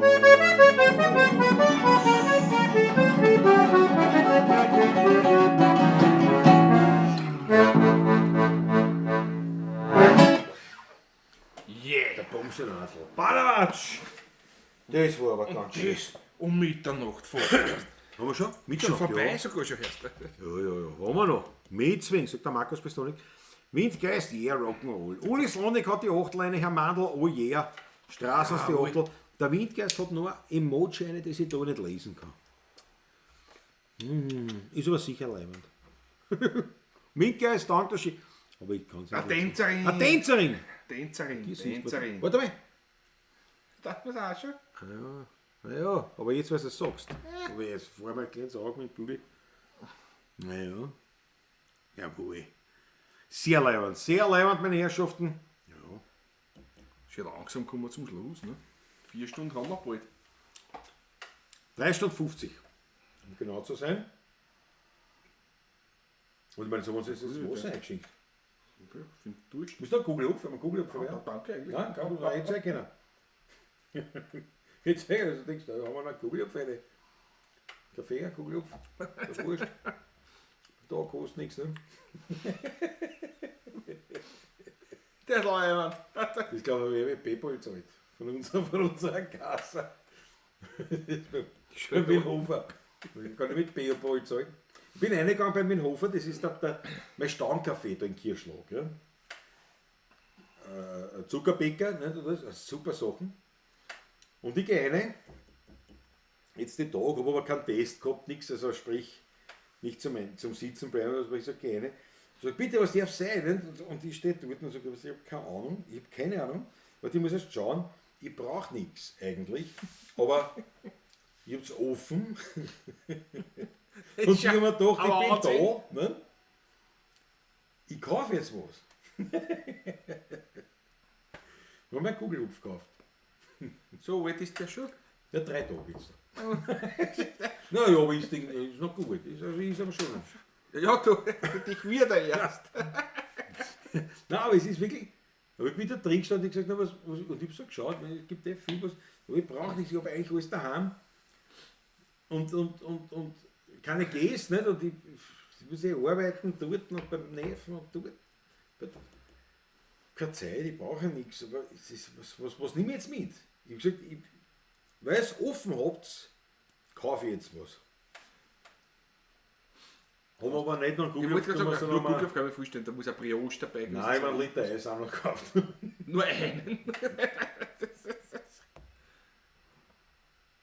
Manfred Kraft schreibt gerade, die Nummer fährt ordentlich. Ja, danke schön, ja. Danke, ja. Der Rudi Koschel hat es geschrieben. Rudi Koschel, das ist außerbringen. Der hat es geschrieben, die Nummer. Und da hat mir vorhin dazu gesagt, jetzt bitte spielst du, mir kauft das keiner an. Und ich gesagt, nein, ich bin ja der Richtige. Ja, sicher. Yeah. Ja, naja, Freunde, ich werde jetzt wirklich zum Schluss kommen, weil, ja, ich meine, mir geht das Spiel natürlich machen, wir hören erst auf, wenn wir unter 10 sind. Aber andererseits, Wir haben einen schweren Tag vor uns. ja, Den ersten Auftritt den ersten Auftritt. Monaten. Seit Oktober den ersten Auftritt. Und das geht nur vor 5, 6, 7 Leuten. Ja. Hagliches Publikum. Privat, das ist Da das. haben wir gespielt, vor 2 Jahren haben wir da gespielt, bei denen in Mauer beim Heirigen. Da waren Wachauer auch dabei.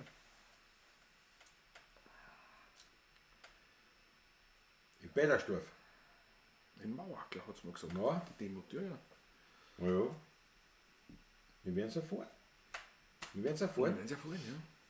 Ist ja oft so, dass man dann die Leute sagen, ja, die kennen uns, nicht? Und ich habe keine Ahnung natürlich vom Namen her, weil den Namen merke man gar nicht. Und dann sieht man, dass die sind. Das ist wie wenn du in Bettelstadt beim Nigel spielst. Kommt davor bei welchem Nigel, Ja, nicht? richtig.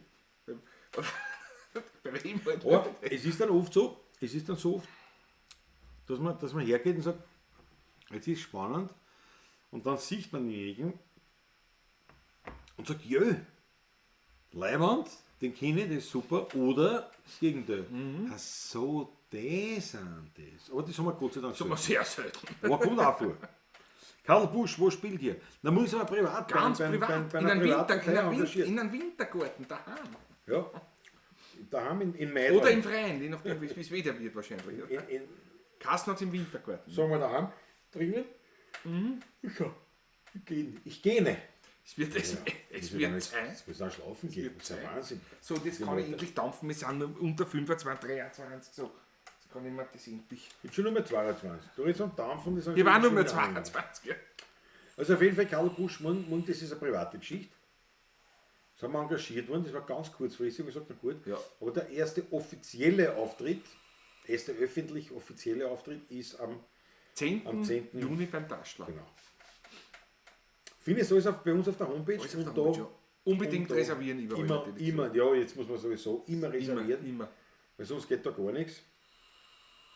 Und heute natürlich eben getestet, genesen. Wie heißt das? Geimpft, getestet, genesen. Genau.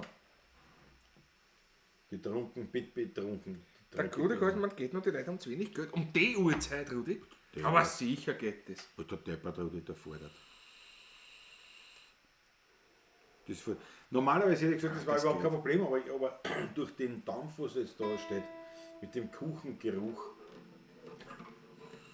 tue mir schwer. Ich nehme keinen anderen, lieber fruchtiges Auto natürlich. Einen anderen Verdampfer drauf. Aber der nebet mehr. Das ist der Selbstbild. Das, Ja, der Nebel das, steht ist, mir nicht. das ist der Profile. Mit Der Nebel steht mir Klettkeul. nicht. Selber Aber gewickelt. das Kuchending, ich weiß nicht. Das andere ist ein Antimeter, das Neutrino. Johannisbeer mit Honig.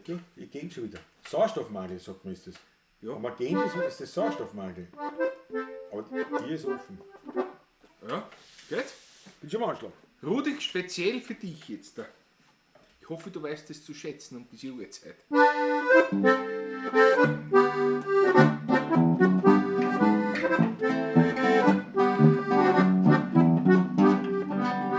Ja, wenn man unser Wehren betracht, da war's kein Wunder, wenn man lacht. Der Unterschied gegen frühere Zeit, da waren's halt noch ganz andere Leute.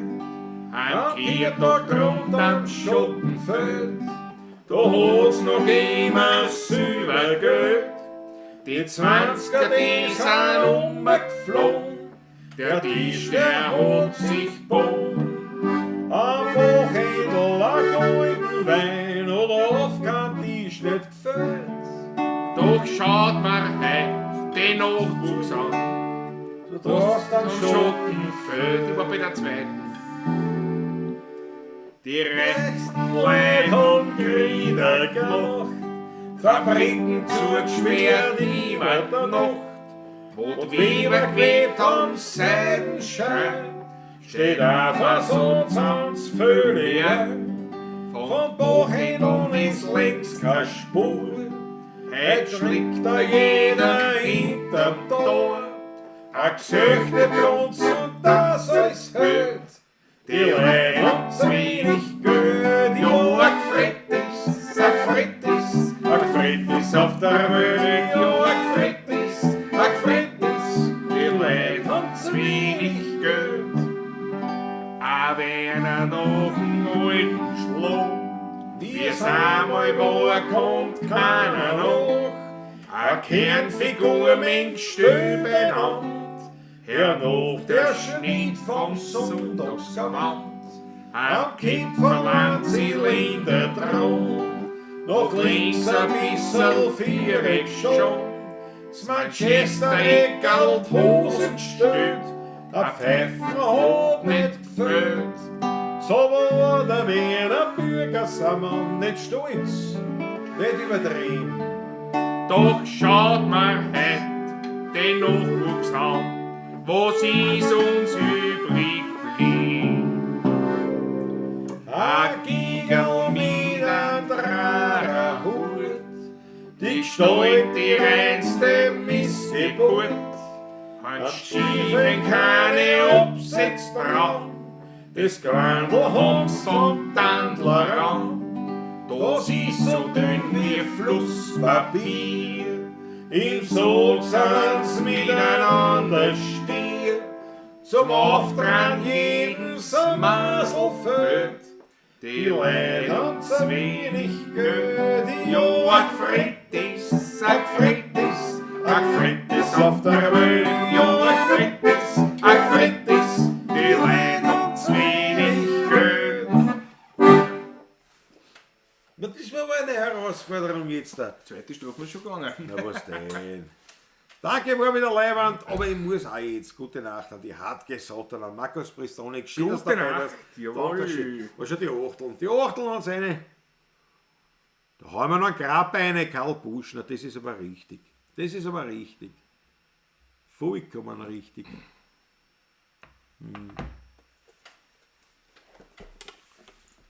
Die Achteln von einer. Rudi Korbe sagt danke. Naja, was denn? Den Rudi können wir nichts anschlagen. Aber gern, der Rudi, selbstverständlich. Den Schnagerlach erst geht, habe ich schon. Der Schnagel hat er jetzt schon erst. Ein Den Schnagel stehst mich dann und wann. Ich spür wie rogelt, wird mein Blut. Das letzte Glasel Glasl.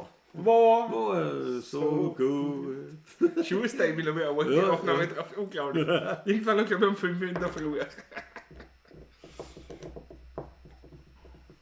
War nie mein letztes Glasel drin. Gaseltrinkasses Lied. Dazu mein letztes Lied. Liedl sing.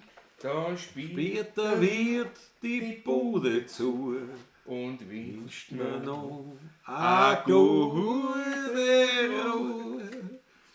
ich wohl heim, glückselig dann, a Schnagel stehst mit dann an und an. Ich spiel wie rogelt wieder mein Blut. das letzte Glasl war so. gut. Super Schlussnummer eigentlich. Das ist gar nicht Gefällt mir die Nummer, die gefällt mir. Die gefällt mir, ja. Ja, haben wir auch nicht gespielt, ne? Da habe ich immer nur so gehört irgendwo halt. Ne? Ja, es ist ja wieder lustig, wie viele Lieder das wir kennen, spielen können. Also jetzt so, wenn man Ja, sagt, ja, du spielst es. Und dann gibt es aber, das ist schon besser vom Duft her. Ne? Das ist ja ganz was anderes. Da habe ich mir gedacht, jetzt ist er zufrieden und Das ist irgendwie so ein Zucker, ne? komm endlich auch zum. Das ist also Johannisbeere mit Honig und ein das bisschen, ist super. ein bisschen auch cool. Das ist Kühle. fruchtig, das ist leibend, das taugt mir. Das riecht gut.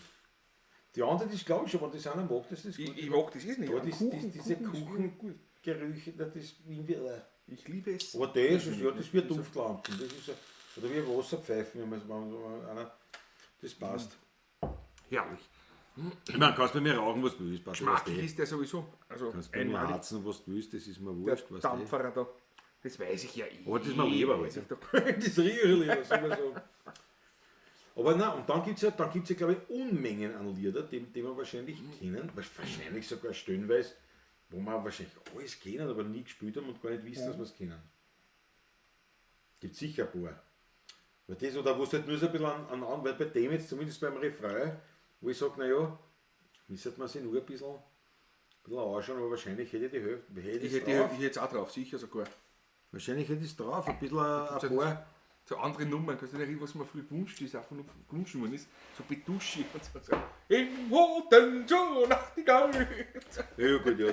Na gut, aber die Operetten, das habe ich nie, weil hab ich gesagt, das kann Ich ich kann nicht. ja nicht Ding sein. Weil das ist ja auch nicht schön. Das ist ja nur schön, wenn es einer singen kann. Genau. Finde ich Das auch. ist ja das nicht Absolut, schön. ja. Wenn das ein heurigen Musiker so ein Operettenlied, der Orient, na was war das da? Nicht der Orient Express, der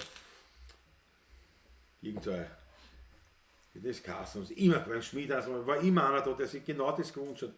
Irgendwas mit, nicht der Orient Express. Opiumrausch. Nein, Fast das Glück. Opiumrausch. Fast das Glück. Nein, irgendwas mit Express, mit irgendeiner Zuggeschichte. Der Nordexpress. Nordexpress. Immer Franzi-Nummer gewesen. Ja. Ja. Und da kommst du gleich mit einem Opiumrausch, also ich weiß auch nicht, wo Das hat auch, oh ja, fast wo das sind- Glück. Nee, Haben sich auch mache ich mehrere gewünscht. Da habe ich ja weggekocht bei solchen Fast Sachen. das Glück hast du den Nummer. Opiumrausch. Besser bekannt unter Titel Opiumrausch, hab die Originalnoten. Da, ja. Ja, da habe ich sofort. Ich bin ja immer, da war ich immer ein bisschen, nein, das ist so, Oder die Arten der Liebe war auch so ein Lied. Ne? Arten der Liebe, ja, das ist unser. Hat der Hodiner Chor sogar aufgenommen. Wirklich, Einer Platten habe ich von dir bekommen. auch von mir aus die Da ist drauf. Einmal geht's noch, da ist auch drauf die Arten der Liebe. Ja, schöne Nummer. Ja. Ja, es sind noch viele schöne, aber ich habe mit diesen Operettenlieder, Ist finde ja ich kein halt, Operettenlied. Nein, nein, das naja, die Arten der Liebe ist aber, halt ganz okay. Aber die Operettenlieder, die gehören schön gesungen. Das, wenn ich jetzt da sitze und auf Wienerisch das singe, das mag erheiternd sein, aber das gehört sich nicht. Das ist genauso wie ein Wienerlied nicht auf Hochdeutsch gesungen wird. Oder für mich ist eher Wienerisch, aber eben auf, mit so einer Singstimme. Ne? Das gehört nicht, das passt nicht. Manfred Graf schreibt schon Ja, Nordexpress. Ja, genau. Raus mit einer Shisha-Bar. Windgeist, was soll ich da sagen? In einer Shisha-Bar ist der Unterschied zu da. In der Shisha-Bar kriegst du nur Luft an. Geil. Das schmeckt nicht. Musst du dran, muss ich Mehr Das Wart. ist zu wenig. Ich bin erst bei 60 gewesen. Du musst den Keul schießen, sonst hat es Nein. Hey, jetzt kommt's. Jetzt. Das geht dir gar nicht einziehen. So. Ein Genuss, sondergleich. Ja, das geht, kriege ich gar nicht. Die sie blockieren, glaube ich. Wahnsinn. Auf jeden Fall riecht es viel besser. Ein blondes Wuschelhaar ist auch schon eine Nummer. Rudi Korbis, Jesus nah. Das ist so oft gewünscht worden, habe ich nie gespielt. Der Patrick hat sich erfreut.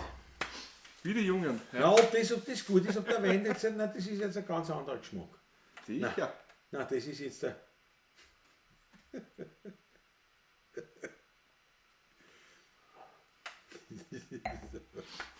Nein. Die Jungen, es gibt ja auf YouTube, wenn man sich mit dem Dampfen beschäftigt, gibt es ja Videos von den Jungen. Unglaublich. Also. Was man alles machen kann. Was mit den Ringen Mit oder Dampf, was? nein, nicht Ringel und Figuren. Ja, gut, das ist so. Leibend. Das ist natürlich ein Wahnsinn. Aber, ja, ich meine, bevor ich das übe, lehne ich mir lieber Der war hier rein. Ja, nicht, aber so, nein, ich glaube, wir werden jetzt wirklich schon langsam Schluss machen. Oder wir machen eine Abstimmung. Wir machen eine Abstimmung. Abstimmung, ja. Wir machen eine Abstimmung. Ihr müsst euch. Der Friesel wird schon schlafen gegangen sein jetzt. Der Friesel wird schlafen gegangen sein, wenn er dich nicht im Chat hat. Aber das ist natürlich eine Tragik. Was da los ist. Warum der Friesel nicht reinkommt. Das ist eigenartig, aber. Weil er ist unser treuester Fan von Anfang an Ja. und hängt quasi da, sieht die Freiheit und kann sie nicht ergreifen, weil der Chat nicht geht. Und dann kann er nicht reinschreiben, ich muss morgen aufstehen, aber ist mir wurscht, weil solange es nicht schlafen geht, kann ich auch nicht schlafen gehen. Friedrich, also wenn du zuschaust, Was zuschaust du? wir sind bei dir. Voll. Und Der Rudi ganz. Korbes meint weiter, aber das überrascht mich jetzt nicht so. Überrascht mich auch nicht. Das Ne? überrascht mich nicht so, weil der Rudi ist ja da nicht, ein Viech. Ja? Aber Zugabe sagt der Karl Busch. Uli Slonik hat die Achtel rein, also ist auch Zustimmung. Ja, eindeutig, ja. Dann sind wir schon 3. Aber heute schon, wenn man so arg dran ist, das sind jetzt 4 Stunden, wenn ich mir denke, also die 8 Stunden? legendärste war schon die 8 Stunden beim Latschen. Ne? Ja, die war grenzwertig, aber muss ich ehrlich Na sagen. wieso? Das waren 8 Stunden würdevolle Unterhaltung. Aber 8, also echt, ein Arbeitstag. Vor allem, was wir da zusammengespielt haben. Naja, Das war, also, ha. der Michael Ahrmann muss spätestens um 1 in die Heuer ein Achtel hat er sich eingeschenkt. München ist noch wach, die Mege pampert nicht gut, das glaube ich. Die Mege hat sich eine an Schwarztee auf englische Art. Jawohl! Wie sie es macht. Und die Maggie macht nämlich einen richtigen. Ich habe bei der Na, was Maggie denn? schon einen getrunken in München vor was vielen, denn? vielen Jahren und das war endlich einmal ein Tee. Ja, Das war das erste Mal, dass ich verstanden habe, warum man Milch braucht. warum er einen schwarzen Tee trinkt. Und, Welt. ja, Eine Welt. Na, jetzt kann man vorstellen, Maggie sitzt und hat sich noch, ich meine, nimmt die Achtel, hat sicher Weinflasche da anstehen, bin überzeugt. vielleicht sogar ein Veltliner Sekt. Nein, was? Kann leicht sein. Dann hat sie sich einen schwarzen Tee zum Aufhören und ist schon da wieder. Und ein Tipp für jemanden, der munter werden will, trinkt, also wirklich kein Kaffee, macht sich einen guten schwarzen Tee. Ja, ist auch. Weil Kaffee hat bei Wirkt mir schneller, nicht das Tein wirkt weiter schneller, also wirklich, das fährt wirklich ein, bist munter. So gunk. So, aber Kaffee hat mich nie runtergehalten, nie. nein, bei mir Nicht und wach gemacht ich schon kann gar man nicht. einen doppelten Espresso am Abend, kann schlafen gehen noch, also das ist kein Problem. Also, das schmeckt mir sehr gut. Also, Ja, aber Kaffee, also Aber es ist für mich hat nicht- noch nie die aufputschende Wirkung gehabt. nein, Nein. überhaupt nicht, nein, bei mir auch nicht. Einen Tee spüre ich grundsätzlich mehr. Also auch Schwarzer grüner Tee. Tee, aber Grüner Tee eher auch, ja. negativ. Ja. Das ist für Grüner mich Tee nicht so. tut mir nicht gut, da kriege ich Schweißperlen auf der Stirn und so. Ich spüre ich auch sofort, das ist wirklich eine Droge. Der Schwarztee mit einer Milch drinnen, ja, das ist... Das ist so. Also, Danke. nur, ja. ich meine, ich schon Schwarztee, auch noch, was ich dann trinke, aber das ist nicht mit Milch. Und das ist ja viel sanfter, aber so wie bei der Maggie gekriegt habe. Aber wie gesagt, Und da der hat auch brauchst- gut geschmeckt, da war auch nichts von bitter oder von grauslich. Ja, war ein super Tee. Ich meine, die Maggie denkt sich, was reden die da nicht vom Ja. vom Tee. Für die Maggie vollkommen normale, es soll bei uns ein gespritzten. Ne?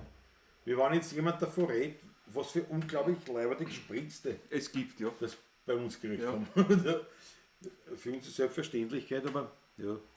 Ein Spritz geht sich noch aus, sagt auch der Ulrich zum Beispiel. Ein Schluckerl habe ich noch der Straßen, der zurück nach Wengel. Ulrich, jawohl. Aber das gefällt mir, München ist noch wach. Na gut.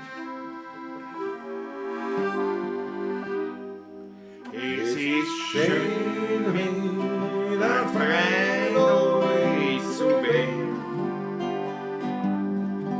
Er mit Augen schauen und ehrlich sagen, ich hab dich gern.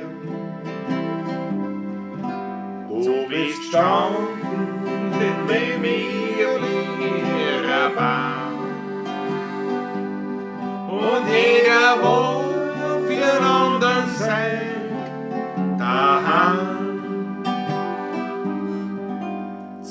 20 Schüling, mal 10, mal 2.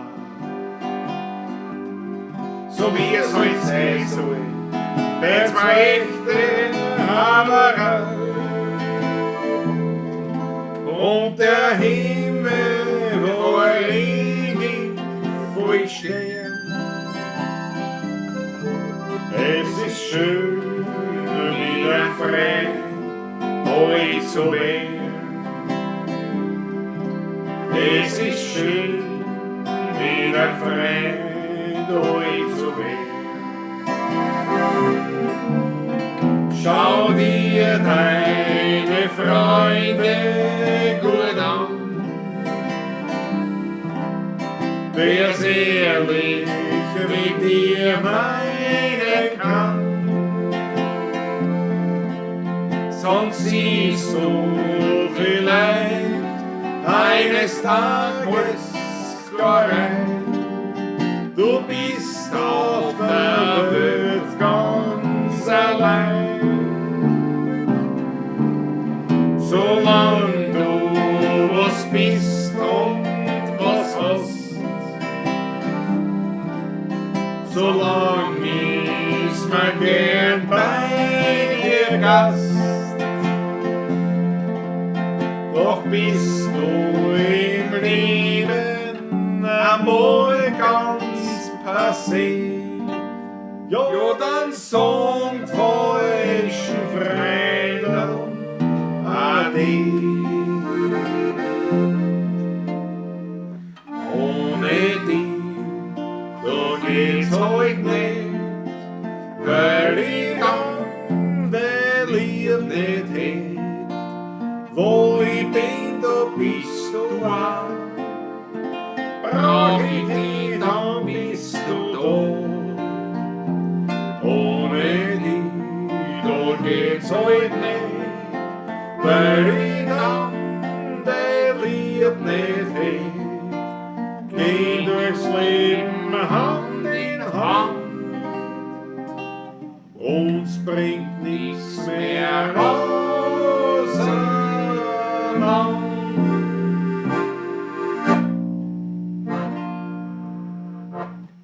Freundschaftsmädel von uns, schöne Nummer. Na? Und das habt ihr schon geglaubt, wir sind schon angesoffen, ne? Nein. Ja. Nein, das Wiener Dirndl ist uns ausgegangen. Der Achtel von eine. Der Achtel von eine. Danke euch vielmals. Danke euch vielmals, ja. Schöne Nummer. Ja, Schöne Nummern, alle drei. Ja, ja. Tadellos. Aber ich glaube, soll ich da noch liegen? Ja, das machen wir. Das machen wir, das passt jetzt drauf. Schau her. Das ist herrlich. Da habe ich die Fettfleck drauf. Ich will das kurz einmal nach hinten stellen. Wenn die Bresel heute so tief, dann kann ich morgen sagen, Bei mir schaut's aus. Bei mir schaut's aus. Ne? Weiter alles. Wo sind wir? Ah, ja. Die Hit. Ah, ja. Die geht schon. Weiter alles, auch gut beim Sölich. Bringst du das hin, ja, mit zum Text.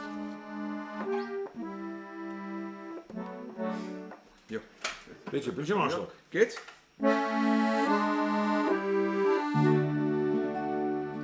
A ganz alte Hitten, verdeckt von der Sonne, abflossene Gossen, dort bin ich geboren.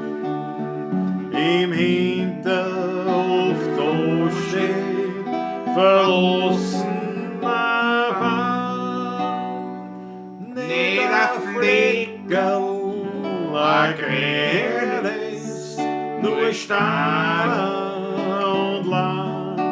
Dort hab ich als kleines Kind gelebt, dort war ich daheim.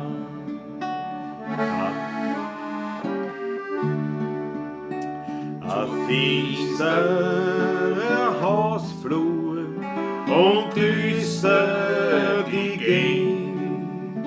Am Wetter, das prickelt schon von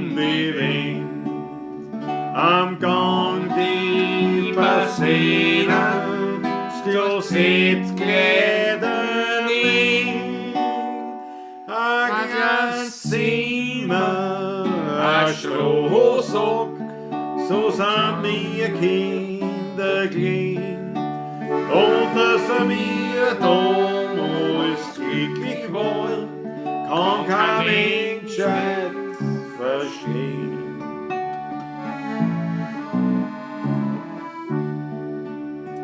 Zu der alten Hütten zieht's mich manchmal hin. Da weiß ich halt, dass ich ein Fremder dort bin. Ich denk zurück Jahrzehnte und da wird mir klar, dass trotz Armut meine Kinderzeit noch wunderschön war. Dass trotz Armut meine Kinderzeit so wunderschön war.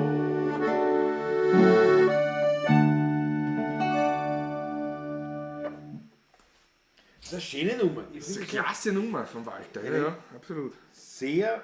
Super, der Rudi Kohl schreibt, das war heute beim Tommy. Ja, schaut aber so. der Tommy. Der Bauer von Walter. Der Bub Der von Bub Walter, von Walter. auch schon Opa. Ah, schon Opa, ja, Frau. Na ja, klar. Aber das sind die Zeiten. Na, die taugt mir die Nummer, die taugt mir. Ja. Der Karl Busch sagt Jesus noch. Schön langsam spült den Alkohol.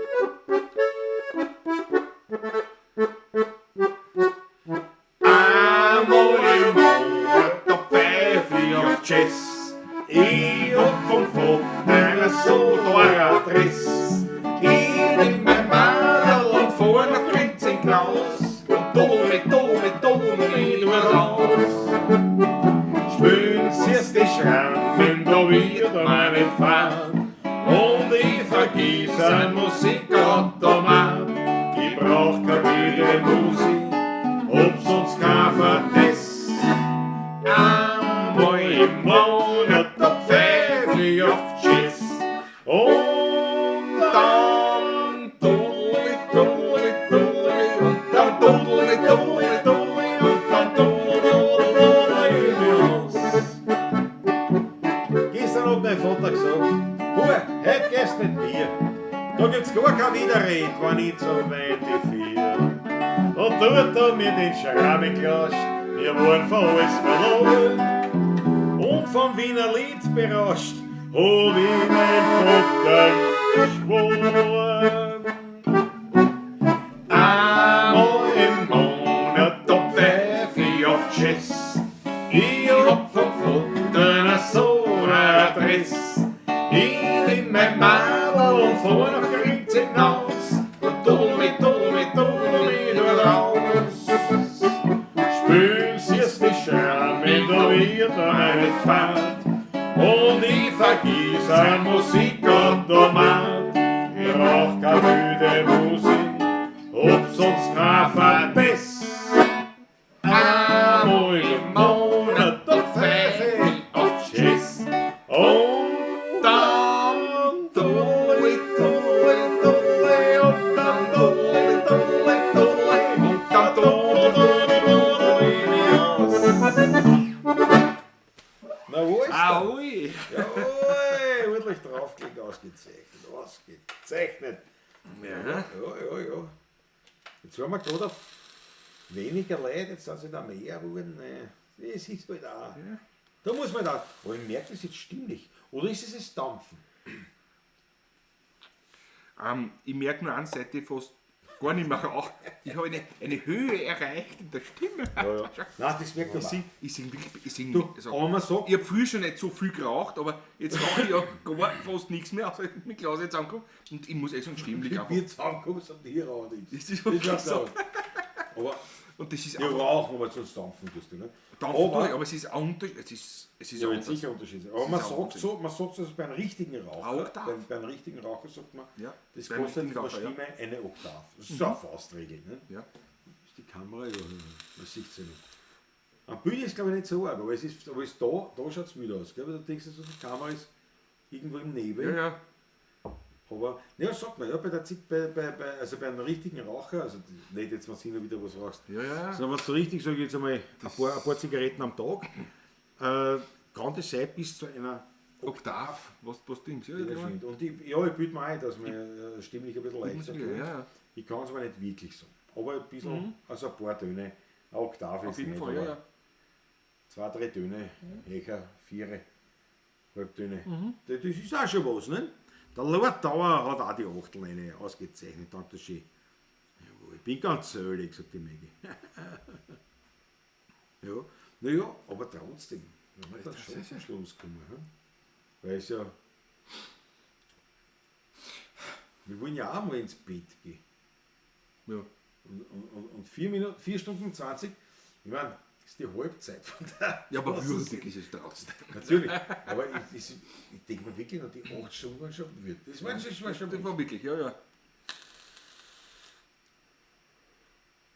Vor allem, ich denke mir das wirklich, also ich weiß, wie zum Beispiel der Andreas Christina, wie der gesagt hat, der hat sich das angeschaut, so 4-5 Stunden. Und dann hat er gesagt, er muss schlafen gehen. Und ja, er hat sich den Rest, hat er in der Früh dann zum Frühstück, nicht, quasi zum Kaffee, zieht er sich den Rest rein, trat auf, geht dort hin, wo er ausgestiegen ist. Und dann schaut er, sagt er, bist du Depp, die sind noch immer fast 4 Stunden um. Die sind noch immer 4 Stunden. Nein, das ist ein Wahnsinn. Beim Rauchen schwellen die Stimmlippen an.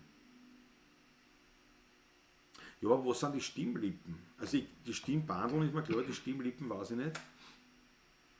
Ich weiß nicht, aber ich meine, einen Einfluss hat das, weil ja der Rauch tatsächlich an den Stimmbändern vorbeigeht. Also das ist ja Luftröhre. Na Ne? klar. Im Gegensatz zu vielen, die ja glauben, man Husten oder für die Stimme ein Zucker. Ne? Denke ich mir mal, du Inhalieren aspirierst das ja nicht, das nutzen. Ja. Ein Zucker nutzt da gar nichts. Zucker ne? lutschen. Das rutscht daneben vorbei. Das kommt nicht einmal zu den Das Stimmbändern. ist die hin. falsche Röhre. Ne? Das geht Dann daneben. ist Ja. es aspirieren. Was beim Zucker natürlich schon sein kann, wenn da Menthol drinnen ist, da atmest das ein, es betäubt die Stimmbänder, Ja, die Stimmbänder kannst- nicht, die Muskeln. die Muskeln da rundherum, Die Muskeln. und dadurch erschlaffen sie und du kannst wieder besser atmen. Nicht? Das glaub, singen Ja, kannst besser du, atmen, singen singen kannst du mir gar nicht mehr. Oder wenn man dieses klassisch wird das Kassen der Neoangin und so, also es nimmt ja zwar die Halsschmerzen, aber bringst keinen Ton mehr aus. Alles, was gut ist für den Hals, Also, alles, was gut ist für den Alles probiert. gegen Schmerzen, Halsschmerzen, alles, was für den Hals gut ist, ist schlecht für die Stimme. Milch mit Honig, da kann die verschleimt, irrsinnig. Das tut gut, ja, gut, aber- nicht vorm Auftritt. Also, Ja, singen. nachher, Es ist nachher. hat Nicht einen vom Grund, Singen. warum die Sänger, wenn sie ein Problem haben, ansagen. Sagen, ja. Und Sonst gegangen der Zucker auch nicht, wenn das so leicht war. auch nichts reden dann. Nichts reden. Das- Und schon gar nicht flüstern, sondern normal reden. Stimmritze, Glottis. Ja, ich weiß nicht, was das ist. Also ich habe mich damit jetzt nicht so. Die Stimmbadel ist wie irgendwo dort sein. Die Stimmlippen. Oder die Stimmlippen sind vielleicht das, was bei den Stimmbändern, was wir jetzt sagen, die Stimmbänder, dann die tatsächlichen Stimmlippen, das, so kann ich mir das vorstellen. Ja. Aber ob es ausschwören, das weiß ich nicht. Das würde ich jetzt nicht. Also, vielleicht, Manfred, vielleicht weißt es du, also einfach jetzt wirklich, und die, aber ich rede jetzt als das ist jetzt vorstellt oder nicht vorstellt. Aber ich glaube, in Rauchen ist es nichts angeschwollt worden oder so, sondern einfach, da kommen einfach Teerstoffe und so weiter mit und die legen sie auf. Reizstoffe auch. Vor allem. Ja. Es wird immer eine permanente Reizung, hast du natürlich. Ja. Du hast beim Dampfen auch. Ja. Aber beim Dampfen ist weiter, also da ist nie, also das ist ja. Und dann natürlich wirkt sich das aus. Ne? Das ist schon klar. Aber es kann schon auch, ja. Aber es ist interessant, das muss ich mal schauen. Und am Korb ist für den Hals ist ein Prall beim Taschel gut. Weil beim Taschel Das ist ist für mehr alles fürs gut. Wampel gut, aber Ist für alles gut. Speerst und ich sage Karl Busch. Ja, wir spielen die Schlussnummer. Ich hätte gesagt, wir spielen die Schlussnummer. absolut bin ich dafür. Ich lege mir es trotzdem her, damit ich keinen Fehler mache. Ich lege mir es her. Ja. Aber der Manfred muss schon recht haben, weil wenn ich denke, dass dann so, wie ich noch wirklich geraucht habe, das einfach mit der Zeit schwieriger geworden ist. Also mit der Zeit, im Laufe des Tages, nicht? Je mehr Zigaretten dann geraucht man schon. Wobei, wenn ich gespielt habe, habe ich am wenigsten geraucht. Ne? Ja, genau so ist Weil es. da habe ich gespielt. Ich habe nicht geraucht beim Spielen. Richtig, ja. Das heißt, da ist ja am Abend relativ zigarettenfrei abgelaufen, bis auf die 2 Pausen, was wir gemacht haben, und dann halt nachher. Nicht? Nachher habe ich dann glaubt, dass ich alles nachholen muss. Nicht? Was sagt der Manfred? Auf meine Stimmbildnerin hat mir das jedenfalls so erklärt. Ja, das wird schon stimmen auch, Manfred. Ich weiß es noch nicht. Also für mich sind die Begriffe jetzt nicht so zugänglich, aber du hast sicher recht. Aber ob die anschwellen, aber es kann auch schon wieder sein, eben durch die Reizstoffe, was du sagst. Ne? Aber ich glaube jetzt nicht zum Beispiel so in dem Sinne, du hast jetzt die Stimmbandel, rauchst eine und das spielt auch. Das glaube ich nicht. Das ist sicher nicht, weil sonst ein Kind keiner, der raucht, singen. Aber das ist eben langfristig. Also einfach, wenn du öfters eine rauchst, oder oft rauchst oder viel rauchst, das sind wirklich, da gingen die Teerstoffe, die ganzen drumherum, alles was so wie sagt man dann, Grobpartikeln. Also Grob- und Feinstaub, alles, Feinstaub, so jetzt einmal. beides. Das Flüssigkeit geht wirklich, geht geht genau wirklich über drüber, die Stimmbänder und auch entsprechende Dinge. Und das wirkt sich aus, definitiv. Das ist klar. Nicht? Also im Unterschied eben zum Hustenzucker, das sich Zucker, ja. gar nicht auswirken kann. Weil du inhalierst das ja nicht. Ja. Das wirkt sich auf die Muskulatur. Ja, deswegen das kalte Bier ist nicht so gut, der kalte Spritzer. Weil Weil die kalt Muskeln natürlich, ja, nicht, das ist mal aufwärmen. Nicht? das ist immer umgekehrt. Da ist der warme Tee eigentlich gescheiter. Ja, absolut, nicht wahr. Aber ein Kamillentee vor dem Auftritt, na bitte, dann kannst du das kannst Da gibt es vergessen. einen Glühwein drin. Ein Glühwein. Ein Glühwein, das hat einen Sinn. So, eine Flasche ist leer, der Acker auch. Ich wünsche euch eine gute Herr Mandl, Pfirti. Servus. Ja, der vierte gut. Wir machen auch die Schlussnummer jetzt. Eine Straßenansager Stimmband haben ein Gewebe herum, Stimmlippen und Muskulatur. Aha, die Stimmlippen sind also das, was vibriert, und die Muskulatur, was das hält und entsprechende Entspannung bringt. So verstehe ich das. Okay, na schau. Das sind Details, die man dazu lernt. Ja. Aber das ist leibend, das taugt mir. So, nichtsdestotrotz, meine Herrschaften, jetzt da. Ja, aber das Nikotin ja eben, weil du sagst Nervengift. Das Nikotin wirkt sich nicht direkt auf die Stimme aus jetzt, also direkt meine ich. Das Nikotin ist das, Das das, ist ja das harmloseste das ist drinnen quasi eigentlich. langfristige Geschichte. Ne? So ein Nervengift, das ist schon klar. Das ist richtig, ja. Aber das wirkt sich auf die Stimmband, das Nikotin, glaube ich, wirkt sich am wenigsten. Zumindest habe ich das mal so verstanden. Ich rede nur jetzt da, wo sie halt so an Halbwissen Das sind verliert. die andere Inhaltsstoffe. Aber eher die anderen Stoffe. Und was noch dazu ist, bei modernen Zigaretten sind ja Betäubungsstoffe drinnen, die den Hustenreiz dämpfen. Achso, so. Ja, immer schon. Ja, das ist die letzten 60, 70, 80, 70 Jahre, die letzten 30, 40 Jahre noch mehr geworden, dass man, wenn man raucht, den Hustenreiz nicht so verspürt. Nicht? Darum haben wir Leute, die zum ersten Mal dampfen, meistens, das ist mit da nicht drinnen. Oder wenn du einen Pfeifentabak inhalieren willst. Nicht? Naja, schon klar. Das ist nicht drinnen. Bei Zigaretten sind auch so gewisse Füllstoffe drinnen. Ne? Gerade bei Cheat. Du, der Manfred sagt, Naja, der Pavarotti hat ihn mit Eiswasser gegurgelt. das ist auch eine Möglichkeit natürlich. Da muss jeder seinen Weg finden, wie immer. Ist so. Das ist interessant. Naja, aber es widerspricht dem, was ich gelernt habe. Ja, meins auch, meine auch. Aber Weil also im Prinzip ist es so gelernt, ne? Das sind also die Stimmbänder. Und die Stimmbänder werden ja bewegt durch die Muskulatur.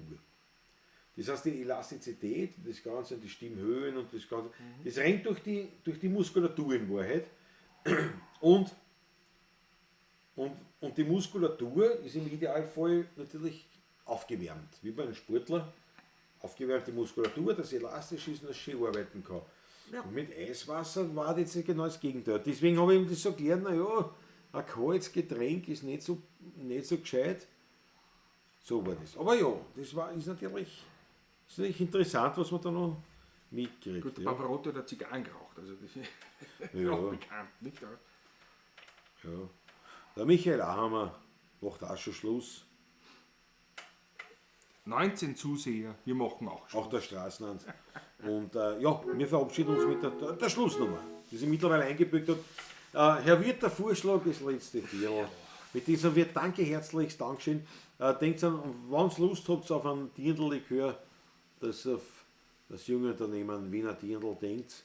Wie gesagt, 16er Burm ist der Code und dann kriegt ihr 20% auf alles, was im Shop gibt. Nehmt das wahr und wenn euch noch ein bisschen ein Gerstl überbleibt, haut es bei uns im virtuellen Hut. Das war halt auch ganz leibend. Und wir sehen einander spätestens nächsten Montag und dann schauen wir mal, wie es losgeht da in Wien und in der Zeit. Genau so schaut's aus. Jetzt kann man uns ja wieder live in Persona sehen. Warum noch daneben ist? Ja. Schauen wir mal, wie es geht. Auf jeden Fall, wir sagen Dankeschön. Jawohl. Und ich hoffe, Danke der euch. Fritzel schaut noch zu. Wenn ja, Fritzel, beim nächsten Mal wird das hoffentlich funktionieren. Da müssen wir dran arbeiten. Also, meine Herrschaften, pfiat euch gut, Dankeschön. Und mit dem letzten Viertel verabschieden wir uns. Viert euch. Hier wird ein Vorschlag. Ein letztes Viertel, der unter mit euch war wunderschön. Es hat mich frei, aber für heute ist das allerletzte Lied.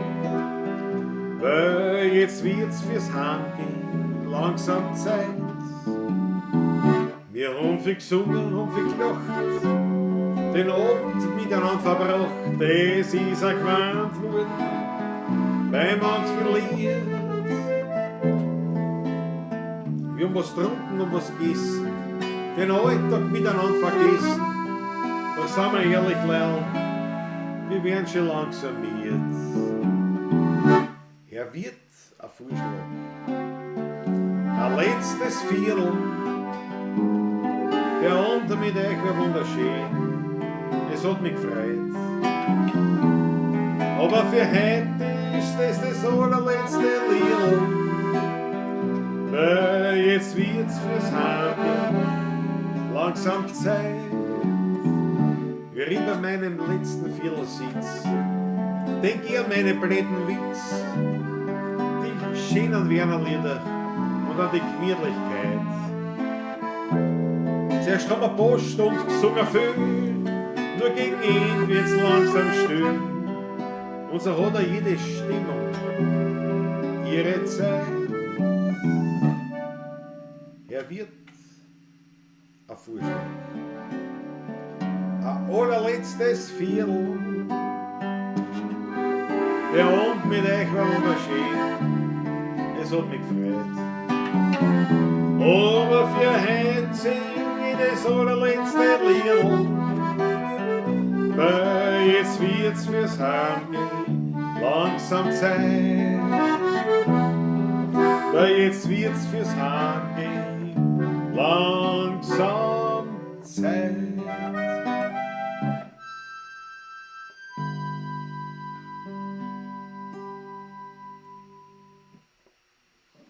Viert euch gut, Papa. Viert euch, Papa, macht's es gut. Schlaft's gut. Bis zum nächsten Mal. Eure 16er Burmen. Menschen, Menschen, sind wir alle. Vögel hat jeder genug. Alle können doch nicht gleich sein. Das liegt schon so in der Natur.